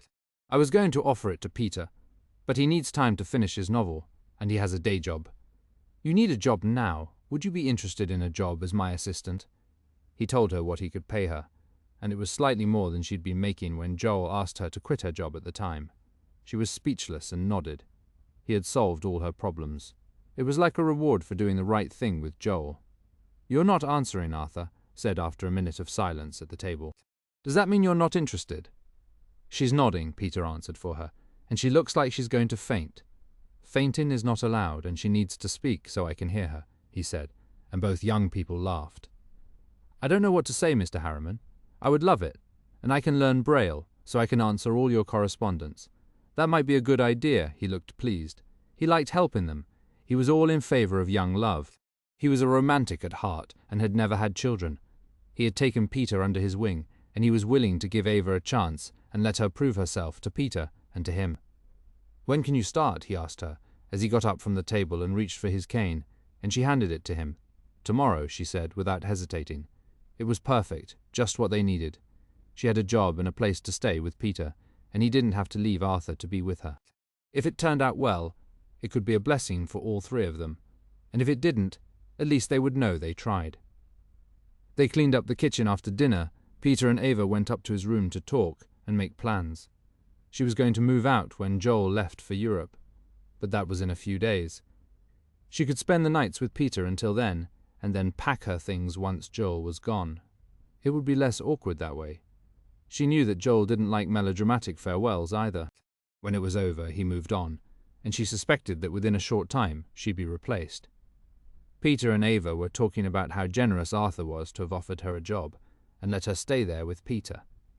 She was sitting on the small couch in his attic bedroom when he came to sit next to her with a smile. "You know, there's one thing we haven't worked out yet. We have all the practicalities arranged, your job, your salary, moving out of Joel's house, Braille lessons." She looked puzzled as he went down the list. It sounded like everything to her. In a sense, she was leaping from one man's bed to another, which made her somewhat uncomfortable, but they had spent a month living under one roof together, or 3 weeks. It had been long enough for them to fall in love. "What have I missed? Us," he said simply, with a boyish look. "What do you mean, us?" He kissed her in answer to her question, and slipped his hand gently under her sweater, and she smiled when she realized what he meant. Oh, that they had something to celebrate, and nothing to stand between them or hold them back. Joel had ended it simply and cleanly, and she was stunned that she and Peter had rearranged their lives entirely without ever making love. He pulled her gently onto his bed, and undressed her in the simple attic room where she was going to live with him. And almost like a bride, he made love to her for the first time, first gently and then passionately, and she gave herself to him as though there had never been any man before him. It was simple and sweet and innocent and honest. It was everything she and Joel never had. She spent the night with Peter and texted Joel that she wasn't coming home, so he wouldn't worry.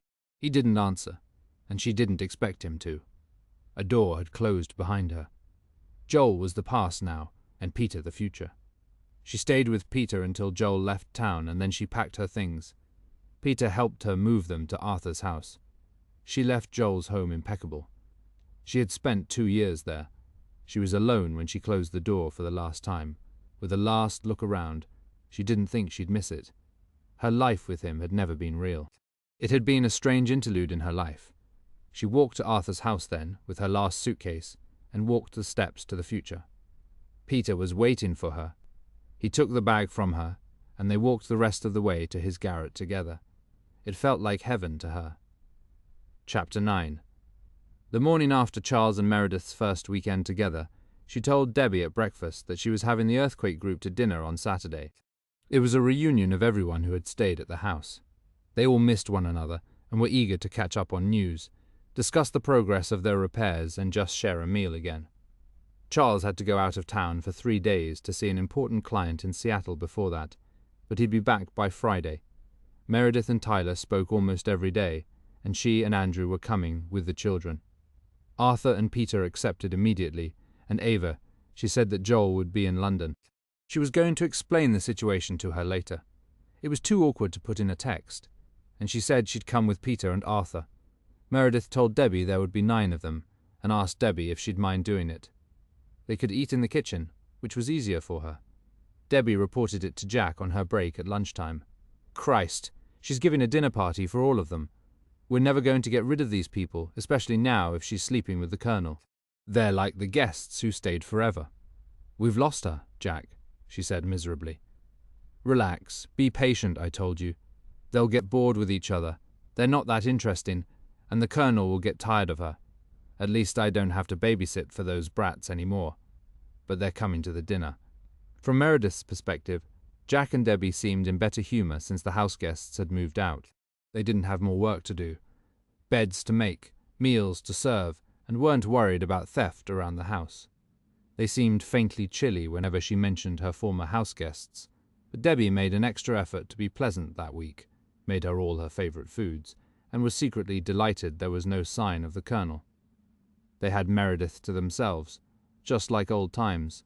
They didn't know Charles was in Seattle. Debbie was just grateful that he wasn't around, and hoped he was already bored, and none of the neighbors had dropped in to see her. Meredith and Debbie had several long chats in the morning at breakfast, and she said she was doing a research project, but didn't explain what it was. It had been gnawing at her since she spoke to Kendall. She hadn't heard from her since, although Kendall had promised to call again. But as usual, she didn't. Debbie had the illusion that they were closer again. The Fabergé box hadn't turned up after the others left, but Meredith was sure it would, and that it had been put away for safekeeping. The aftershocks had been strong, and a few more paintings had fallen.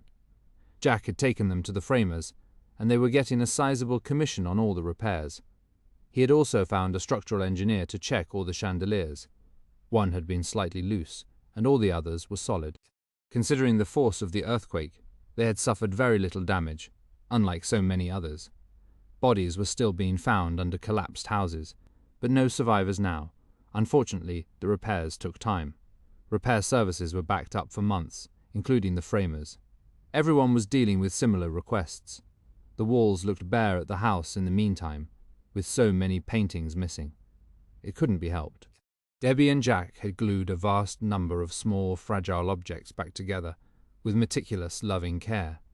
Meredith thanked them for doing it. They knew how much the small treasures meant to her.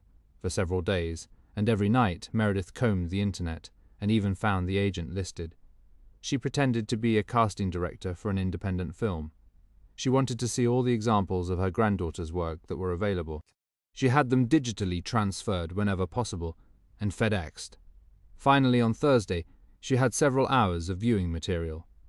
Auditions Julia's agent had sent, 2 commercials she'd done in New York, 1 in LA for a blue jeans company, and a shampoo ad plus a number of bit parts in series and TV movies. She watched them all diligently and ran some of them again. Her conclusion at the end of it was that Julia had talent. She used her grandfather's last name and mother's maiden name as a stage name, Julia Price, not her grandmother's. Her real name was Julia Holbrook, Kendall's married name, which Meredith would have liked better than Scott's name. Her audition tapes were excellent, and so were her small parts in the 2 series she'd appeared in. Meredith had a few of the tapes on her desk. She told Charles about it on Friday night and showed him some of them. He said his trip to Seattle had gone well, and he was fascinated by the video material Meredith showed him. Her granddaughter was tall like Scott and beautiful like her grandmother, with long, wavy red hair. She was only 19 and had played both teenagers and sophisticated women. One thing shone through every example. She was a born actress, like her grandmother. "What are you going to do with all this?" Charles asked her, curious after he'd watched it with her. "Nothing. I just wanted to get an idea of whether she has talent or is wasting her time in LA. She's good. Could be great one day if she works hard at it and hones her skills. What I really want is to meet her. Maybe I can encourage her or introduce her to some people. Kendall said that Scott is helping her, but I'd like to put my 2 cents in too, if she'll see me. She hardly knows me. I haven't seen her since she was 10, and she might not want to meet me again now." "Are you going to invite her up here?" Charles asked her. "Eventually. But I'd like to go to LA to see her. I have no idea if she'll even respond to a call or email from me. I think Kendall poisoned her against me for years. Try it. The worst she can do is refuse."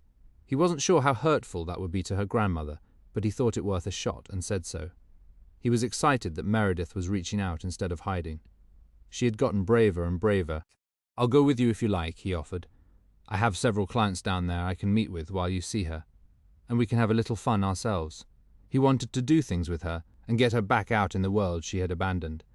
He was encouraging her gently, but didn't want to push her.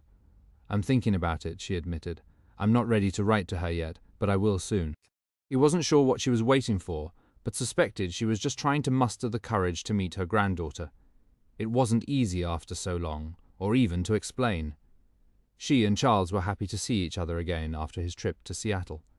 It had gone well.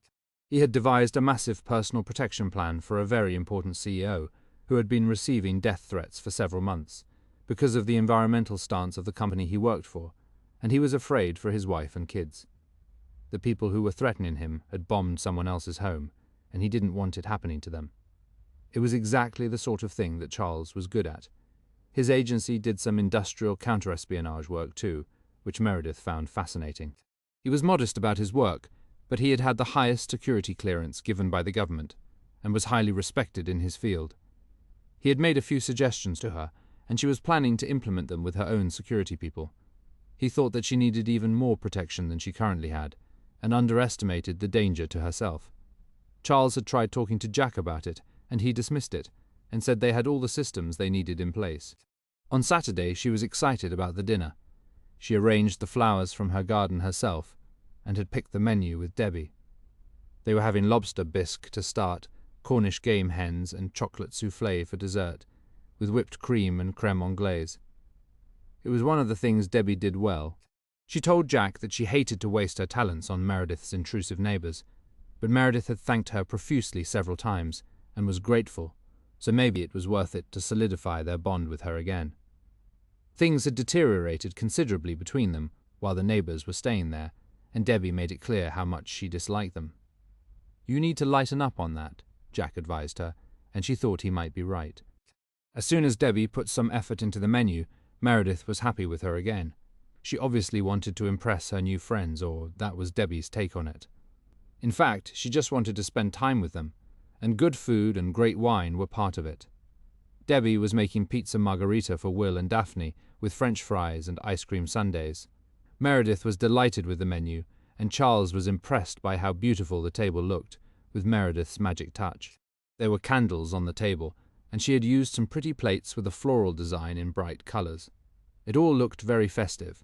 As soon as the guests arrived, it was even more so. They were offered martinis, margaritas, or champagne, with hors d'oeuvres Debbie had made.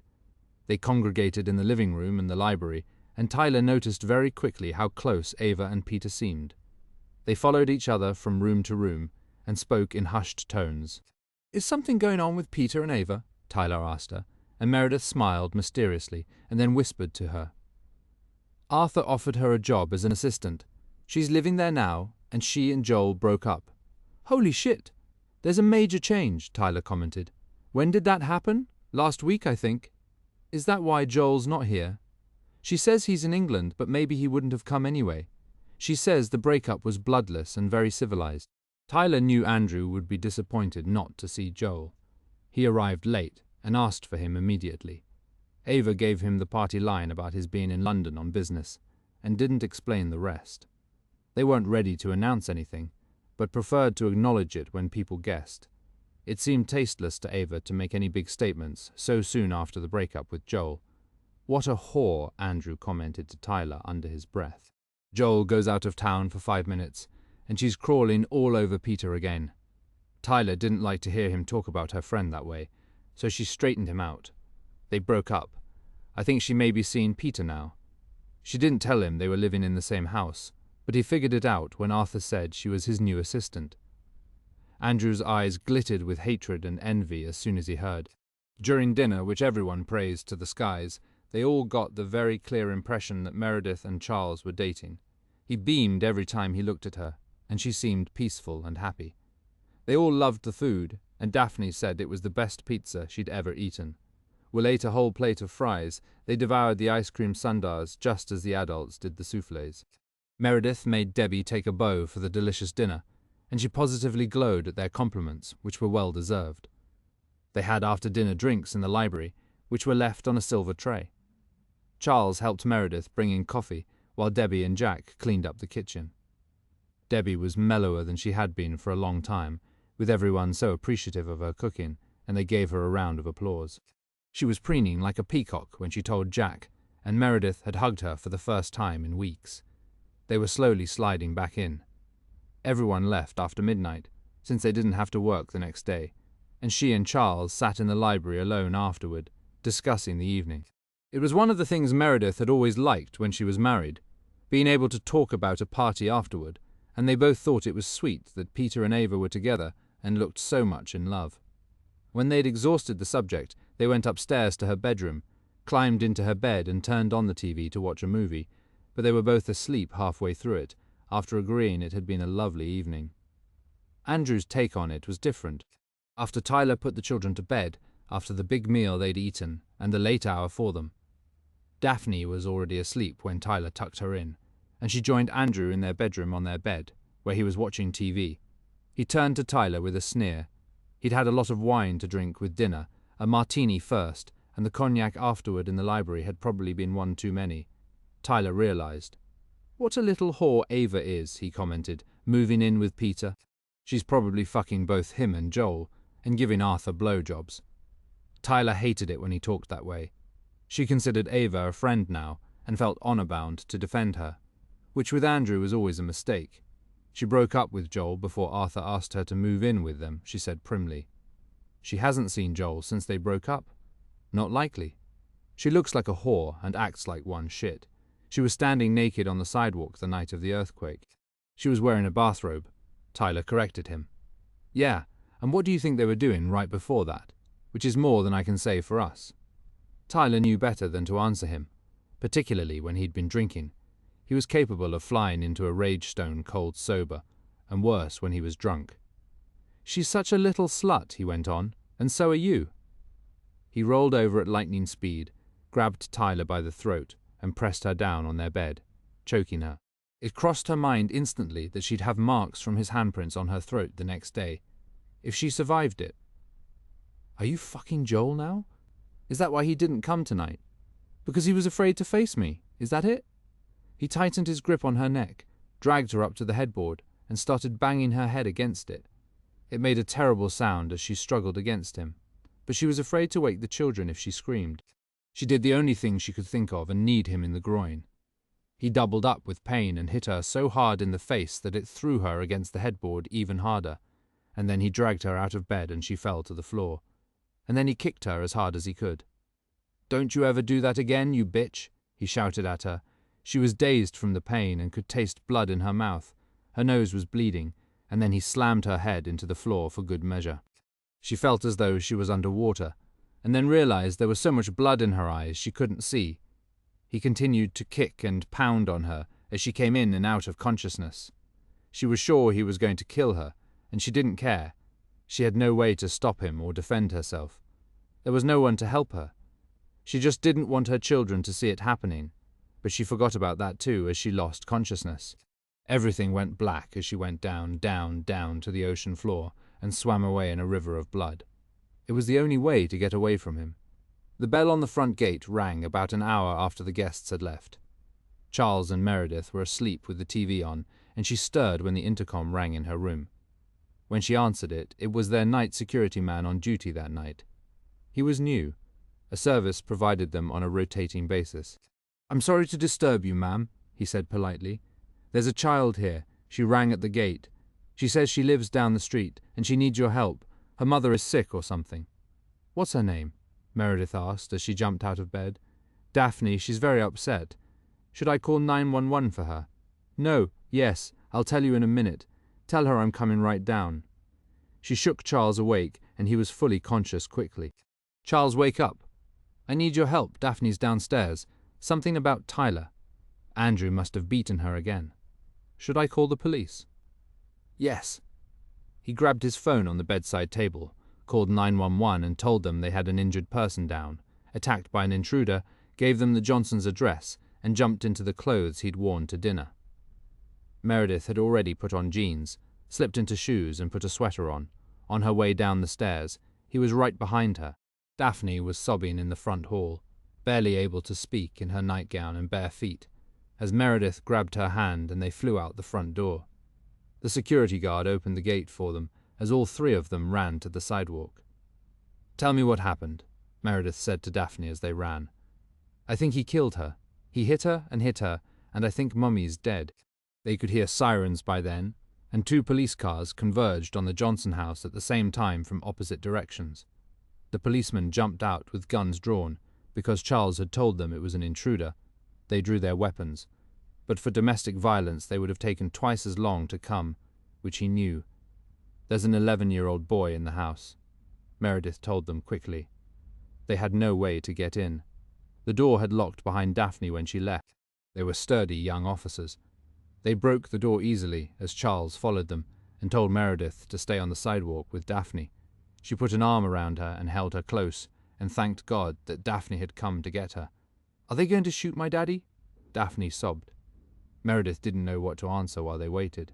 2 more officers arrived and entered the house at a dead run, talking into their radios, and they came out 2 minutes later with Andrew, his hands cuffed behind him, his shirt and hands bloody, and for a moment Meredith was afraid that Daphne was right, and her mother was dead.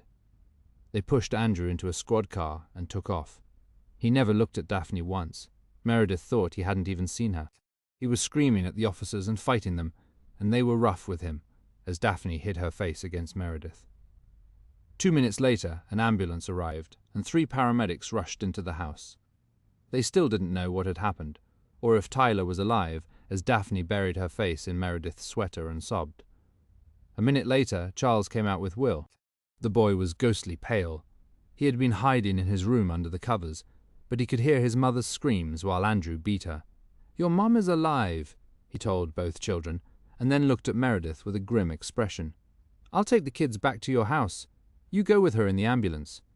She nodded and wanted to ask him how bad it was, but couldn't with the children present. A moment later, they brought Tyler out on a gurney, her face and head drenched in blood. Her her identity unrecognizable. She was just a bloody blob. She had an oxygen mask on, an IV in each arm, and was unconscious. Meredith gently handed Daphne off to Charles, and she went with him as Meredith followed Tyler into the ambulance. They pulled away with lights flashing and sirens screaming, and she saw Charles close the front door and then head up the hill to her house with both children. After that, her whole focus was on Tyler. "How bad?" she asked one of the paramedics working on her. He shook his head in answer. She barely had a pulse and was hardly breathing. Meredith heard one of the paramedics say that she had a severe concussion. They took her to the trauma unit of the nearest hospital, and Meredith never left her side for a minute. Meredith gave them all the information they needed that she knew, and when they asked her relationship to her, Meredith said mother, so they wouldn't send her away. It took them half an hour to assess her, superficially, and by then her blood pressure was a little more stable. They sent her for CT scans then, an MRI and X-rays, and by 4 a.m. they knew that her skull was intact, and not crushed or fractured, but she had a severe concussion. Her nose, cheekbone and jaw were broken, and one arm. She had internal bleeding from where Andrew had kicked her in the stomach, but she was alive and was going to survive. She had surgery for the nose, cheekbone and jaw performed by a plastic surgeon. They set her arm, and she looked like a mummy when she came back to the room swathed in bandages. They told Meredith that they had photographed all her injuries, since there would be criminal proceedings. Tyler was heavily sedated, and they told Meredith that her daughter would sleep now for several hours. They suggested that she come back around noon, but to expect her to be groggy for the first day or two. They were giving her morphine for the pain. Meredith realized as she was about to leave that she didn't have her purse with her or her phone, so she couldn't call a cab or an Uber. They let her call Charles from the nursing desk.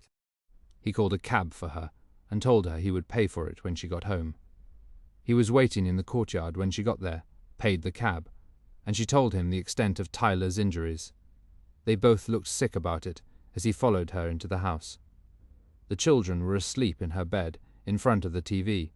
She left them in her bed, and she and Charles went to her study and spoke in whispers, and then he went home and Meredith slept on the couch in her study to be near them. She told them a modified version of their mother's injuries when they woke up in the morning, and promised them she'd be okay. "Can we see her?" Will asked. Meredith could see he had one of his stomach aches. He was doubled over in pain. Will my daddy go to jail? Daphne wanted to know. Meredith didn't tell her that he was already there, and she hoped he'd stay there forever. "I'm not sure we can see her today. They said she's going to be very sleepy. Maybe tomorrow." She took them both downstairs and fed them cereal and toast, and Charles arrived. Before they reached the kitchen, he told Meredith that as soon as the police cleared the crime scene, he would arrange for a special service that would clean the blood off every surface where it was smeared. That afternoon he called and got the rundown on Andrew's situation. He was to be arraigned the next day, and they were going to charge him to the maximum extent of the law in view of Tyler's condition. He was being charged with battery under 2 sections of the California Penal Code, for inflicting serious bodily injury and for willful conduct leading to corporal injury resulting in a traumatic condition and making criminal threats. If convicted, he could serve up to 4 years in prison. A judge would set bail at the arraignment, and later there would be a trial unless he pled guilty. Charles added that he would probably lose his medical license. He would be forbidden to come anywhere near Tyler, and possibly his children too. There would be a restraining order to prevent him. "I want Tyler and the kids to stay here," Meredith told him. They took the kids to the park for an hour after they dressed, and they spent a quiet day. Meredith cooked them dinner. Charles stayed with them when she left to see Tyler briefly at the end of the day, but she was sleeping. She was still unrecognizable under her bandages. Her condition was serious but stable, and her vital signs were normal. The following day, Charles got the cleaning service in, as he had promised, and afterward Meredith and the children were able to go to the house and gather up some things. She settled them into a room together, with 2 double beds and a big TV.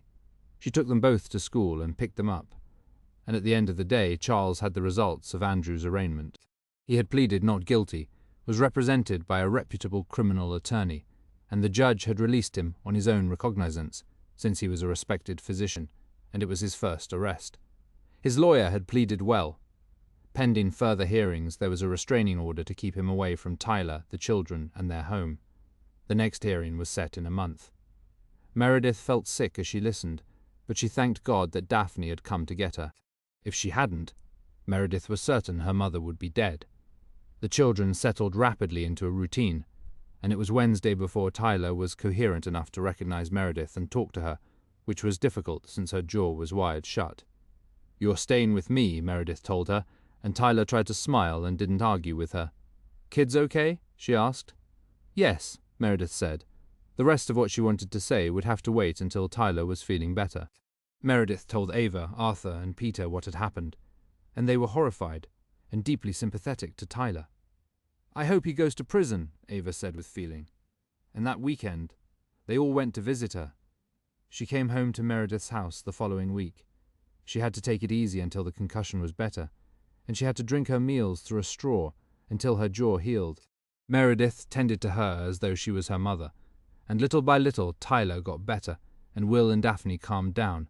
Meredith had encouraged Tyler to seek legal counsel herself, although the state was pressing charges. The lawyer she consulted presented a request in family court, attaching one of Andrew's bank accounts for temporary support for Tyler and the children until the disposal of the case. The judge in family court granted it immediately, and the lawyer Meredith had found for her suggested starting a civil suit for permanent support if Andrew was convicted, and he suggested suing him for the house. He assumed that Tyler would divorce him, whatever happened next. "Christ," Debbie said to Jack on the day Tyler came home from the hospital. "Now we're running a nursing home, first an earthquake shelter for the neighborhood. Now this, she can only drink liquids and they have to be nourishing, and the two brats from hell are back." "Don't let Meredith hear you," he warned her. "This is a chance to show her how much you care for her and her friends." "Do I have to?" Debbie looked at him pleadingly. She had never liked children. "Yes, you do, unless we want to go to jail with Andrew." They'd been skimming money off the top of all her house accounts and stealing objects of value, and as much cash as they could get away with for 15 years. Debbie might choose to forget it, but Jack never did, and he had no intention of going back to prison ever again. Debbie was playing with fire with her attitude, and he knew it. They were going to have to win her confidence again, remind her how much they cared about her, and hope she got bored with her new friends soon, so he and Debbie could get back to business as usual. Chapter 10. Tyler's convalescence from Andrew's last attack on her took longer than she had expected. The concussion gave her a headache if she read or watched TV, tried to read emails or looked at a computer screen. She wanted to play with her children, but they exhausted her. The broken arm was an inconvenience, and she hated having her jaw wired shut. The only plus in the whole experience was that she whispered to Meredith when they took off the bandages and she looked in the mirror. "Wow, I love my new nose." "I'm happy to hear it," Meredith said, rolling her eyes. "Next time you want a nose job, let's just call a plastic surgeon and schedule it, shall we?" There was no question in anyone's mind that she had escaped within an inch of her life, and if there was a next time, Tyler might not be as lucky, if you could call it that. She told Meredith several times that it had happened because he drank too much that night. He wasn't normally as violent. As violent? What does that mean? A little less violent is acceptable. "Tyler, you have to be done with him. He's too dangerous. You need to file for divorce. You can't play games with him anymore. What if he hurts one of the children?" "He won't. He's a wonderful father, but a terrible man. He's dangerous." Meredith didn't know how else to say it. Andrew was calling Tyler several times a day and begging her to give him another chance. He wanted her to drop the charges. If convicted, he would lose his medical license. But charges had been filed by the state, not by Tyler. He wanted her to convince the police to drop theirs. Will never mentioned his father, but Daphne wanted to know how he was, and if he was okay. Meredith said she was sure he was. At least they were all safe now at Meredith's house. She told them they could stay for as long as they wanted, and hoped they would. Child Protective Services had come to talk to Tyler, Meredith, and the children, and they were satisfied that as long as Tyler and her children stayed with Meredith, the children would be in good hands. Andrew had been forbidden to see them until further hearings and a psychiatric evaluation. Meredith tried to leave the room when Andrew called Tyler, but when she didn't, she could tell he was always wheedling and pleading and begging and apologizing. He kept reminding Tyler that he was a doctor and swore he would take anger management classes. Meredith hated that he was manipulating Tyler and hoped it wasn't working. Things began to unravel then. Will punched a boy at school who called him a name. It was the first time he had exhibited violent tendencies, and they didn't have far to look for the example for that. He was suspended from school for 3 days, which had never happened before. Jack complained that someone had taken his Swiss Army knife, and Debbie found it under Will's pillow in his room. Will swore he hadn't taken it, and Meredith wanted to believe him, but the evidence was damning. And worst of all for Meredith, there was a beautifully carved ivory horse that had belonged to her parents. She kept it in the library, and Debbie found it smashed to bits on the floor, as though someone had destroyed it intentionally. Everyone in the house knew how much she loved it. Debbie wasn't even allowed to dust it. It was broken into a million pieces beyond repair. That time Meredith wondered, and worse still, Debbie said she had seen him do it. She swore it was true. Will sobbed piteously, promising he hadn't done it. Meredith brought the subject up gingerly with Tyler, one morning when they were alone, and pointed out that there had been a number of violent incidents involving Will recently, and she was concerned about him. "Do you want us to leave?" Tyler looked crushed. She believed her son. She swore to Meredith that he had never been destructive. He also never saw or heard his mother beaten nearly to death by his father. "I don't want you to leave, of course not. But maybe he needs therapy of some kind, someone neutral he can talk to." "He's not disturbed," she insisted. "He's suffering," Meredith said. "That's different." They all were and had suffered an unspeakable trauma, physically in Tyler's case, and emotionally for all of them. Meredith talked to Charles about it, and he agreed with her that Will should have counselling, and Daphne too. They'd been through a lot, and it wasn't over yet. If Andrew was convicted, he would go to prison for many years, which would be heartbreaking for them too. Although I will tell you that I don't trust Debbie as an objective reporter of these incidents. "You still don't trust her?" Meredith looked shocked. "No, I don't. She would love it if Tyler and her kids went home, and if she can help that to happen, I think she'd say damn near anything to achieve it." Meredith looked sad when he said it. "You don't know her. He didn't argue with her about it. He knew that she had a soft spot for them and was loyal to them. There's one thing I do want to remind you of, though. Most women who have been abused by their husbands or partners go back to them, even if they're separated. It's tragic. And they don't always survive a second round." The thought of it made her shudder, and she hoped he was wrong. She thought that Tyler talked to Andrew far too often, and was too sympathetic to him after what he'd done. And she lied to Meredith sometimes and claimed she wasn't talking to him, and Meredith could tell she was. She didn't think that Tyler was always truthful with her, but she did believe Will when he said he hadn't destroyed anything. But Debbie wasn't a liar either. Emotions in the house were running high. There was another incident a week later. A valuable piece of delicately carved jade vanished out of the drawing room. Debbie reported it to Meredith immediately when she noticed it was missing. It didn't turn up in Will's bedroom. It was nowhere to be found. This time Charles was skeptical and flatly didn't believe Debbie. That's not the kind of thing a kid would want. You can't do anything with it. It aroused his suspicions, and that afternoon Charles wandered into the kitchen, took some Ziploc bags, and dropped some common objects into them. A salt cellar Debbie used often from above the stove, a coffee mug she'd used, and he emptied and dropped into the plastic bag, a pair of kitchen scissors, a glass he'd seen Jack drink out of an hour before, and no one had washed yet. He took half a dozen ordinary items, put all the Ziplocs in a paper bag, and went out to his car with it. He came back an hour later. Debbie was already complaining that someone had taken her scissors and the salt by then. Charles made no comment, and no one had observed his little treasure hunt around the kitchen. He'd have one of his employees take it all to the police lab for fingerprinting. He got a call from one of his police contacts the next morning, and nothing he heard surprised him. It was what he had expected, and it was painful sharing it with Meredith, who had been betrayed by people she loved before. He told her what he'd done, and she looked shocked at first when he said he had sent the objects he knew had their fingerprints on them to the police, to run them through the interstate computers and the California criminal justice system to check for criminal records and prior convictions. I hate to say this to you, but Debbie and Jack both have prison records for stolen credit cards, credit card fraud, shoplifting, possession of drugs with intent to sell. They have a list of convictions an arm long. They've both served time. They were suspected of stealing money from 2 previous employers, but both couples died before it could be proven, and their families chose not to pursue it. The couple you love, who became your best friends, are crooks. They're convicts, convicted felons. And I'll bet that if you go through your house accounts carefully, you'll find that they've been stealing money from you too. They're not who you think they are. I'm really sorry, Meredith. She looked heartbroken, and he hated to give her the bad news. They can't be what you say, she said, with tears in her eyes. They came to me with glowing references. They probably wrote them themselves. Did you call the people who wrote them? She shook her head. They were so good I thought I didn't need to.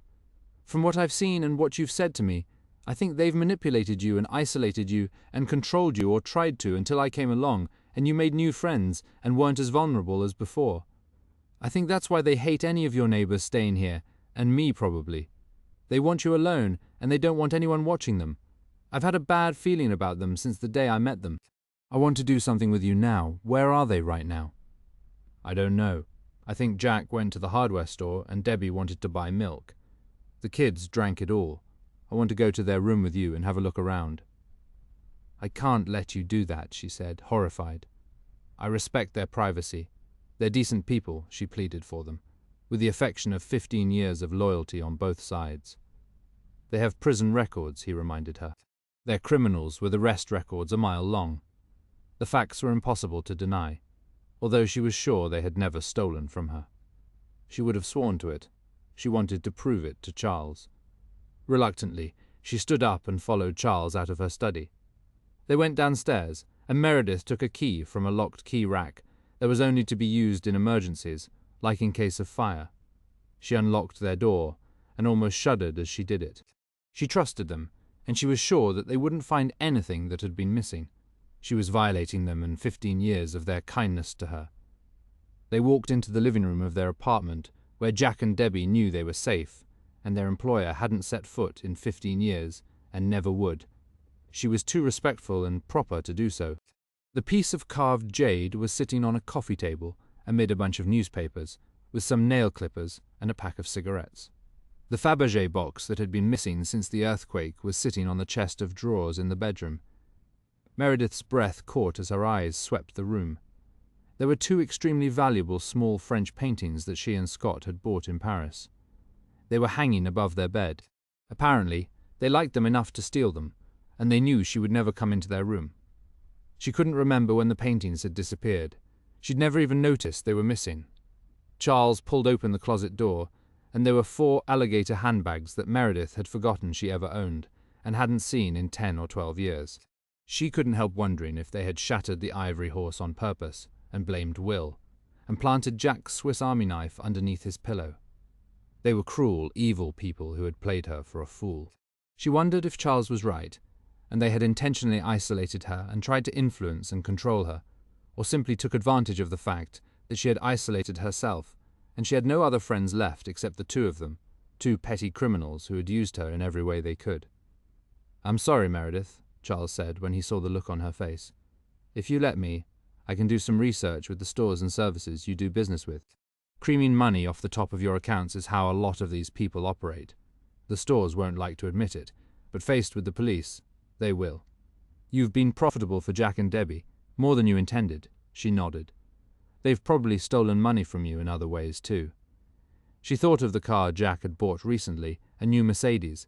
She'd been impressed that they'd saved enough money to do so. "I'd like to know," she said to him, in a choked voice, and sat down in their living room, to wait for them. Charles sat in a chair across from her. They sat there like stone statues, until they heard Debbie and Jack come in. They were talking and laughing, and Debbie screamed when she walked into the room and saw them. She looked as though she didn't know which direction to run. Her eyes darted to the piece of jade on the table, to Meredith's face, and then she ran into the bedroom and came back again. "Game over," Charles said quietly. "You've had a profitable little business running here, haven't you? What the hell are you doing in our apartment?" Jack shouted at him, advancing on him menacingly, and Charles looked unimpressed and didn't move. "I wouldn't do that if I were you. I've gone through the police files. They have your fingerprints, and we've seen the arrest records for both of you. We'll be giving them a list of what you've stolen from here, what we can find records for. We'll cross-check Ms. White's insurance records to see what's disappeared over the years. I imagine you sold a lot of it. You had a nice little cash flow going for yourselves, didn't you? I've got 2 of my operatives on the way over. They'll watch you pack, and you'll be escorted out of the building as soon as you're packed." You're finished here. Miss White will press charges, and there will be a full audit of all her household accounts. Meredith had just told him that Debbie could write checks on one household account. He was going to have all the locks changed too. You're a bitch to let him do this, Debbie shouted at Meredith as she sat motionless watching the woman who had pretended to comfort her for so many years. We were the best friends you ever had.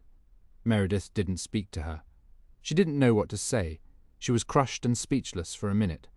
Friends don't steal from each other and cheat and lie and manipulate, Charles said to her. You've got half an hour to pack. We'll watch you do it. We'll report this to the police today. It's up to Ms. White if she's going to prosecute you. I'm going to advise her too, and I suggest you don't leave town, he said in an ice-cold voice. Screw you. Debbie spat at him as though talking to a prison guard.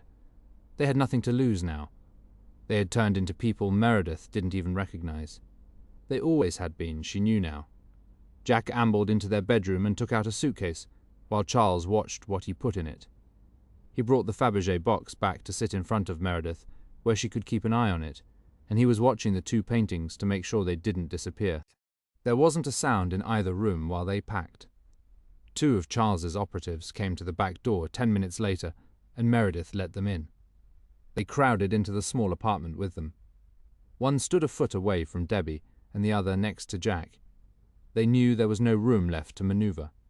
Charles was right. The game was over. Meredith looked as though someone had died as they zipped up their bags, looked around the room, and stared at her.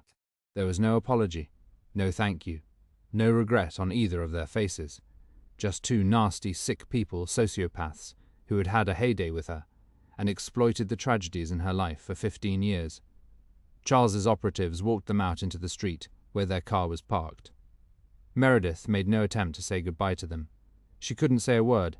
Charles directed one of his men to call a locksmith, while Meredith collected the stolen items they'd retrieved and laid them on the bed. I'll bring them up to you later, Charles promised, and then they left the small airless apartment and went back upstairs. It had been one of the most unpleasant, saddest hours she'd ever spent. All of her illusions about humanity had come crashing down around her. She didn't say a word to Charles on their way upstairs. The only words she could finally get out were, "Thank you." She walked straight into Tyler's bedroom then and spoke to her, standing at the foot of the bed, as Charles waited in the hall for her.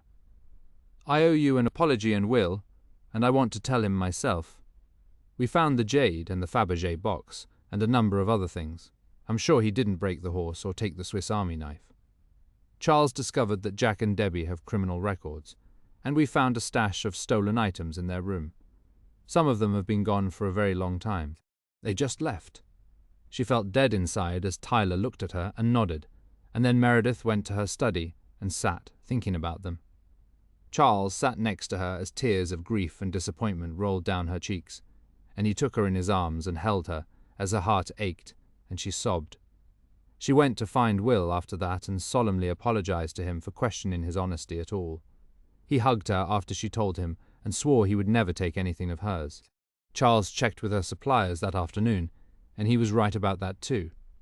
She nodded when he told her that they had gotten sizable kickbacks for years. They knew how to work the system and were total con artists. I'm sorry I was right, Meredith, he said when he told her and handed her a list of suppliers who had paid them handsomely at her expense. So am I. She smiled sadly at him. But I'm glad you told me. They don't belong here. I guess they never did. It was a rude awakening for her of who they really were. He took her in his arms again and held her. She didn't cry. She never wanted to think about them again. She had no tears left for the bad people in her life. In the end, after she thought about it, she knew what she wanted to do. Charles disagreed with her. She decided not to prosecute them. It would be too complicated to try to figure out everything they'd stolen and the cash they'd taken. There was a statute of limitations of 3 years, the police told her, so they couldn't even be prosecuted for 12 of the 15 years, and the kickbacks had been paid in cash, which was impossible to prove. They'd gotten away with it, and she didn't want to spend years of pain and grief trying to get money back and put them in jail. It was enough that they were gone, and she'd been able to save a few items and stop them thanks to Charles. They weren't worth the money or the time to pursue them for years for only a fraction of what they stole and made from their kickbacks. There was no stopping people like them. They would probably find another victim somewhere. She felt sorry for the next person they fooled. Meredith and Charles were sure they would do it again, and Meredith would get little or nothing back. They had been so convincing, and seemed so kind. She had believed every word they said, and all it had ever been, she knew now, was a lie. Nothing about them had been true, and their so-called friendship had been a ploy to manipulate her. It broke her heart, and all she wanted now was to turn the page and move on. There was no way to stop them or replay the past. She put it down to a terrible experience and a betrayal she would never forget. And it was clear now that the agency she'd hired them from hadn't done a criminal check. People like Jack and Debbie knew how to work the system and were adept at finding innocent victims, just as they had victimized her, and her circumstances had played right into their hands. It was a terrible blow to realize how gullible she had been, and just how bad they were. Chapter 11. Charles waited a few days after Jack and Debbie left, before talking to Meredith about it again. He was spending most of his nights with her now. He had dealt with similar problems professionally for his clients, but never in his personal life. So in some ways this was new to him too. It was an old story for Meredith, who over the years had been cheated on and lied to and stolen from by people she had trusted. She saw clearly now that Jack and Debbie had never been her friends. They were frauds and petty criminals to the end. She had no idea where they were now and didn't care. Charles and Meredith were alone in her study one night, after Tyler and her children had gone to bed. The house was quiet. She had interviewed a couple that afternoon who had real references that she and Charles had both checked out. She had hired them, and they were going to start on the weekend. The wife was a warm woman from Guatemala, and her husband was Peruvian. They had worked in several fine homes, most recently in LA. They were very polite and looked immaculate. Their previous employers were moving to London, so they had let them go. "I wanted to talk to you, Meredith, about some of your security systems," Charles said quietly. "Everything you have in place is state-of-the-art, but technology changes every day. I'd like to update what you have a little for you, not at great expense, just to fine-tune it all a bit. But I'm worried about something else. Because of who you are, you're a much bigger target than you realize for scams and dishonest people. You don't need to be paranoid, but I want you to be really careful. I love you, and I don't want you to get hurt." He didn't mention Jack and Debbie by name, but she understood. "Thank you." She smiled at him for the "I love you." It was good news to her. She was in love with him too, and had said so to him when they were in bed. "I must look like a fool to you. 6 months after Jack and Debbie got here, my whole life fell apart. I was out of my head for a couple of years. I couldn't think. I didn't care. I was an easy target. I'm not anymore. God knows how much money they stole from me, or cheated me out of. I'm awake now. They hit me at my lowest point. It was lucky for them.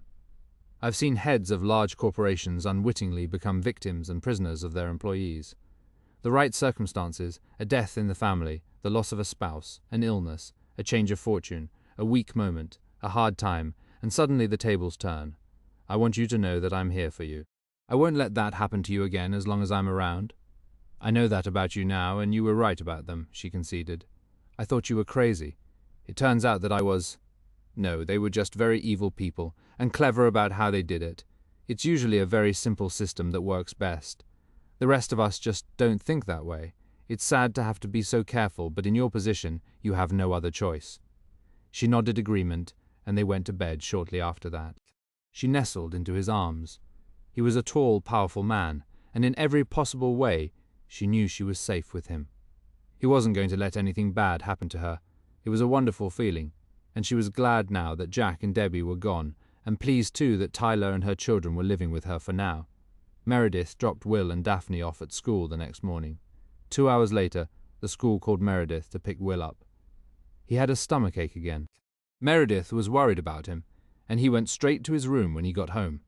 It was the first stomachache he'd had since the night his father had almost killed his mother. He asked her an odd question on the way home. "Do you think Mom would ever go back to Dad? Or meet him somewhere?" he asked her. "I hope not, at least until your father gets some very serious help. Meeting him now would be a very foolish thing to do."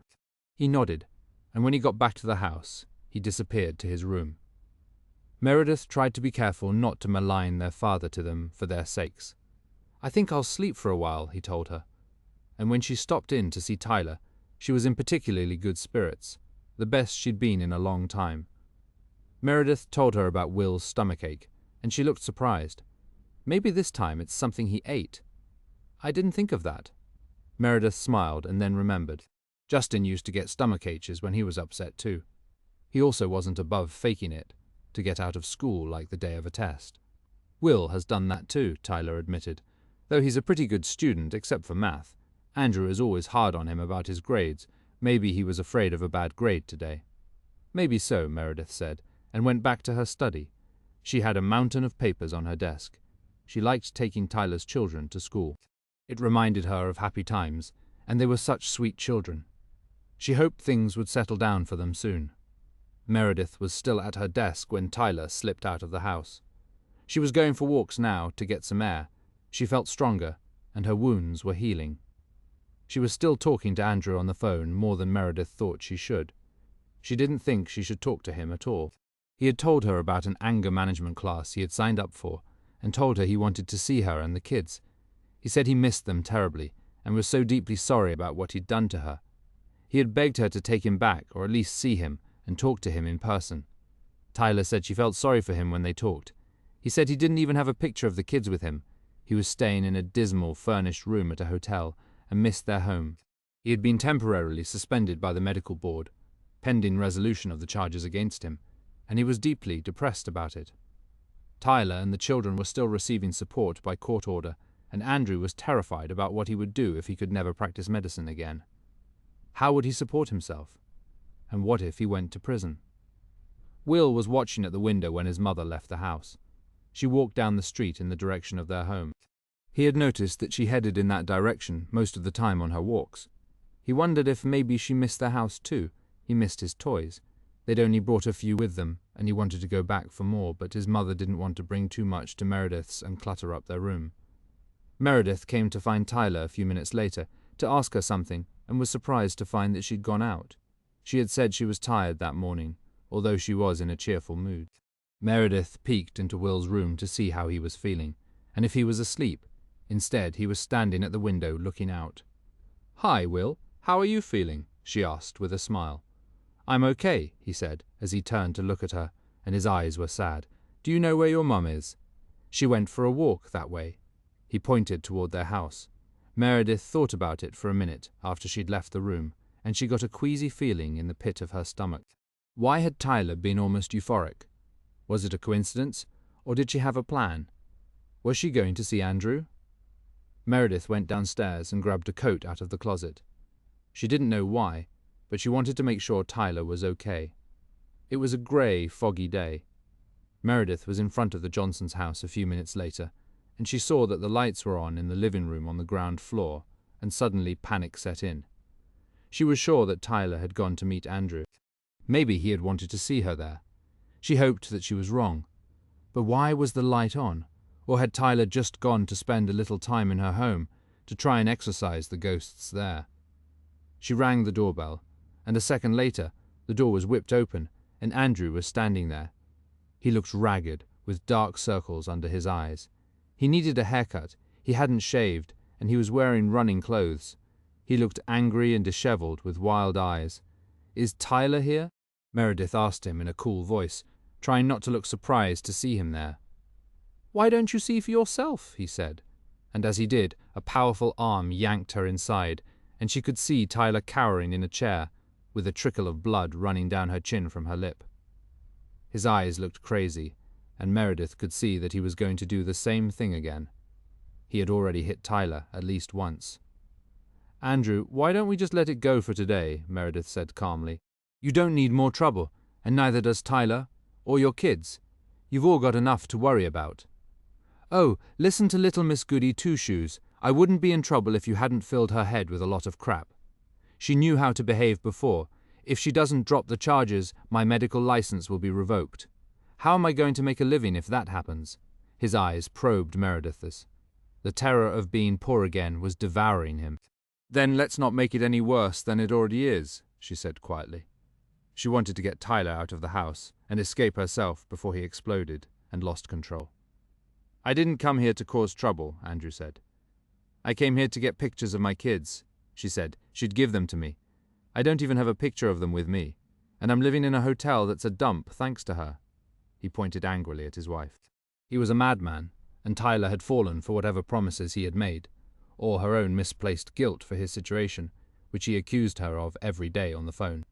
That this was all her fault, and like most abused women, she believed him.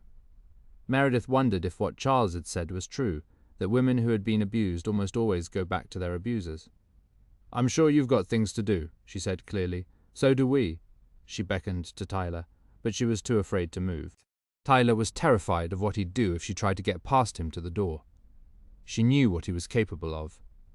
They all did now. Will had already called Charles by then, as soon as Meredith left the house. He kept Charles's cell phone number in his wallet. He spoke as fast as he could when Charles answered. "I think my mom went to meet my dad at our house, and Meredith went after her." He was talking fast and sounded breathless. "Did they tell you that?" Charles questioned him and sensed the urgency in Will's voice. "No, I'm guessing I saw them go." Charles didn't hesitate for an instant. He promised Will he'd call him back, and called the police. Charles called an inside number he had for law enforcement officers for emergencies, and he didn't hesitate to use it when he needed to. He told them the possible situation, that Andrew was dangerous under a restraining order and awaiting trial for a brutal attack on his wife, and he might be holding 2 women captive in his old home. "Come on, Tyler," Meredith said to her again, easing toward the door herself so she could open it, before Andrew got violent with either of them.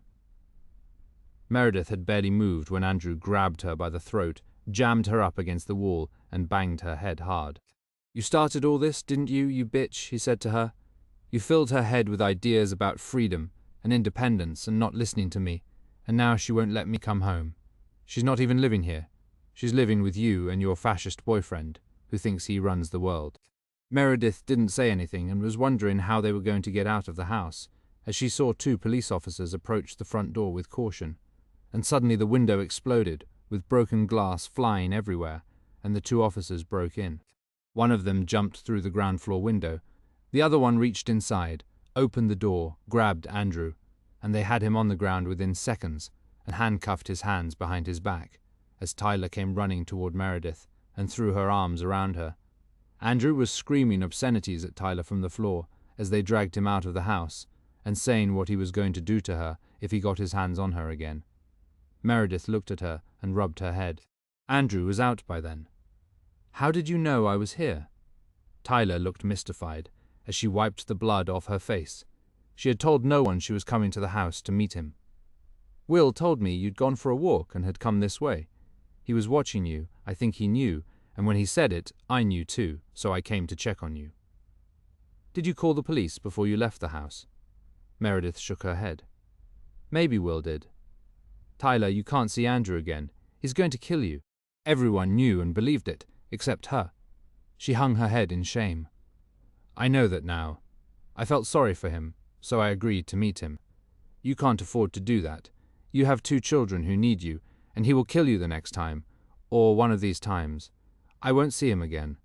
The police were outside when Tyler turned off the lights in the house and closed the door. The lock was broken, and the window. Someone would have to come and fix them. She had seen this movie too many times. They all had by now. The police said they'd come to Meredith's later to get a statement from them both. Tyler and Meredith walked back to her house, and Charles pulled up when they arrived. He had been at his home nearby when Will called him. "Are you both okay?"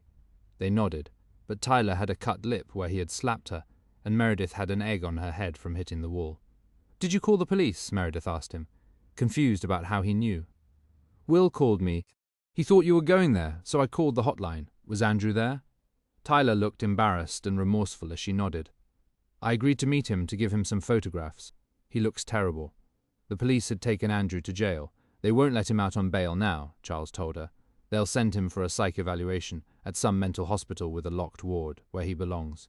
They may not let him out until trial, which would be a relief for all of them." They walked into Meredith's house together, and Tyler went upstairs to Will's room to tell him they were okay. She came out a minute later, holding a scrap of paper with Will's writing on it in pencil. "Oh my God," she said. She held it out for them to read as tears filled her eyes. It said, "Don't let him kill my mom," and there was no sign of Will in the room.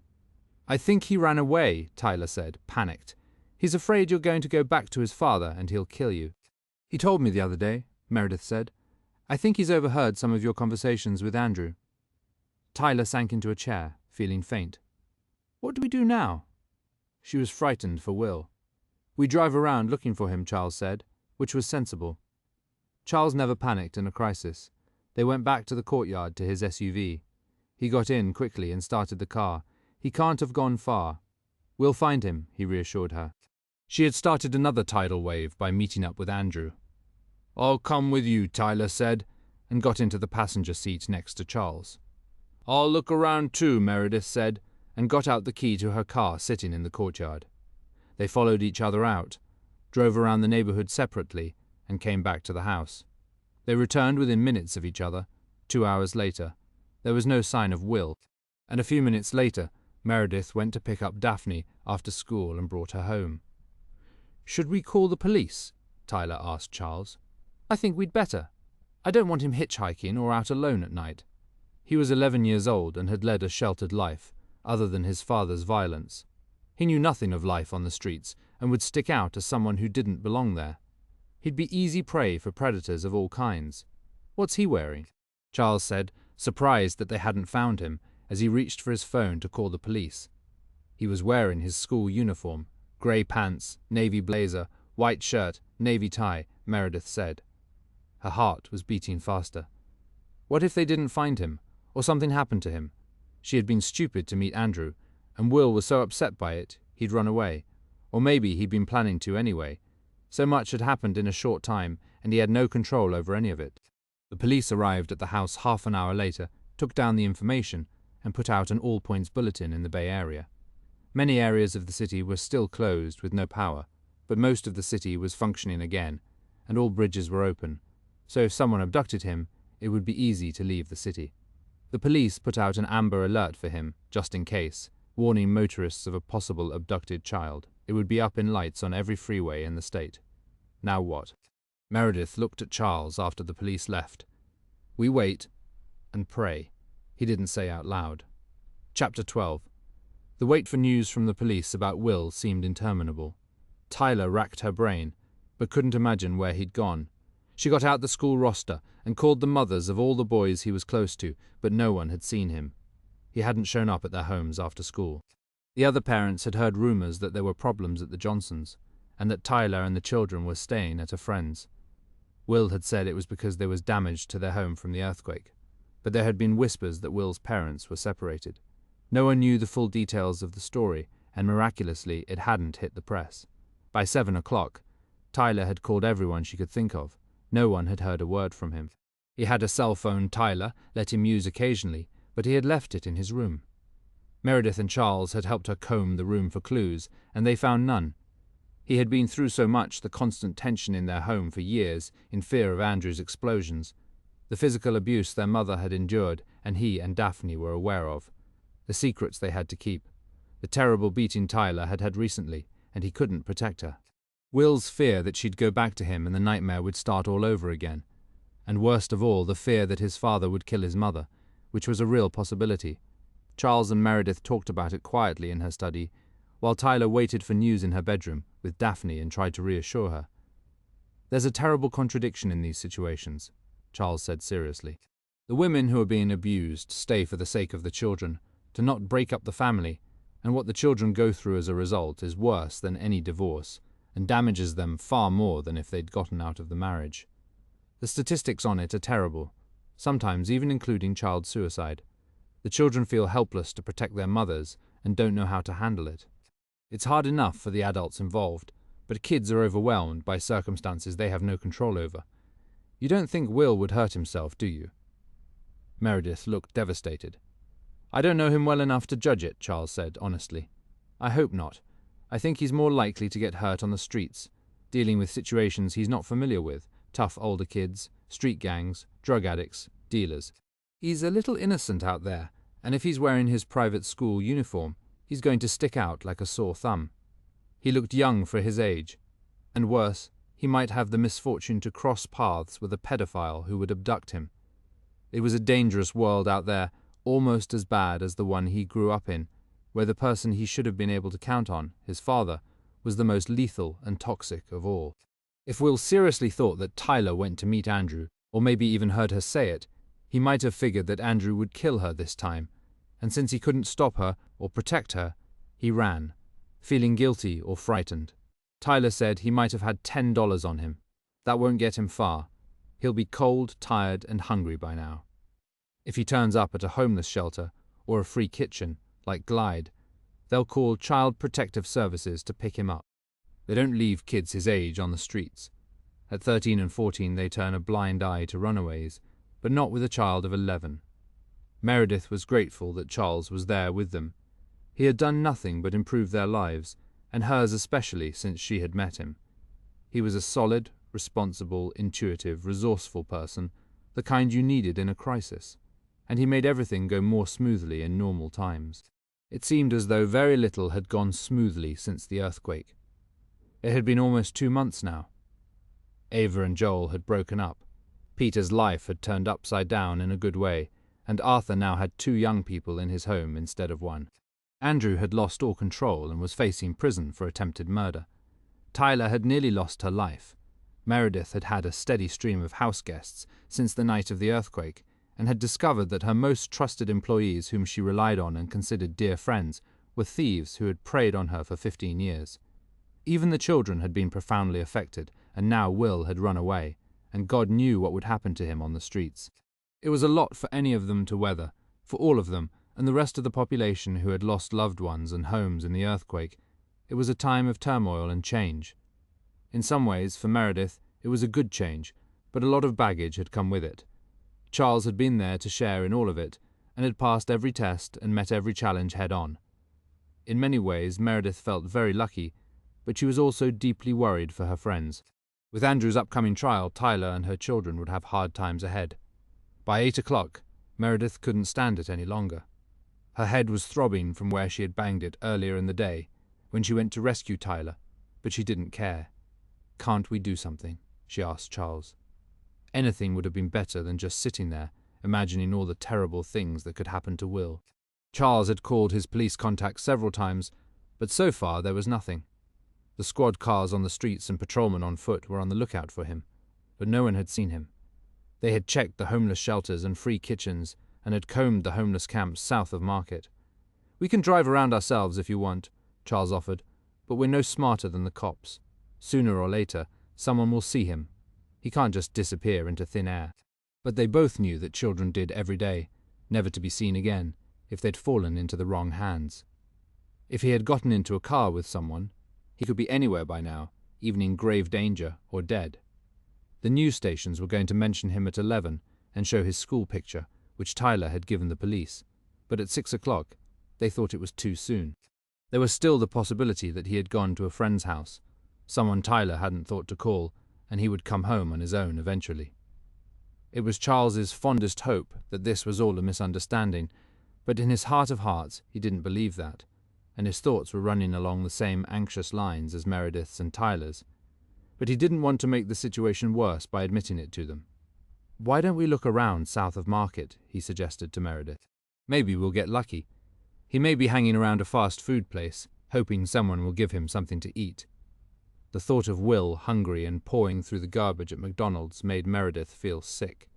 And one of the dangers in San Francisco was that ordinary neighborhoods drifted into bad ones with no boundaries and no warning. The high-end downtown shopping district at Union Square, with all the most expensive shops, was only a block away from the Tenderloin, where most of the drug deals went down, and it was full of addicts and flophouses. The shopping complexes and malls of Market Street were 2 blocks from one of the most dangerous streets in the city, where people got shot almost every day. Benign neighborhoods and newly trendy areas were cheek by jowl with projects where juvenile delinquents roamed, looking for trouble, and it was all in a small, compact area. If Will wandered into any of it, he was visibly an innocent and could get very badly hurt or even killed. Meredith went to put on jeans and a heavy sweater and sneakers, and Charles went to change too. Meredith told Tyler what they were doing. Daphne was fast asleep on the bed next to her, and Tyler was staring at the TV without seeing it. She realized even more acutely now how stupid she had been to go and meet Andrew alone at their house, and if Will suspected it, or overheard her agreeing to it, how terrifying that was for him. Thank God he had called Charles before he ran away, or she might be dead by now. And Will probably feared she was, and was afraid to know. Meredith whispered to her that they were going to drive around for a while, and Tyler whispered back, "Thank you," while she stroked Daphne's hair. She'd been thinking about Andrew's hearing the next day, and second arraignment, and what Charles had said about their not letting him out on bail this time, and she realized it was just as well. He was too dangerous to be loose on the streets, or hiding his violent nature under a thin veneer and seeing patients. She understood more than ever now that he was a very sick man. Until his recent attack on her, Tyler had always felt guilty for making him angry, and part of her believed him that it was her fault. She no longer did. She understood now that he would have beaten her whatever she did, or no matter how perfect she was. He had a pathological need to punish her for crimes she didn't commit, maybe for his own mother's sins against him when she abandoned him as a child. Whatever it was, Tyler knew the problem, and the danger were bigger than all of them, and even bigger than Andrew himself. He had a demon in him that nothing could stop. Maybe Will had understood that sooner than she did, even though he was a child. Meredith and Charles left the courtyard, with Charles at the wheel of her car. It was an unassuming, ordinary SUV that wouldn't draw attention in the area south of Market, where drug deals went down, homeless people roamed, people slept in doorways, and the worst element preyed on one another, and had lost all hope. It pained Meredith to think of Will there. "Do you carry a gun?" Meredith suddenly wondered as they drove south across town. It had never occurred to her before, but in his line of work, providing high-powered security, it wouldn't have surprised her. He smiled when she asked. "This isn't Texas, and I'm not a cowboy," he teased her. "Some of the men I employ do, if that's what a client wants. But I prefer not to. I've been armed at times, but I'd rather rely on my wits than a weapon." "Why do you want me to?" He was surprised. She was such a peaceful person. "No, I'm glad you don't. I just wondered." But they both knew that many of the people in the underworld and desperate element of the city did. Even children Will's age. A 12 or 13-year-old could buy a stolen handgun for $25 if he had the money, and many did. Will would have no idea how to deal with kids like that, and he looked ripe for the picking, with his neat haircut and clean clothes. They crossed Market Street a few minutes later, with crowds of late-night shoppers and bums on the streets. The Tenderloin ran parallel to it, with drug deals happening in every dingy doorway and on every corner. They crossed Mission Street, and Charles followed a zigzag pattern on a grid, going up one street and down another, up one avenue for a while, and then down the next. There were heaps of garbage in the gutter that looked like lifeless forms, and humans crumpled in doorways who looked like refuse until they moved, and drunks and drug addicts unconscious on the sidewalks. The police used to pick them up and send them to a hospital or to jail for the night. But there were so many of them now that for the most part they stayed on the streets. A few looked like they'd set up house with shopping carts and cardboard boxes, a mangy dog, or a couple of cats. It made Meredith's heart ache to see them. It was hard to even determine age or gender on the streets, with people filthy, bundled up, with matted hair and dressed in whatever they had found to wear. "God, it's depressing down here," she said, and he nodded. "I hope he's somewhere else." She couldn't imagine Will surviving for a night there. "We can drive out to the Panhandle in Golden Gate Park later, if you want. That's where all the teenage drug addicts and runaways are, but he won't fit in there either." It was at the edge of the Haight-Ashbury, the home of the flower children in the 60s, and it had degenerated severely over time. It was mostly just filth and drugs now, and ravaged people who had fallen on hard times, and runaways whose lives at home were even worse than risking their fate on the streets. Charles said that the young ones tended to band together and could be violent if they felt threatened. The police tended to leave them alone as long as they didn't bother passers-by or hurt one another. Many of them were on hard drugs. Charles made a point of stopping at every food place, and Meredith ran inside and even checked the bathrooms and asked if anyone had seen him. She had a photograph of Will with her to show them, but no one had seen him. A police car pulled them over after their 5th stop and asked what they were doing. Charles showed the officer his credentials, including his OER's identification and his Pentagon pass with his security clearance on it. The policeman handed it all back to him respectfully. "What brings you down here?" He explained the situation and made it sound more like a misguided adventure or a misunderstanding, and Meredith showed him Will's picture. "We call CPS as soon as we see kids that age," the policeman reassured them. They don't do well down here. Most of these guys in this area are all long-term homeless. They're all pros, a lot of them are high, and they don't want kids around either. Sometimes they tell us when they see a fresh runaway or a kid that doesn't belong. This is the jungle. The boy will go running home if he winds up down here, he said with a smile, handing Meredith back Will's picture. I have a boy that age myself. I've given him a little tour so he realizes that things aren't as bad at home as he thinks. You just want to be sure he doesn't fall into the wrong hands, sex trade or drugs or whatever. The idea of Will being drugged and kidnapped into the sex trade gave Meredith shivers. Charles handed the officer his card with his cell phone number on it and asked him to call if any leads turned up. He promised to do so. 2 blocks later, he was checking a drunk for a pulse, lying face down on the sidewalk when a young guy on a battered bicycle stopped to talk to him. On a hunch, he asked the boy on the bicycle if he'd seen any kids that age. The cyclist and the patrolman knew each other by sight, but had never talked before. There's a kid in a doorway on mission somewhere. Someone said he looks fresh out of Pack Heights. They were going to call CPS before he gets hurt. But they don't want the cops on their necks either. They've settled down for the night. They huddled in front of shops and banks and office buildings and left in the morning before they opened for business. Thanks. I'll check it out. The young man on the bicycle sped away while the patrolman waited for a van to pick up the unconscious drunk. He was still breathing. They came for him a few minutes later, and the officer got in his squad car and headed toward Mission Street, which was at least brightly lit and slightly less dangerous than the side streets, or the broad streets farther south, which were rougher. He was planning to cruise both sides of the street and walk it if necessary. There were groups of homeless under blankets and in sleeping bags in every doorway. He called Charles on the off chance that he wanted to have a look too. They used to patrol the area in pairs, but with cutbacks, most of the squad cars went out now with only one man, which was more dangerous for them. If they needed backup, they had to call for it and hope another car showed up in time. What was that?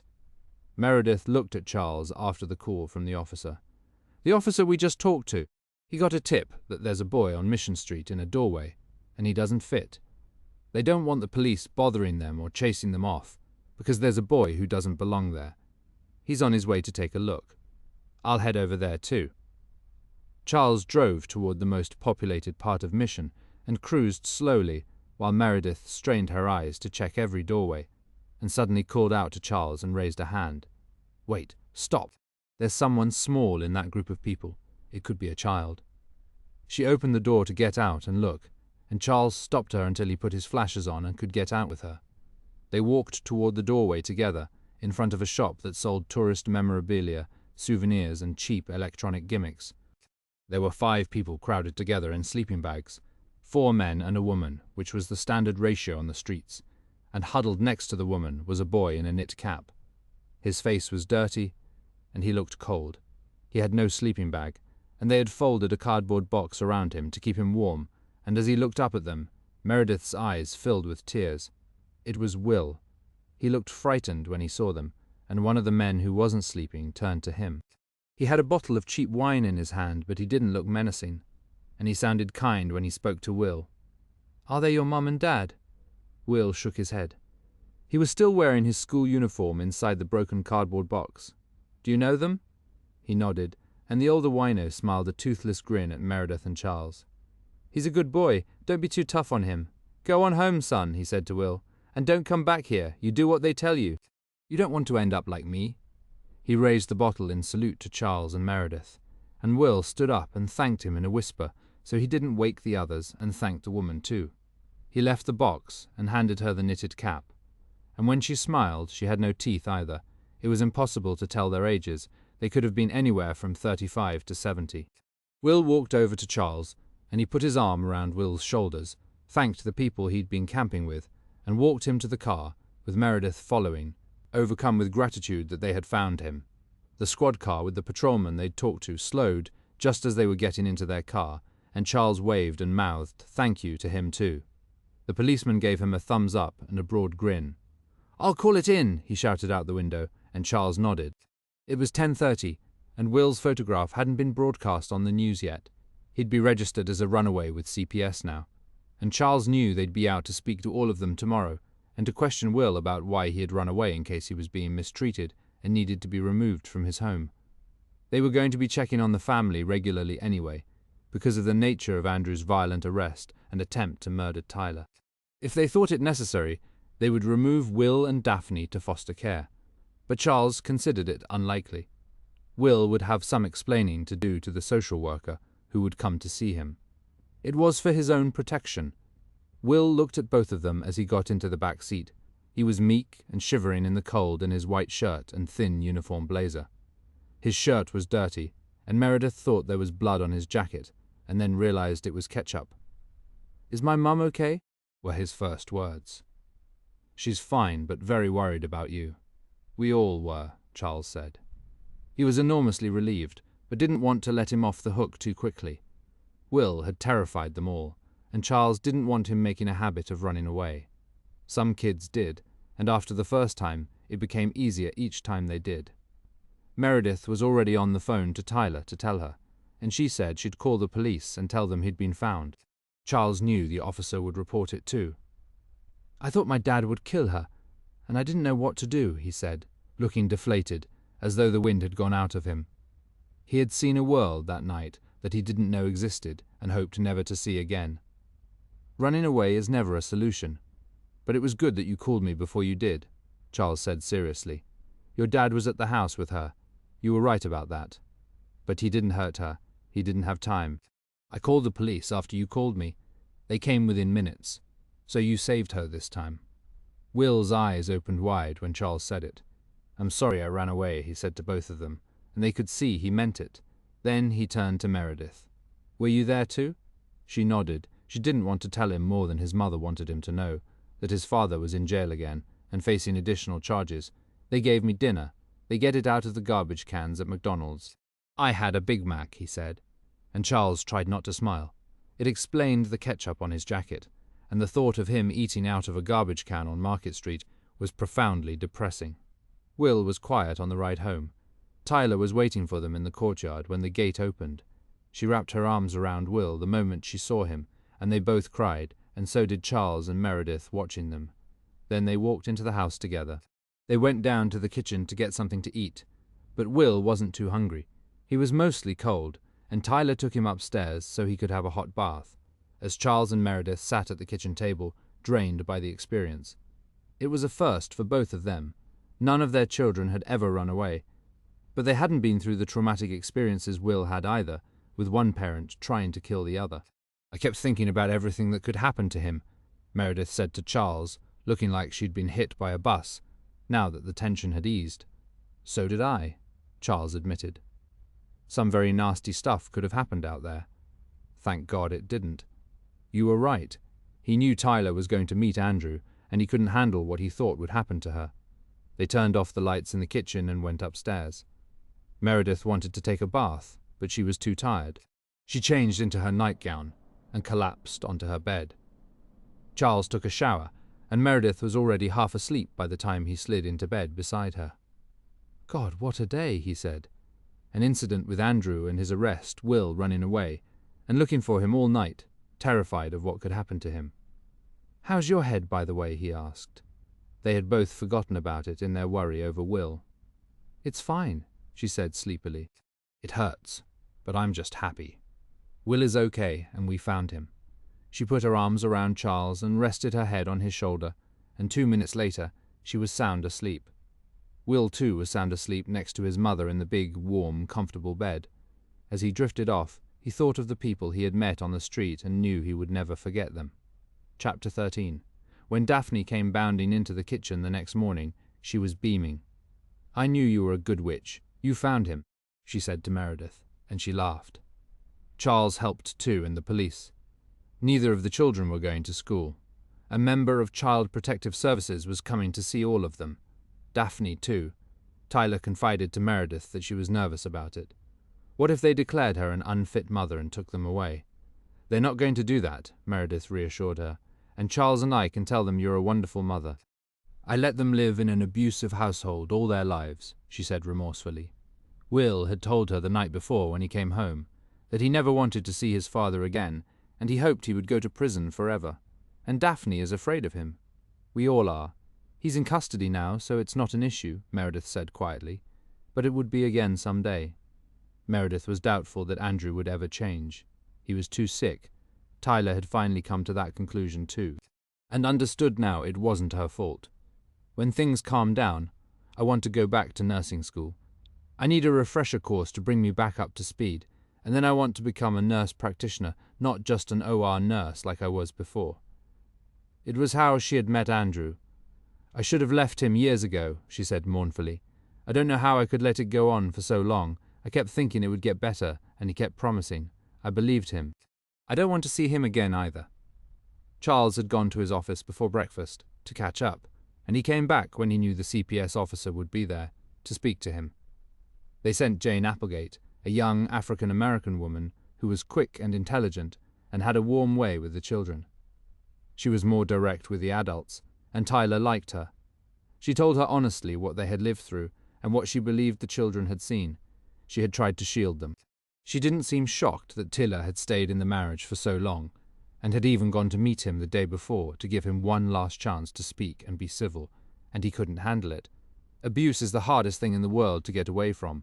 Worse than drugs, you keep staying to convince them that you're not a bad person. Taylor looked relieved when she said it. It was exactly what she had done. You can't reason with an abuser. You just have to cut your losses and run, and not look back. In the end, it's better for the kids, for you and everyone. Jane had gone to UCLA and had worked at CPS for 15 years since she graduated as a social worker. She had seen it all. I checked with the court this morning, and he's still in custody. The judge doesn't want to set bail for the moment, and he may keep him in custody until a trial. But I'm sure a smart lawyer can change that. But at least for now, we don't need to worry about visitation. He has never hurt the children, Tyler said in Andrew's defense. That doesn't mean he won't start, Jane said bluntly. If he becomes eligible for visitation, it would have to be with a court-appointed observer present to satisfy us. Tyler looked relieved at that too. My son says he doesn't want to see him again, ever. I'll see what he says when I talk to him. She didn't commit either way. She was there to protect the children's interests, not the parents. She asked why they were living at someone else's house, although she commented that it was certainly a magnificent house. Ours is being repaired after the earthquake. We were living there, but it's a mess, and now it has bad memories for all of us.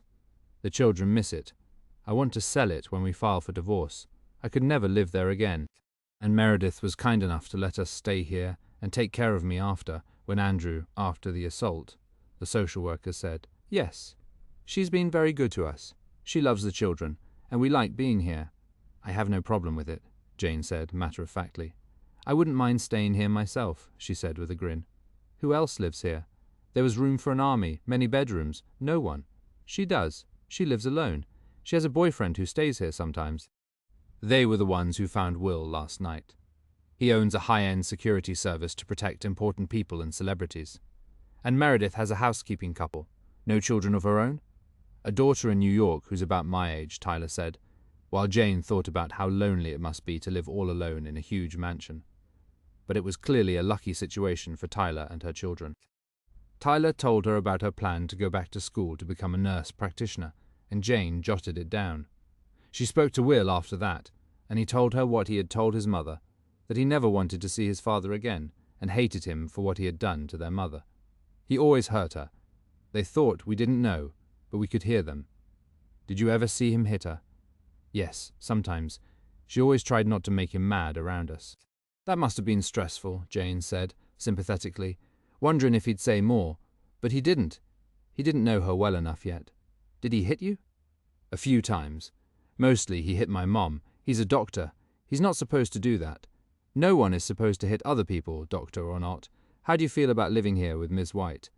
I like it. He smiled at her. I like it better than our house. I don't want to go back. My dad would find us there and beat her up again. Why did you run away yesterday, Will? He hung his head when he answered and wouldn't look at her.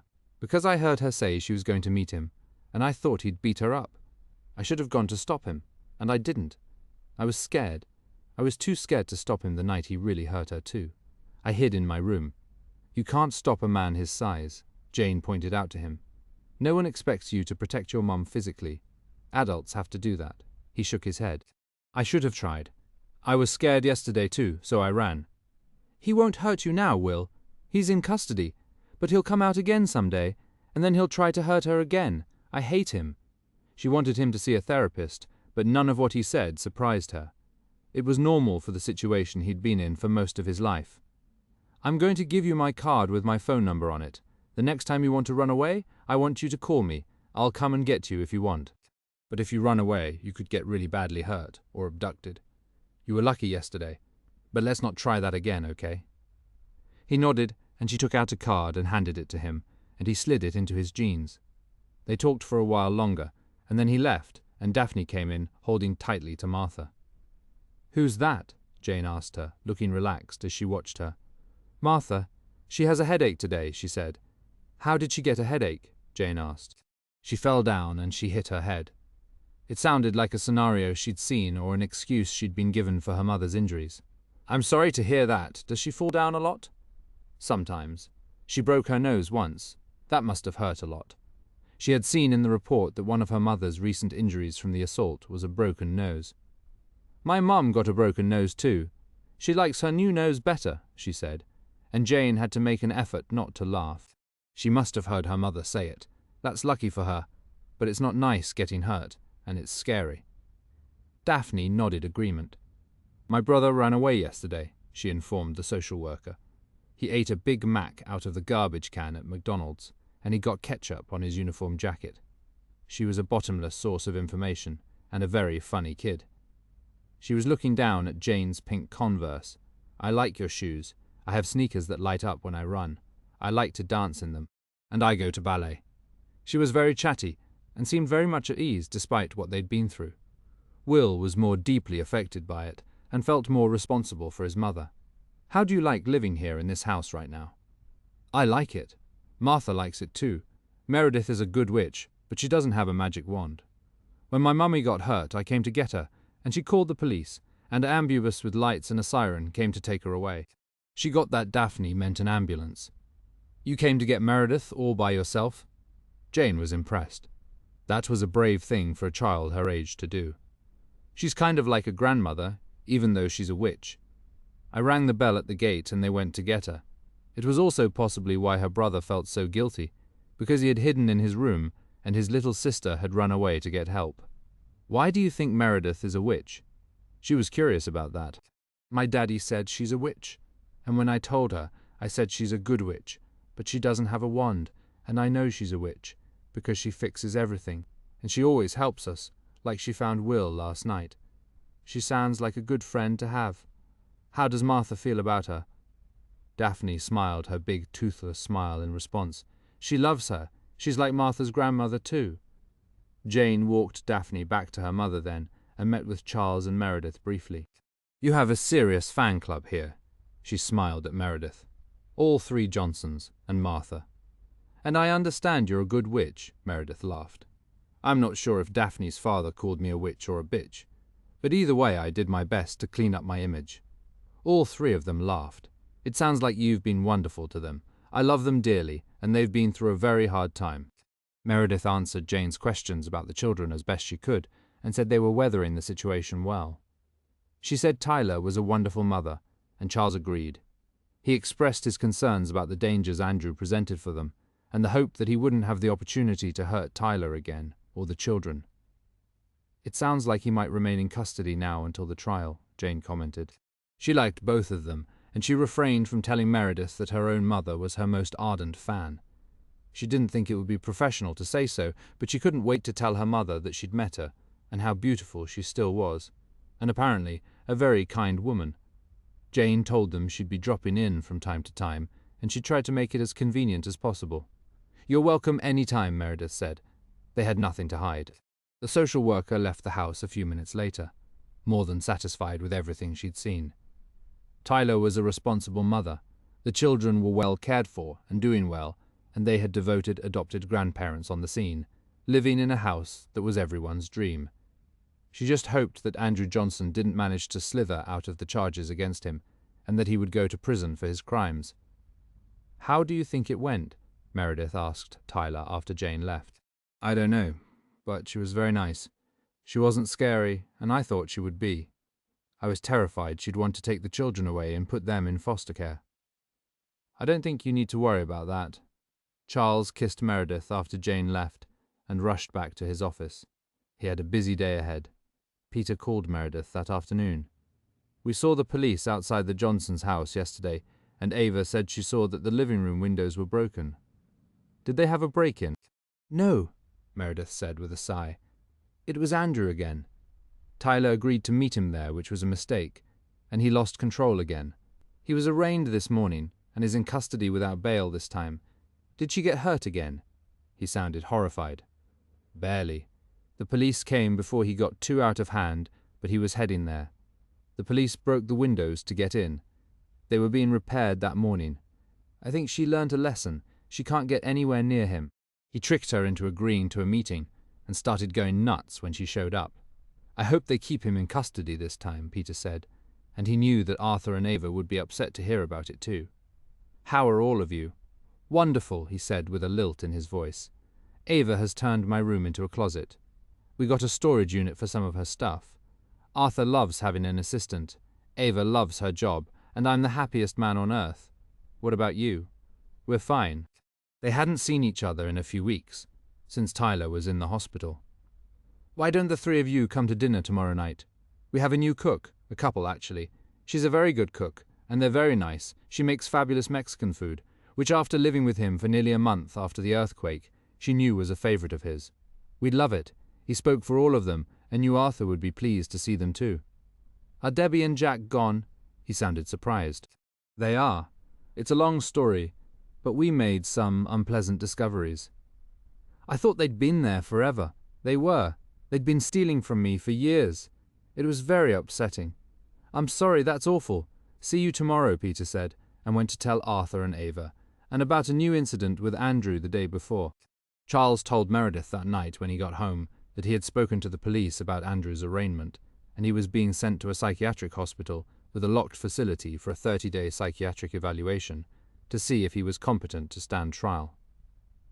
Is that good news or bad? She asked Charles. Not sure how to interpret it. Both, possibly. It means he's not going to be out wandering the streets for the next month, but it could mean that the charges would be dropped, and he would be sent to a mental hospital instead of prison. It depends what they decide, and if he has a good lawyer, they'll probably do everything to plead insanity to get him off, and then get him out of the psych hospital later and claim he's cured. She didn't like the sound of it, and neither did he. The next morning, when she came down to breakfast, she saw what Tyler had feared since the beginning. The story of the charges against Andrew, and how severely he had injured her, was on the front page. There was an old photograph of him looking distinguished and intelligent and very handsome. It spoke of how prominent he was, and listed the charges, and said there had been a second incident yesterday. Several newspapers and a TV station had called Tyler on her cell phone for comment by 9 a.m. It meant that all the parents of Daphne's and Will's school friends would be aware that Andrew was being charged with attempted murder. It added a sordid element to what was already a painful time in their lives. I'm sorry, she said to Tyler over coffee after the children had gone to school. I feel bad for the kids. Tyler said with a sigh. It was bound to come out eventually. He's a prominent physician with a busy practice. It wasn't going to stay a secret forever, or even for very long. 2 news vans were parked in front of their house all day. They didn't know that Taylor and the children weren't living there at the moment, which was some relief. She was letting all her calls go to voicemail, so she didn't have to talk to the press. They talked about it with Peter, Ava, and Arthur after the children left the dinner table that night. Arthur was still shocked that an educated, intelligent man, who could be so pleasant and entertaining to talk to, could almost murder his wife. He should be hanged, he said in a stern voice. Ava had just confided to Tyler and Meredith that she had seen Joel a few days ago, helping a pretty young blonde girl who looked like a model carry a mountain of suitcases into his house. So I've been replaced, she said matter-of-factly. Do you care? Tyler asked her gently. Not really, Ava said with a smile. It feels a little weird. It never takes him long. The girl looks about 18. She's probably 21 or 22. It's just a little awkward living next door to them, but we'll probably never run into them. Did he say hello? Meredith asked her. He didn't see me. I was in the car spying on him, she laughed. She's a pretty girl. So are you, Meredith said firmly. Better than that, you're beautiful and smart and interesting, and better than he deserved. I'm not complaining. If I hadn't been living with him, I would never have met Peter and all of you during the earthquake, she said, smiling. It was nice being together again, although 2 members of their earthquake group had disappeared from their ranks now, Joel and Andrew. In 2 short months, all of their lives had changed dramatically. They talked about their plans for Thanksgiving. Peter, Ava, and Arthur were staying home, and so were Tyler and the children. Meredith hadn't seen Kendall for the holidays in years. She never invited her mother, and she had declined Meredith's invitations for 10 years before her mother finally stopped inviting her. Meredith had spent all holidays, Christmas, Thanksgiving, and her birthday with Jack and Debbie for years. "Why don't we spend it together?" Meredith suggested. "You can all come here." It sounded like a good idea to all of them. None of them went home for the holidays usually, and they agreed that it would be fun to be together. Charles normally went to his daughter in Texas, but he was going to ask her for a pass this year so he could be with Meredith. He had told his daughter about Meredith, and she was happy for him. As always, it was a wonderful evening, and Tyler felt strongly supported by her friends. She tried not to think about Andrew, who was going to be spending the holidays alone this year, either in a psychiatric hospital or in jail. She remembered what the social worker said about abuse being the hardest thing to get away from, and forced her mind back to the present. She had her children. She had friends. She was living in a gorgeous home for the time being, and miraculously, in spite of Andrew, she was alive.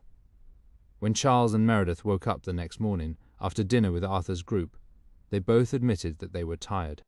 It had been a long, stressful week, with Andrew nearly committing mayhem again, and stopped in the nick of time, Will running away, they're spending half the night looking for him, a visit from CPS, Charles's regular meetings to attend to, and Meredith breaking in new housekeepers, and Tyler and her children in residence. "What do you say I spirit you away to my chateau in the Napa Valley?" Charles said good-humouredly. His small, cosy house there had special meaning to them, since they had made love there for the first time. "That sounds heavenly." Meredith smiled at him. She still had a mild headache from the bump on the head Andrew had given her, but she was grateful it hadn't been worse. "I need some quiet time with you," she said gently. "I thought recluses were supposed to have small, boring lives with nothing to do. We haven't stopped for 5 minutes," and they had gone from one drama to the next. "Your recluse card is seriously out of date." "How fast can you pack for the weekend?" he asked her. "Give me 20 minutes and I'll meet you in the car," she said, looking delighted. It was a chilly, blustery weekend, but even sitting in the house set among the vineyards would be a nice break from city life and the issues they had been dealing with all week. True to her word, she was ready 20 minutes later. She had told Tyler they were going, and Charles drove out of the courtyard and headed for the Golden Gate Bridge. They both enjoyed the drive, and when they got to Napa it was cold, but bright and sunny. They set their bags down in his house and went for a long walk through the vineyards, breathing the crisp air, and they could smell wood fires in the distance. "I love it here," she said, taking a deep breath of the country air, which smelled of earth and recent rains. "I'm so happy you have this house." She'd been to his city home too, which was small and spare, and practical for a man living alone, but he hadn't put much effort into decorating it. He travelled a lot, and preferred to entertain in restaurants, since he was no longer married. She liked having him spend nights with her. His city house was just a closet and a home office now. He rarely spent a night there since they'd been together. But his little Napa house had charm, and was a welcome change from the grandeur of her home and all the people in it on a daily basis, with security men, cleaning staff, workmen, repair people, and the new housekeeping couple. "I'm thinking of going to LA the week after Thanksgiving," she said to him when they got back to the house. He lit a fire and handed her a glass of wine. "I wanted to go before then, but things keep coming up. Would you like me to go with you?" he offered, and she smiled.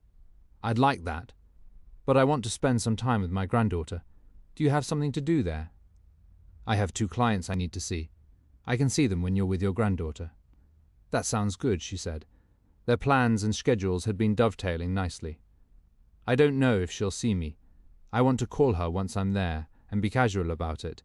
If I try to set it up in advance, she might turn me down.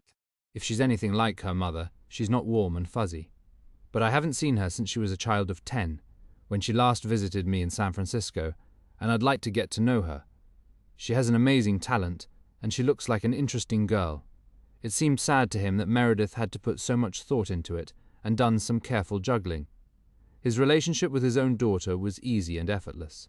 Meredith's daughter sounded like a tough customer with an axe to grind about her mother, even a chip on her shoulder, which left Meredith almost daughterless, and she expected her granddaughter to be the same way. She was looking forward to meeting Charles's children, who seemed to have a friendly, relaxed relationship with their father. They called him once or twice a week, and often for advice, and it was obvious that he enjoyed them.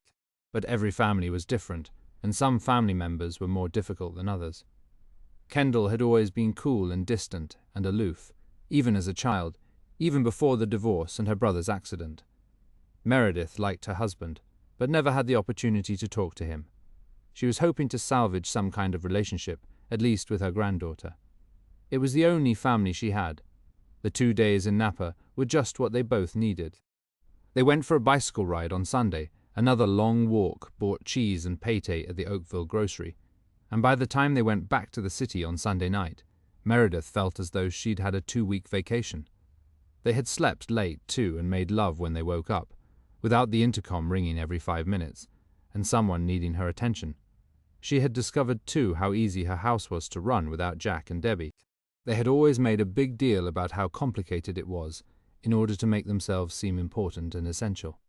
Instead, as soon as they left, she realized how much easier it was, and less expensive without them skimming the cream off the top, to put in their pockets or inflating what they spent. The more she saw, the more she understood what crooks they had been, and was embarrassed she hadn't figured it out sooner. The new couple was simple and straightforward to deal with. "How was the weekend?" Tyler asked them when they walked in. Their cheeks were pink, they looked healthy and relaxed in jeans and heavy sweaters. "Perfect," Meredith answered with a smile. "I knew I rented that house for a reason," Charles said as they made sandwiches for dinner. "I thought I'd never use it." "What about you, Meredith?" asked Tyler. She could see that she was feeling better. "Nice. I took the kids to the Science Museum and a movie. It was so wonderful not to have to worry about Andrew coming home and having a fit about something. The children were more relaxed too. No one was going to get angry at them or beat their mother." Another week flew by, and then it was Thanksgiving. Arthur, Peter, and Ava came to dinner at Meredith's as planned. They all dressed nicely in suits and dresses, and the new couple served the meal in the dining room. Meredith had hired a chef to prepare it, and the turkey was delicious. The conversation at the table was lively and fun. Arthur was about to fly off to do another concert, and since he had someone who travelled with him, Peter and Ava would have a break while he was away. Peter had bought theatre tickets to surprise her. They lived on a small budget, unlike her life with Joel, but they both enjoyed simple pleasures, and Ava didn't miss having a Ferrari. She thought about Joel at times, and wondered if he thought about her at all. He was part of her history now, but she felt as though she and Peter had been together forever, and it seemed like the perfect fit. Joel never had been. He liked to show her off like an object, but he had never valued her as a person. Peter did. They left for Los Angeles the Monday after Thanksgiving. Charles had set up his client meetings. They were planning to stay at the Beverly Hills Hotel and had taken a bungalow. The hotel had a charming 1950s old Hollywood flavor to it. Important people and big movie stars still stayed there. She and Scott had stayed there often and loved it. She hadn't been back since they separated, because she was trying to avoid the paparazzi when they first split up, and they would have had a feeding frenzy there. And since then, she had no reason to go to LA. They treated her like returning royalty when she and Charles checked in. He was as handsome as any actor, with his thick white hair, bright blue eyes, and trim, athletic figure. "Wow, they never treat me like this when I stay here," he teased her. There was a magnum of champagne in the room, 3 enormous vases of long-stemmed red roses, all her favourite magazines, pastries, petit fours, chocolates, and caviar in the fridge, as a gift from the manager. "This is Mecca for old movie stars," she grinned at him. "They all come here to die like ancient elephants." He laughed at her comment. They had lunch at the Polo Lounge before he left for his first meeting, and there were 2 important stars and a flock of agents having lunch there. When she went back to the bungalow after lunch, she opened the thick file she'd brought with her about Julia, with articles about her, some photographs, her agent's contact information, and a bio she'd gotten from the internet. She'd even checked out her Instagram and liked it. As she sat looking at the pages in the file, she knew that she was stalling. What if Julia never returned her calls, wouldn't answer, or hung up on her? She might be a little diva or the carbon copy of her mother. She finally decided to call Julia's agent first. It was a woman who was apparently young and had started her own agency after working for ICM and handled mostly young talent. A receptionist answered the phone, and Meredith put on her best Hollywood voice, which she hadn't used for years. It was fun for a minute. She asked the girl for Julia Price's phone number, as though she had a right to it. The receptionist asked for her name, and that was the fun part. "Meredith White," she said grandly. "I'm her grandmother." "Meredith White?" "Meredith White." The poor girl sounded as though she'd been struck by lightning. "Of course, oh yes, right away, Miss White. Please hold while I get it for you. I won't be a minute." Meredith then got to listen to a rap concert while she waited, and 3 minutes later a young, crisp, efficient voice came on the line. "Hello, I'm Sarah Gross, Julia Price's agent. Who is this?" She obviously didn't believe the receptionist, and Meredith didn't blame her. A lot of crackpots or opportunists called actors with crank calls. She was surprised that the agent was on the line herself, instead of an assistant. "Thanks very much for taking my call," Meredith said breezily, feeling more like herself than a diva. "I'm Meredith White, Julia Price's grandmother. I'm in town for a few days. I'd like to get in touch with her, and I don't have her number." She was simple and direct, and the agent was smart enough to recognize the real deal. "Good Lord," she said. "It really is you. I thought it might be a joke. It's an honor to speak to you. I'd forgotten that you're her grandmother, although it's in our press kit on her somewhere. I'll get you her number right away." She went off the line and was back in seconds. "If you have trouble reaching her and need us to get in touch, let me know. You know how kids are these days? It's all text. They don't pick up their phones." Meredith hadn't thought of that. "I'll give you her email address too," which she did, and Meredith thanked her warmly. It had been a friendly welcome to the Hollywood scene, and the gatekeepers of Julia's career. She liked the sound of her agent. She seemed young, energetic, and engaged. After what Sarah Gross said, when Meredith called Julia's number a few minutes later, she expected it to go straight to voicemail. Instead, a sexy young voice answered, which Meredith thought was a recording at first, and she was waiting for the ding so she could leave a message. But instead, Julia said hello again, and Meredith was flustered when she answered. "Julia? Is that you?" she asked. "It's your grandmother? I've wanted to get in touch with you for ages." She didn't know what else to say for openers, but it was true. "Grandma?" She only had one, since Meredith knew Kendall's mother-in-law had passed away. "Yes, it's me," Meredith said, feeling silly. It was odd dropping into her granddaughter's life 9 years later. "I've been following your career, and I've watched everything I could lay hands on. You're terrific, and I wanted to tell you that myself." "Where are you, in San Francisco?" She sounded excited and thrilled to hear from her. "No, I'm in LA, so I wanted to call you while I'm here." She didn't tell her that she was her sole reason for the trip, so as not to pressure her. "I was hoping we could get together if you're not too busy." "I'd love it. Of course I'm not too busy. Where are you?" "The Beverly Hills Hotel." Meredith felt a little overwhelmed herself by the warm reaction. "Can I come now? I've wanted to call you, but Mum says you never talk to anyone, so I didn't want to intrude on you." "I'm here to see you," Meredith said honestly. "Come on over." She couldn't believe how easy it had been. It felt meant to be. "I live in West Hollywood.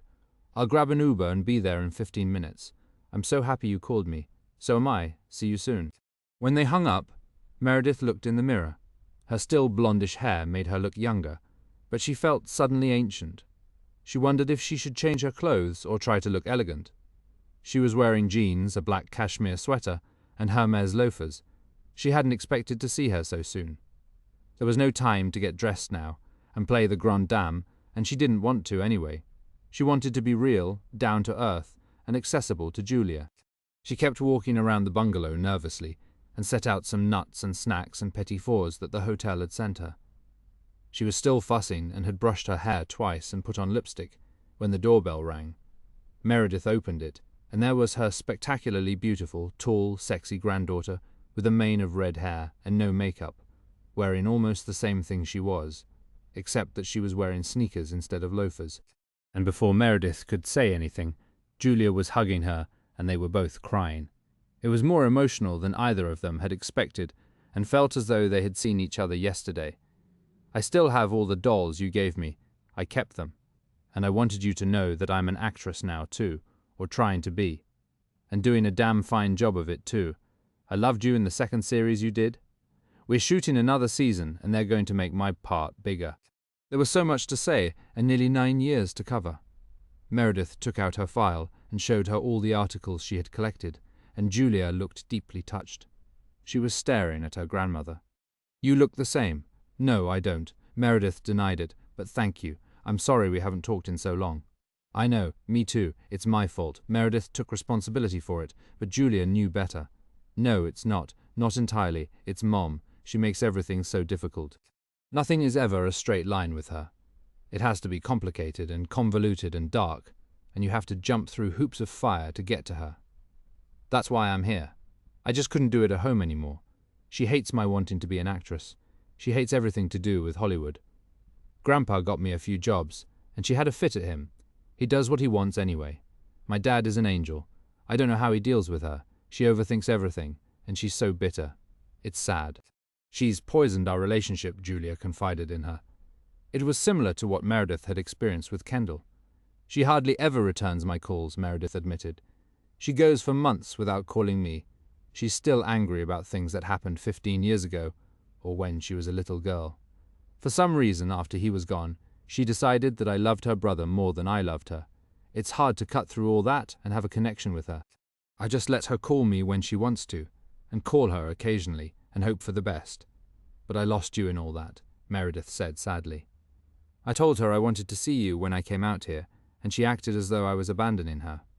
I think underneath that ice-cold exterior, she's a very jealous person. She's pissed that I'm out here and enjoying it. She keeps telling me that I'm just like you, as though that's a crime. It's a compliment. Julia smiled at her. Grandpa says you're the greatest actress that ever lived, and it's a tragedy that you stopped working. My dream is to be in a picture with you one day, she blurted out, and Meredith knew that was never going to happen. But she wanted to know all about Julia now, and it was comforting to know that she had the same kind of problems with Kendall. She blamed me for our divorce, and I wasn't the one who left. Your grandfather did, and she blamed me for being too hard on Scott when your uncle died. It was odd to think of Justin that way, since he had only been 14 at the time. But he was Julia's uncle. I don't know, Julia said. Mom's been angry all her life, and my dad is so patient with her. He's the one who let me come out here, and she was furious with him.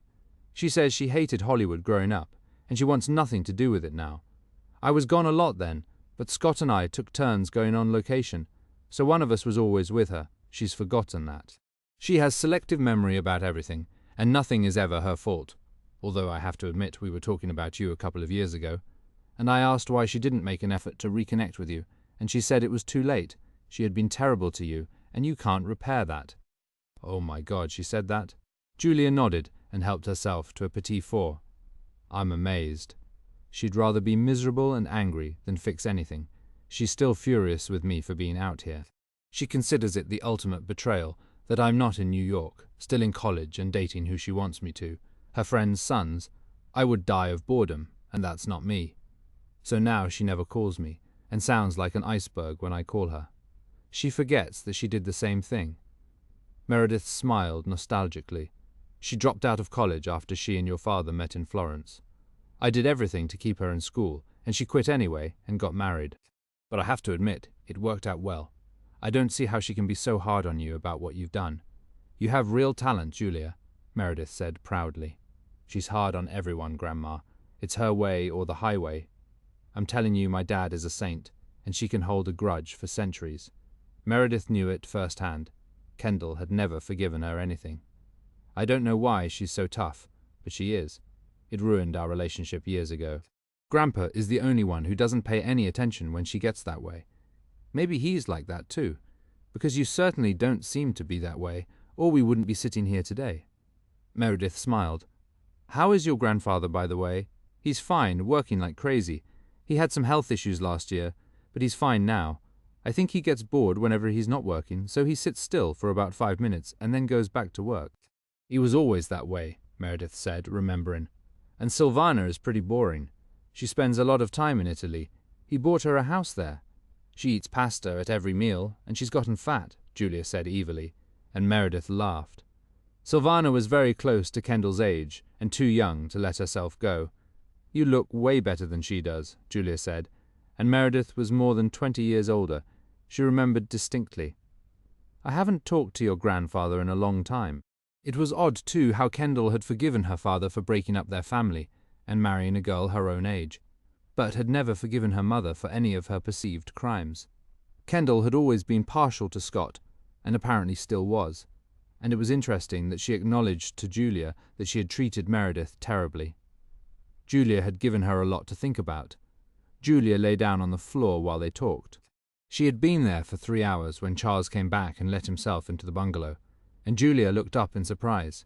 His face lit up when he saw her, and she stood up to her full height to meet him. "Are you married, Grandma?" Her mother hadn't told her if she was. "No, this is my very special friend, Charles Chapman." They shook hands, and Julia giggled with her red mane stretching out. "I love it. You have a boyfriend. You're so cool." All three of them laughed, and Meredith blushed a little. "We met during the earthquake. Good for you. I want to come up and visit you. You're welcome any time. You can have your own room and come and go whenever you want," she said generously. "You can bring a friend too if you like." Julia cocked her head to one side, thinking about it. "Mum is going to think we're conspiring against her. That's the sad part. She can't just be happy for us that we found each other. She'll take it as a slight of some kind. But I don't care. I'm coming to see you. Whenever you want," Meredith reiterated. Charles poured himself a glass of wine, and the three of them chatted for another hour, and then Julia said she was meeting friends for dinner and had to go. "How long are you here for?" she asked her grandmother. 2 more days. Meredith had allotted 3 days, in case it took a long time to connect with her, but it hadn't. It had been instantaneous. Meredith had loved her as a little girl, full of spice and bright ideas, and this was even better. They could get to know each other as adults. Julia brought a lot to the table. "Can we do lunch tomorrow?" Julia asked her. "I have an audition in the morning, and I'm getting paid to go to some fashion event tomorrow night. But I'm free for lunch and all afternoon. They wanted to do my hair, and I won't let them. This is me." "Good for you," her grandmother said, hugged her when she left and kissed her. They made a date to meet at the Polo Lounge for lunch the next day. She was smiling when Julia left. Well, that looked like a major success. No one would have guessed that you hadn't seen each other in nearly 10 years. It was a success, Meredith confirmed, and then looked serious. "She has the same problems with her mother that I do, a lot of the same complaints. And apparently, Kendall has admitted to her that she treated me terribly, but she never fixes it. She told Julia it's too late. It's never too late. And now she has alienated her daughter the way she did me. If she's not careful, she'll lose her too. Kendall is so hard and unforgiving, and she sets the bar so high for everyone. No one can live up to it." "It's sad for her," he said. Meredith nodded and kissed him. "She's beautiful, isn't she?" Meaning Julia. "She's stunning. Actually, she looks a little like you. The red hair distracts you, but the fine features are very similar. You could be her mother." "I hope she comes to San Francisco to see me," she said she would. "She seems very excited to reconnect with you. I am too." Her eyes were sparkling and she was smiling. This was why she had come to LA, and it had been a resounding success. Her only regret was that she hadn't done it sooner. She said it to Charles, and he pointed out that Julia wouldn't have been old enough. She was the right age to have her own relationship with Meredith now, and they had a career in common, which was a bond too. She and Charles had dinner at Giorgio Baldi in Santa Monica that night, and people recognized her as she walked into the restaurant. Some just stared, but they knew who she was. No one had forgotten her. And one of the older head waiters almost cried when he greeted her. "Welcome back. Are you working again?" "No." She smiled and shook her head. "But my granddaughter is," she said proudly. "You must make another film. You are still beautiful." "I agree with him," Charles said when they sat down. "You are beautiful. You're blind, but I love you." She brushed off the compliment. Julia and Meredith met for lunch the next day and spent another 3 hours talking, and made a date for breakfast the day after. Meredith was going back to San Francisco on a 5 o'clock flight and had to leave the city at 3. On her last day, they went for a walk, and she went to Julia's tiny apartment in West Hollywood. It reminded her of her own beginnings, although her career had shot into the stratosphere very quickly. Things were different then. when they discovered someone and put them in movie after movie with big stars and spent a fortune on publicity. The studios were in control then. That had all changed, but she could see Julia becoming a big star herself in time. She was already on her way at a steady pace, and she had the talent that would keep her at the top once she got there, if she worked hard. Meredith left her at her apartment with a pang of regret and hugged her for a long time. "I love you, Julia. Come home to me whenever you want. Do you have a boyfriend, by the way?" She had forgotten to ask her. They had spoken of so many things, their careers, Kendall, Scott, Sylvana, and mostly Julia's dreams for her career. She had big dreams. "No, I had one last year, but we broke up. He was a jerk. There's an actor I sort of like, but he's kind of a jerk too. There's a lot of that here." Meredith smiled. "Just have fun and work hard. And Julia, don't give up on your mom yet. I know how hard she is, but you only have one mother." "I know. I love you, Grandma." It was music to her ears. It was the relationship she would have loved to have with her daughter, but never had and probably never would. She had accepted it, and now here was Julia, like a big shining star in the sky and a remarkable gift. "I love you too," Meredith said again. Meredith took a cab back to the hotel. Her trip to LA had been a resounding success. She and Charles talked about it all the way home on the flight, and Julia called her when they landed to thank her. Meredith was smiling when she hung up. It had taken a long time, waiting for her to grow up, but her granddaughter had been worth the wait. Chapter 14. Meredith told Tyler all about her trip to LA and the time she had spent with Julia. "She sounds fantastic. I can't believe you haven't seen her in that long, and you're so good with kids. Your daughter was crazy not to let you be with her for all this time. Kendall is a hard woman. She remembers everything and forgives nothing. She sees it all through her own lens, whether true or not. I'm sorry for Julia, that her mother hasn't softened over the years. Julia's given up on her for now, and Kendall never humbles herself, nor admits it when she's wrong. Meredith was amazed that her marriage had lasted. George really must be a saint, as his daughter said." Meredith coasted on the joy of their LA visit for days, remembering things Julia had said and smiling. She called Meredith twice to tell her what she was doing and maintain the connection and the bond they had forged. It was something Kendall had never learned. Maybe it had killed something in her when her brother died, but Kendall was already 26 then, and a mother herself, which should have made her warmer, more forgiving and more compassionate. It was as though there was a piece missing in her, a link that didn't exist to connect her to others. Meredith thought about it all week after she saw Julia and made a decision that weekend. She didn't think it would make a difference, but that didn't matter. Kendall was never going to reach out to her. She had said so to her daughter. Meredith wanted to show her that it was never too late. Broken hearts mended. They had scars, but they didn't have to be broken forever. Life was a patchwork of pieces and broken bits that became beautiful when you wove them together. The beauty is in the tears and the embroidery you put over them. It's the rents and the tears and breaks that make us who we are. Kendall had never understood that. Meredith thought more about it over the weekend and told Charles on Sunday night. "I'm going to New York for a few days," she said quietly. "I wish I could go with you, but I can't," he said regretfully. It was getting close to Christmas, and his work always heated up then, finding the right security agents to accompany his celebrity clients to their holiday destinations. "Are you going for fun? A little Christmas shopping?" He had a feeling it was something more serious, and he was right. "I might do that too." She smiled and kissed him. "I'll tell you about it when I get back. It sounds mysterious." His curiosity was piqued, but he could see that she didn't want to talk about it. She booked a ticket for Tuesday and told him she'd be back Thursday or Friday, depending on how it went. Or she might turn around and come back in 24 hours. She thought about it on the flight east, and she had promised to bring Daphne a surprise. They were excited about Christmas, and this year they didn't need to worry about their father ruining it. Andrew was refusing to plead guilty and was still at the locked psychiatric facility, being evaluated. Meredith checked into the Four Seasons Hotel in New York, and then she called her. She wondered how many days it would take to reach her, but it only took 3 tries. Kendall sounded surprised to hear her mother's voice when she called from the hotel phone. They hadn't spoken in 3 months. She hadn't called back after the first time, after the earthquake, which didn't surprise Meredith. She told Kendall she was in New York, and there was silence on the line. It was very different from Julia's jubilant reaction in LA. "Would you like to have lunch or dinner if you have time?" Meredith asked her. Kendall was like an animal in the wild. You couldn't approach too quickly, or make her feel cornered, like a panther or a leopard that would attack if you did, or just walk into the brush and disappear. "I think I can do lunch tomorrow," she said coolly. "I'll text you. I have to check. What are you doing in New York?" Kendall knew her mother hadn't been there in 15 years, and didn't sound pleased to hear her. "I had some things to do." An hour later, Kendall texted her and said she could make it for noon the next day at Harry Cipriani at the Sherry Netherland. She had purposely picked a place where it would be loud and hard to talk.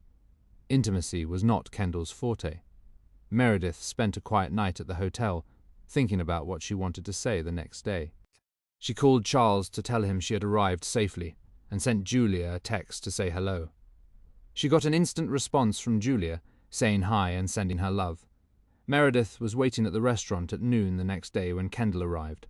She was wearing a serious black dress, pearls, and a mink coat, which aged her. She had grown up to be the society matron she wanted to be. And just as she had rejected who Meredith was, now Julia was rejecting her. It was the nature of life. Meredith hugged her, and Kendall seemed awkward and stiff. They were halfway through lunch before Meredith broached the reason she had come. "I came to tell you that I love you. That however hard it's been for us to connect, however many mistakes you feel I made, whether I did or not, I love you. That's all. I know you're angry that I blamed your father for Justin's death. I don't hate him for it. I think it's sad that he let him go out in the boat alone, but destiny is what it is." "And you were angry about the divorce? But that wasn't my doing. You could have let him come back," Kendall said, her eyes still full of black fire. "He never wanted to, Kendall. He wanted to marry Silvana, he told me that when he left, and once Justin died, it was a moot point. But I wouldn't have taken him back anyway. The affair with Silvana had been too public. He wanted to burn all his bridges behind him, and he did. He's still married to her, so he can't be too unhappy. You may have wanted him to, but he never wanted to come back to me. Maybe if you'd been around more, he wouldn't have had the affair." It was still a heated topic for her 15 years later. Meredith doubted it would have been as heated with Scott. They had gotten over it. Kendall never had. The sack on her back was so full and heavy with past grievances that she had no room in it for forgiveness or love. Meredith wanted to help her empty it now, if that was possible, for Kendall's sake, and Julia's, and her own. Maybe you're right. But his affair with Silvana, and how he conducted it, was his responsibility, not mine. In spite of it, I was fighting the divorce. But when Justin died, I knew I couldn't forgive him for that, so I filed. I couldn't stay with a man I couldn't forgive. It would have been wrong and unfair to him. Would you have stayed married to him otherwise? She asked her pointedly. I don't know. I don't think he's ever regretted the divorce, and I'm comfortable now. It was never your battle. You were a married woman with a child of your own when we divorced. We didn't ruin your life. You had us at our best when you were a child. If you can call it that, you were gone all the time, being a big movie star. So was he. We alternated, equal time away. Why did that end up on my scoreboard and not both of ours? Why me? I wanted you to be different than you were, she said honestly. She had never admitted it before. I wanted you to be like all the other mothers, not different and special, with everyone asking you for an autograph wherever we went.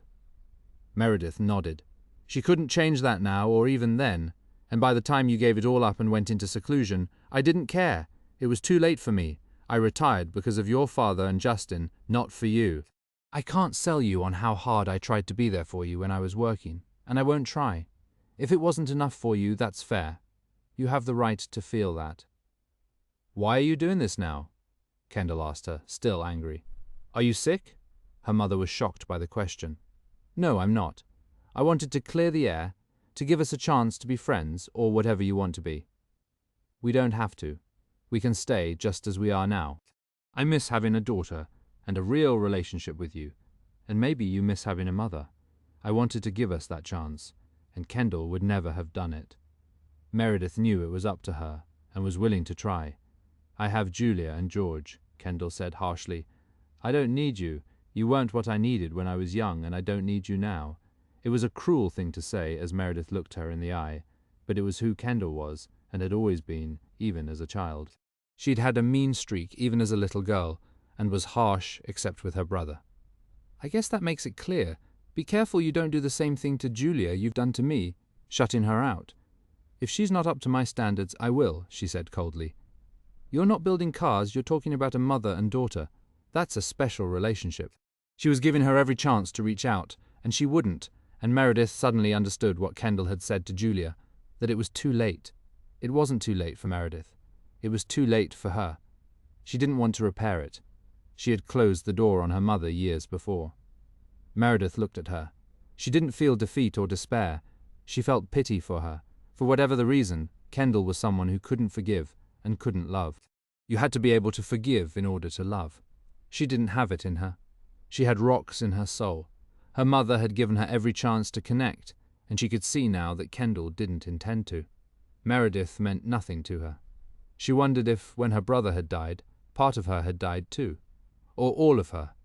They both left their lunches unfinished, and Meredith paid the check. She understood now what Julia was up against, why she had fled to LA, as her father had encouraged her to do. He was saving his daughter from his wife. She felt sorry for all three of them. They walked out of the restaurant together, and Meredith looked at her gently. I don't know if you can hear it, but I do love you. She had suffered so much when she lost Scott and Justin that it had increased the capacity of her heart, and with her lack of compassion and forgiveness, Kendall's had shrunk. Kendall just looked at her mother and shook her head. I can't, Mom. I'm sorry. Then she turned and walked away. She was a bitter woman. Meredith wondered if she'd ever hear from her again. Every contact between them for years now had been forced. Kendall really didn't want a relationship with her. It was a strange feeling as she walked back to the hotel. She wasn't sorry she'd come. In an odd way, it was like a viewing where you look at the body one last time before they close the casket. But it's no longer the person you knew and loved. It's just an empty shell. She went to her room and changed her reservation from Friday to the last flight of the day to San Francisco. She sent a text to Charles to tell him she was coming home. She had only been gone a day and wasn't in the mood to shop, and she sent a text to Julia that said only, I love you, Grandma. It was all she needed to know and the only thing she needed to hear. They had bridged the generations when they met in LA. Kendall couldn't do that with either of them. She just didn't have it in her. The tragedy was Kendall's, not theirs, and they had each other now. She had lost Kendall, but she had found Julia. Charles was waiting for her at the airport when she arrived. She hadn't expected him to be there, and he could see in her eyes that something had happened. He didn't want to ask unless she volunteered. Short trip, he said, as he took her bag from her, and they walked through the airport to baggage claim. It was late in San Francisco and later in New York. I went to see Kendall, she said on the ride home.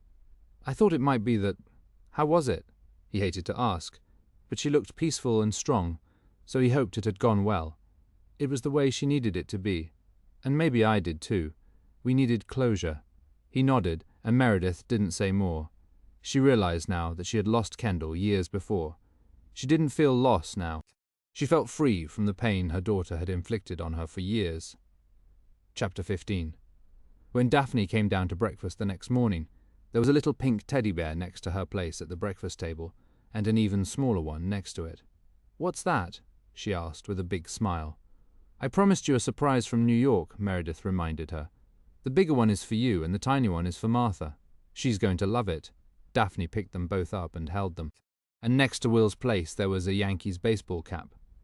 They both thanked her. It was the only shopping she had done in New York at the airport.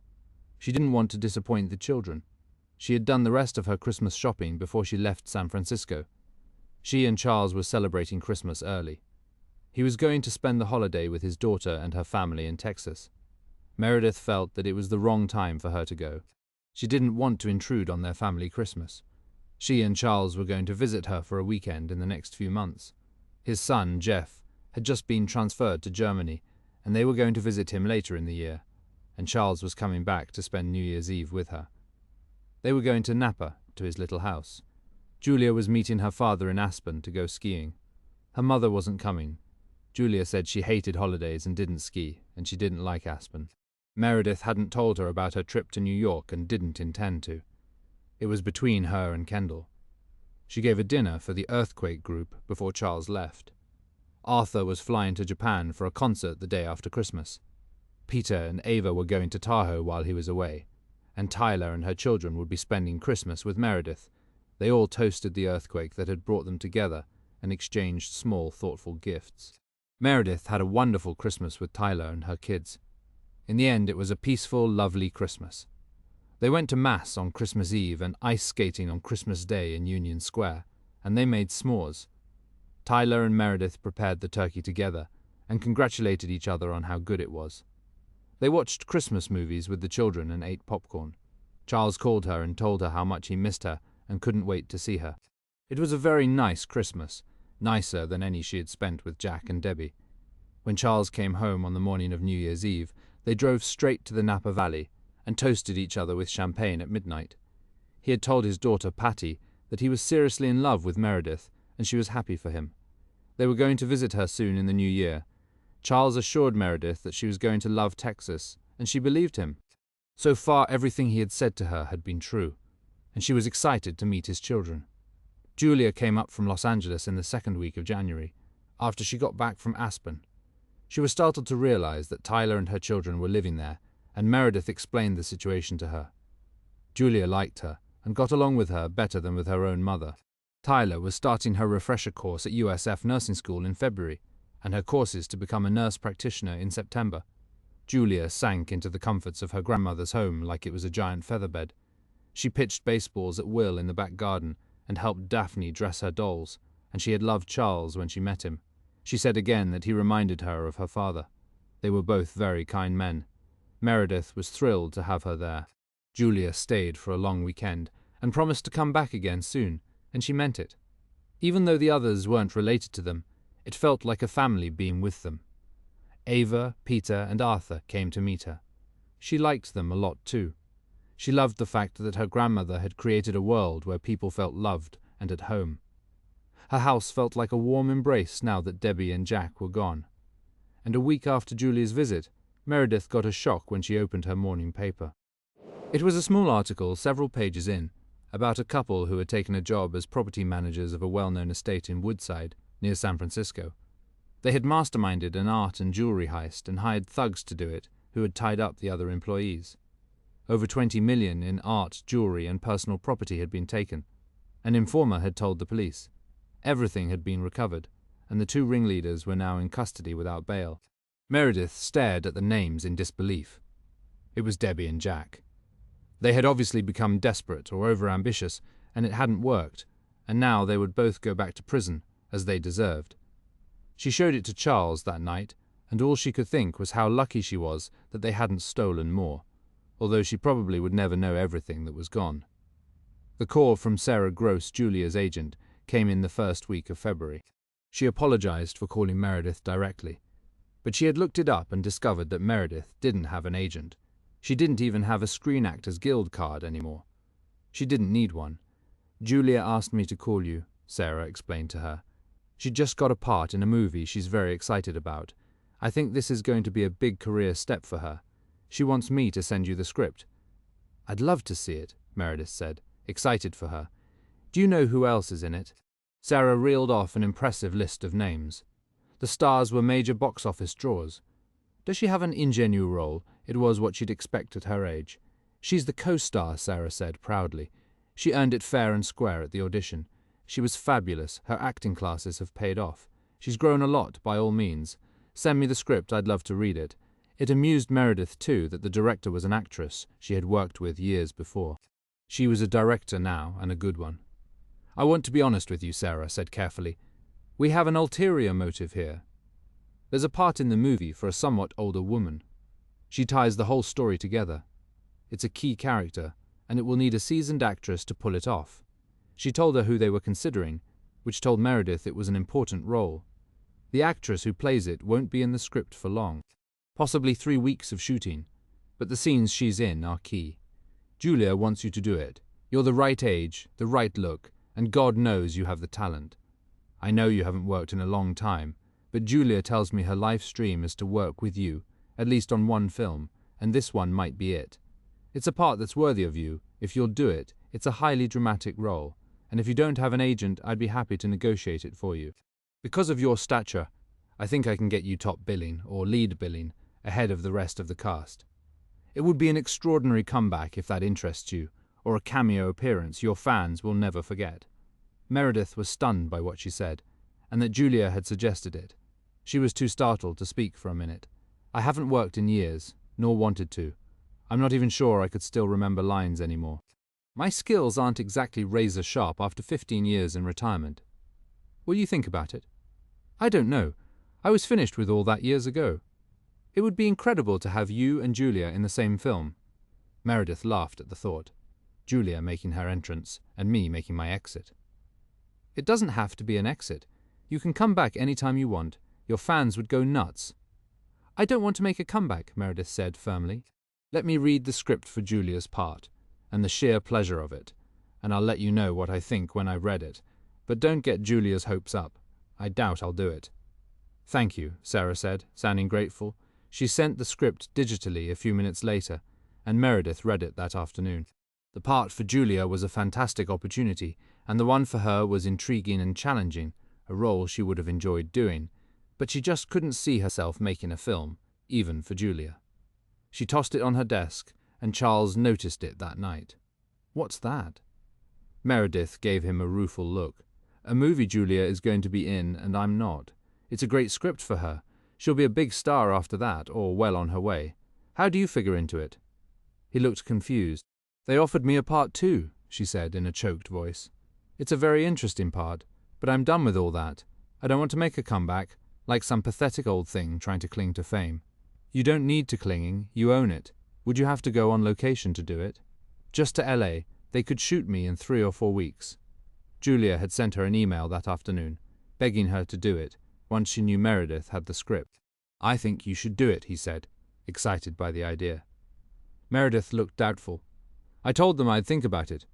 I think it's a bad idea for me, no matter how good the part is. The critics will stomp all over me for trying to make a comeback. I don't want to make a fool of myself, even for Julia. Can I read it?" She handed it to him, and he read it that night. "Meredith, you have to do it. The movie is going to be fantastic. It's an all-star cast. Your granddaughter is in it." "And I want to see you in it." "You're crazy." She laughed at him, and he kissed her. "I'm not going to do it," she said stubbornly, and he ignored her and didn't comment. She wanted it clear. In her mind, she was no longer an actress. It took her 3 days of long walks, hot baths, grumbling, and thinking of every reason why she shouldn't. In the end, Julia made the difference. If it was Julia's life's dream to be in a film with her grandmother, how could she resist? She sent Sarah Gross a text on the 4th day. "I'll do it. Top billing, or first name to appear alone on the screen. Not billed as a cameo." She wasn't coming back to do a cameo after 15 years. She wasn't dead yet. Charles laughed when she said it to him, and she agreed to let Sarah Gross represent her. She liked her, and it would be simpler than looking for a new agent, since hers had passed away years ago. The producers treated her like returning royalty when Sarah told them she had agreed to do the film. The part was a natural for her. Charles said he was proud of her for having the courage to go back. Julia screamed when Meredith told her. Once she accepted, Meredith was excited about it too. It gave her something wonderful to look forward to. She was going to be making a movie in LA in June. It was due out at the end of the year, and the fanfare would be tremendous. And best of all, she was making Julia's dream come true to work together. Daphne was right. She was a good witch after all. Meredith hired a famous acting coach to work with her for 3 months before she had to be in LA to start shooting.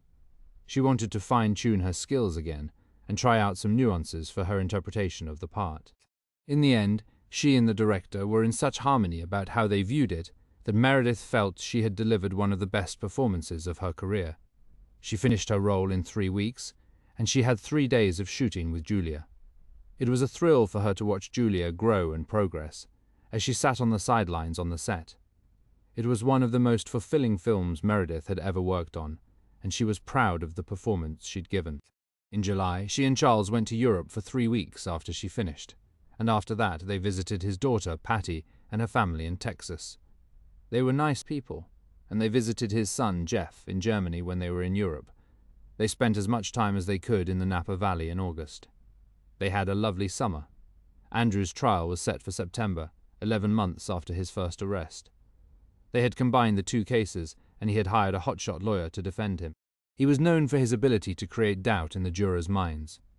Andrew had been deemed competent to stand trial, and Tyler was dreading it. It was going to be a circus, and they all knew that Andrew was going to lie through his teeth. Jury selection was scheduled to start right after Labor Day. The district attorney was still offering Andrew a deal if he pled guilty to a lesser charge. They were offering him 2 years in prison, but he would lose his medical license forever, and he wasn't willing to do that. His license was on hold for now, but he hadn't lost it yet, and wouldn't until he was convicted. He had been arrogant in all his court appearances, but if he went to trial and was found guilty by the jury, he could get up to 8 years in prison if they ran all the charges consecutively. It was a tremendous risk for him, and Charles was surprised that his attorney would allow him to take the chance. He wasn't an appealing defendant. Beating his wife almost to death and terrorizing his children were not acts that would win the sympathy of a jury. Tyler had met with the assistant district attorney assigned to the case many times in August. She was their star witness, and she'd have to hold up on the stand. She had lost 10 pounds from worrying about it over the summer. Meredith was going to attend the trial with her. Peter, Arthur, and Ava had promised to be there to support her too. Tyler was barely sleeping at night. Andrew's lawyer had finally gotten him released on bail in June. He had put up the deed of their house against $500,000 bail. Since he had paid for the house, the mortgage was in his name, and Tyler hadn't filed for divorce yet, so he could do that. She was going to file the divorce after the trial. Her lawyer had said she would get a better deal if he was convicted, so she had waited. And in the meantime, the court order was still in effect, giving her monthly spousal support and child support from Andrew's considerable savings, although his legal fees were eating a massive hole in what he had. His medical license had been suspended, so he didn't have anything to do and couldn't see patients. Since his release from jail, he had been granted 4 visits with his children with court supervision, but they had refused to go and had begged their mother not to send them, so they hadn't gone.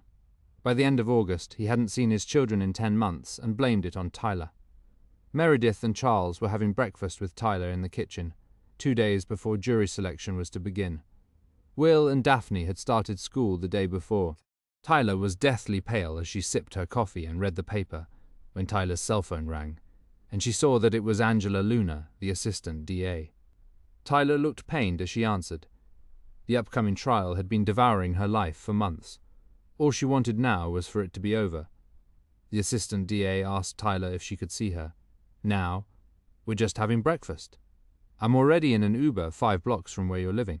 Tyler didn't particularly like her, and the assistant DA was furious at the deal the DA had offered Andrew, with only 2 years in prison. But he wanted to get rid of the case. She wanted to try him, see him convicted, and send him away for 20 years. She was a bulldog, but her heart was in the right place. Tyler told Meredith and Charles that she was on her way. "Do you want us to leave?" Meredith asked her immediately, and Tyler shook her head. "There's nothing you don't know about the case." The doorbell rang as she said it. Charles went to answer it and brought Angela into the kitchen. He offered her a cup of coffee, and she declined. She looked serious and sat down across from Tyler for what she had to say. "It's over, Mrs. Johnson. I wanted to come to tell you in person." Tyler was staring at her as though she'd seen a ghost. "What do you mean over? Did they dismiss it? Or did he take the deal?" "Neither one," the assistant DA said solemnly. "The deal is off the table as of 2 hours ago. Apparently, Dr. Johnson has been seeing a woman since June, when he got out of jail. She's a school teacher at a Marin County school. He's been staying with her. 2 weeks ago, she asked him to move out, because he'd been threatening her and drinking to excess. He gave her a black eye last Monday. He put the threats in writing by email and text and spray-painted the word whore on the side of her house.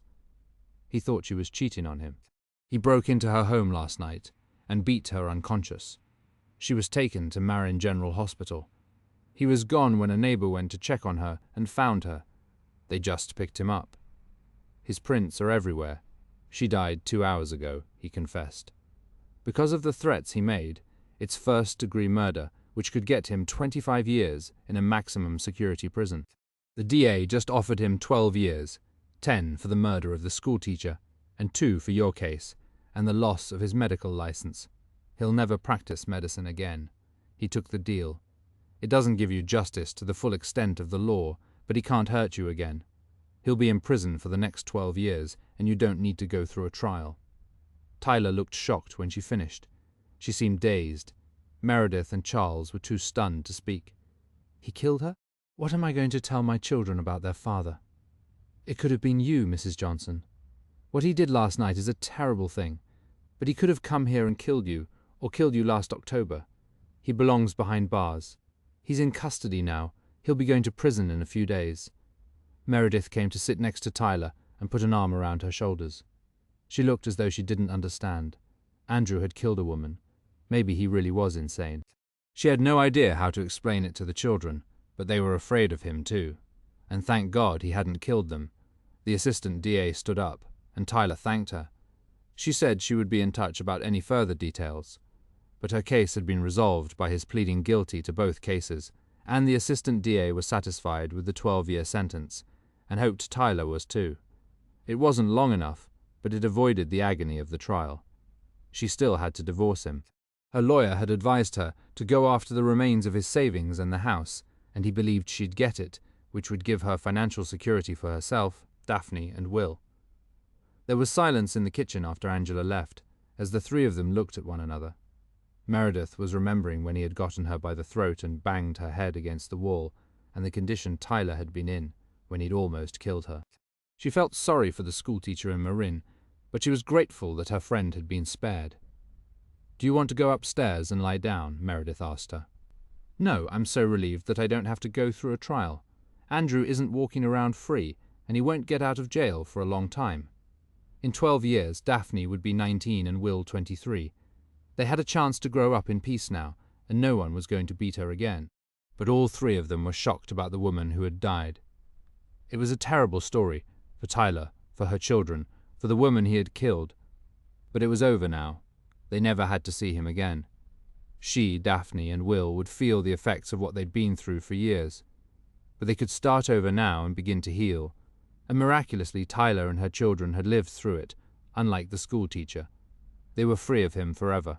It was all she wanted, and felt like justice enough to her. Chapter 16. The producers had sent a private jet to pick up Meredith and Charles in San Francisco. It was a G500, and they had a hairdresser and makeup artist on the plane with her. Meredith had brought a long black Dior evening gown with her, and high heels, and she was going to dress on the plane and go straight from the airport to the premiere. Charles was already wearing his tuxedo. There would be both red carpet and a press conference at the premiere. Julia was planning to attend with an actor she knew. Her father had flown out from New York, and Kendall had sent her regrets and said she had the flu. Julia said she was sure her mother had never intended to come, but maybe it was just as well. She would have been like the evil witch in a fairy tale, given how she felt about Hollywood. Julia was the fairy princess. Meredith was so proud of her. She got her hair and makeup done on the short flight. It was in a sleek bun, and the dress was very flattering. The heels made her almost as tall as Charles. There was a black Rolls with a driver waiting for them on the runway to whisk them to the theatre. It reminded Meredith of the old days. "You look beautiful," Charles whispered to her in the car. Their bags were being taken to a bungalow at the Beverly Hills Hotel, where they would spend the night and go home on the same plane in the morning after a press breakfast Meredith had to attend with her granddaughter. The press had been playing up the multi-generational aspect, which had been the whole point of her doing it. Meredith headed down the red carpet on Charles's arm as soon as they arrived, stopping to pose for photographers. There were easily 200 of them, and the flashes were blinding, but Meredith never stopped smiling. It was like a long-forgotten déjà vu for her. When her vision cleared, she saw her granddaughter coming toward her, with her red hair piled on top of her head with a diamond clip, her perfect body poured into a white satin Chanel haute couture evening gown, and a handsome young man at her side. The four of them posed for more pictures, and then several of Meredith and Julia together without the men, and then, waving and smiling, they made their way into the theatre, where more photographers were waiting for them. When they finally took their seats in the theatre, Charles whispered to her, "Is it always like this? If it's a major film, it is." He was enjoying it. Meredith looked radiant. She had been born to be a star. She really was movie royalty, and so was Julia now. Charles had seen a screening of the movie with her, but he enjoyed seeing it again. They were inching out of the theatre into the lobby with fans and gawkers waiting outside, photographers pushing and shoving them, while Meredith remained gracious and poised with Julia next to her and her date at her side. They were slowly making their way to the door to get to the dinner and after-party when a man stepped in front of her. He had with him a blousy, heavy-set woman with a bad dye job. She was overflowing out of her dress, and the man was looking straight at Meredith as though he knew her. For an instant she didn't recognize him, and then she knew who he was. It was her ex-husband, Scott Price, and his wife, Sylvana. She hadn't seen Scott since their son's funeral, and now she was face to face with him. Charles guessed instantly who he was from Meredith's expression, and he almost laughed when he saw Sylvana. Talk about betting on the wrong horse for the long haul. Meredith was as slim and beautiful and elegant and graceful as ever. Sylvana looked like a cheap waitress in a borrowed dress. It clung to her like a second skin that belonged to someone else. Scott paid no attention to her. "You were wonderful in the movie," he complimented her. "You always were. I knew the part was for you the minute I read it. I'm glad you agreed to do it." "Julia is our star." She deflected the praise, as she always did, and then turned it on him. "I saw your last 2 movies. They were excellent, Oscar material." And she meant it. But what felt so odd was seeing him, meeting his eyes, the man who had broken her heart with another woman, risked their son, and had haunted her for 14 years. He had caused her years of torment, and now he stood there, making small talk as though they were friends. Talking to him, she realized that he was nothing to her now, neither lover nor friend. They were barely acquaintances, and didn't know each other any more. He could no longer hurt her or cause her pain. He had no power over her. He gently touched her arm, and she instinctively pulled away, and then the crowd separated them, and he was gone. "Are you okay?" Charles whispered to her as they were carried on the tide to the lobby. "I'm fine." It was like we never knew each other.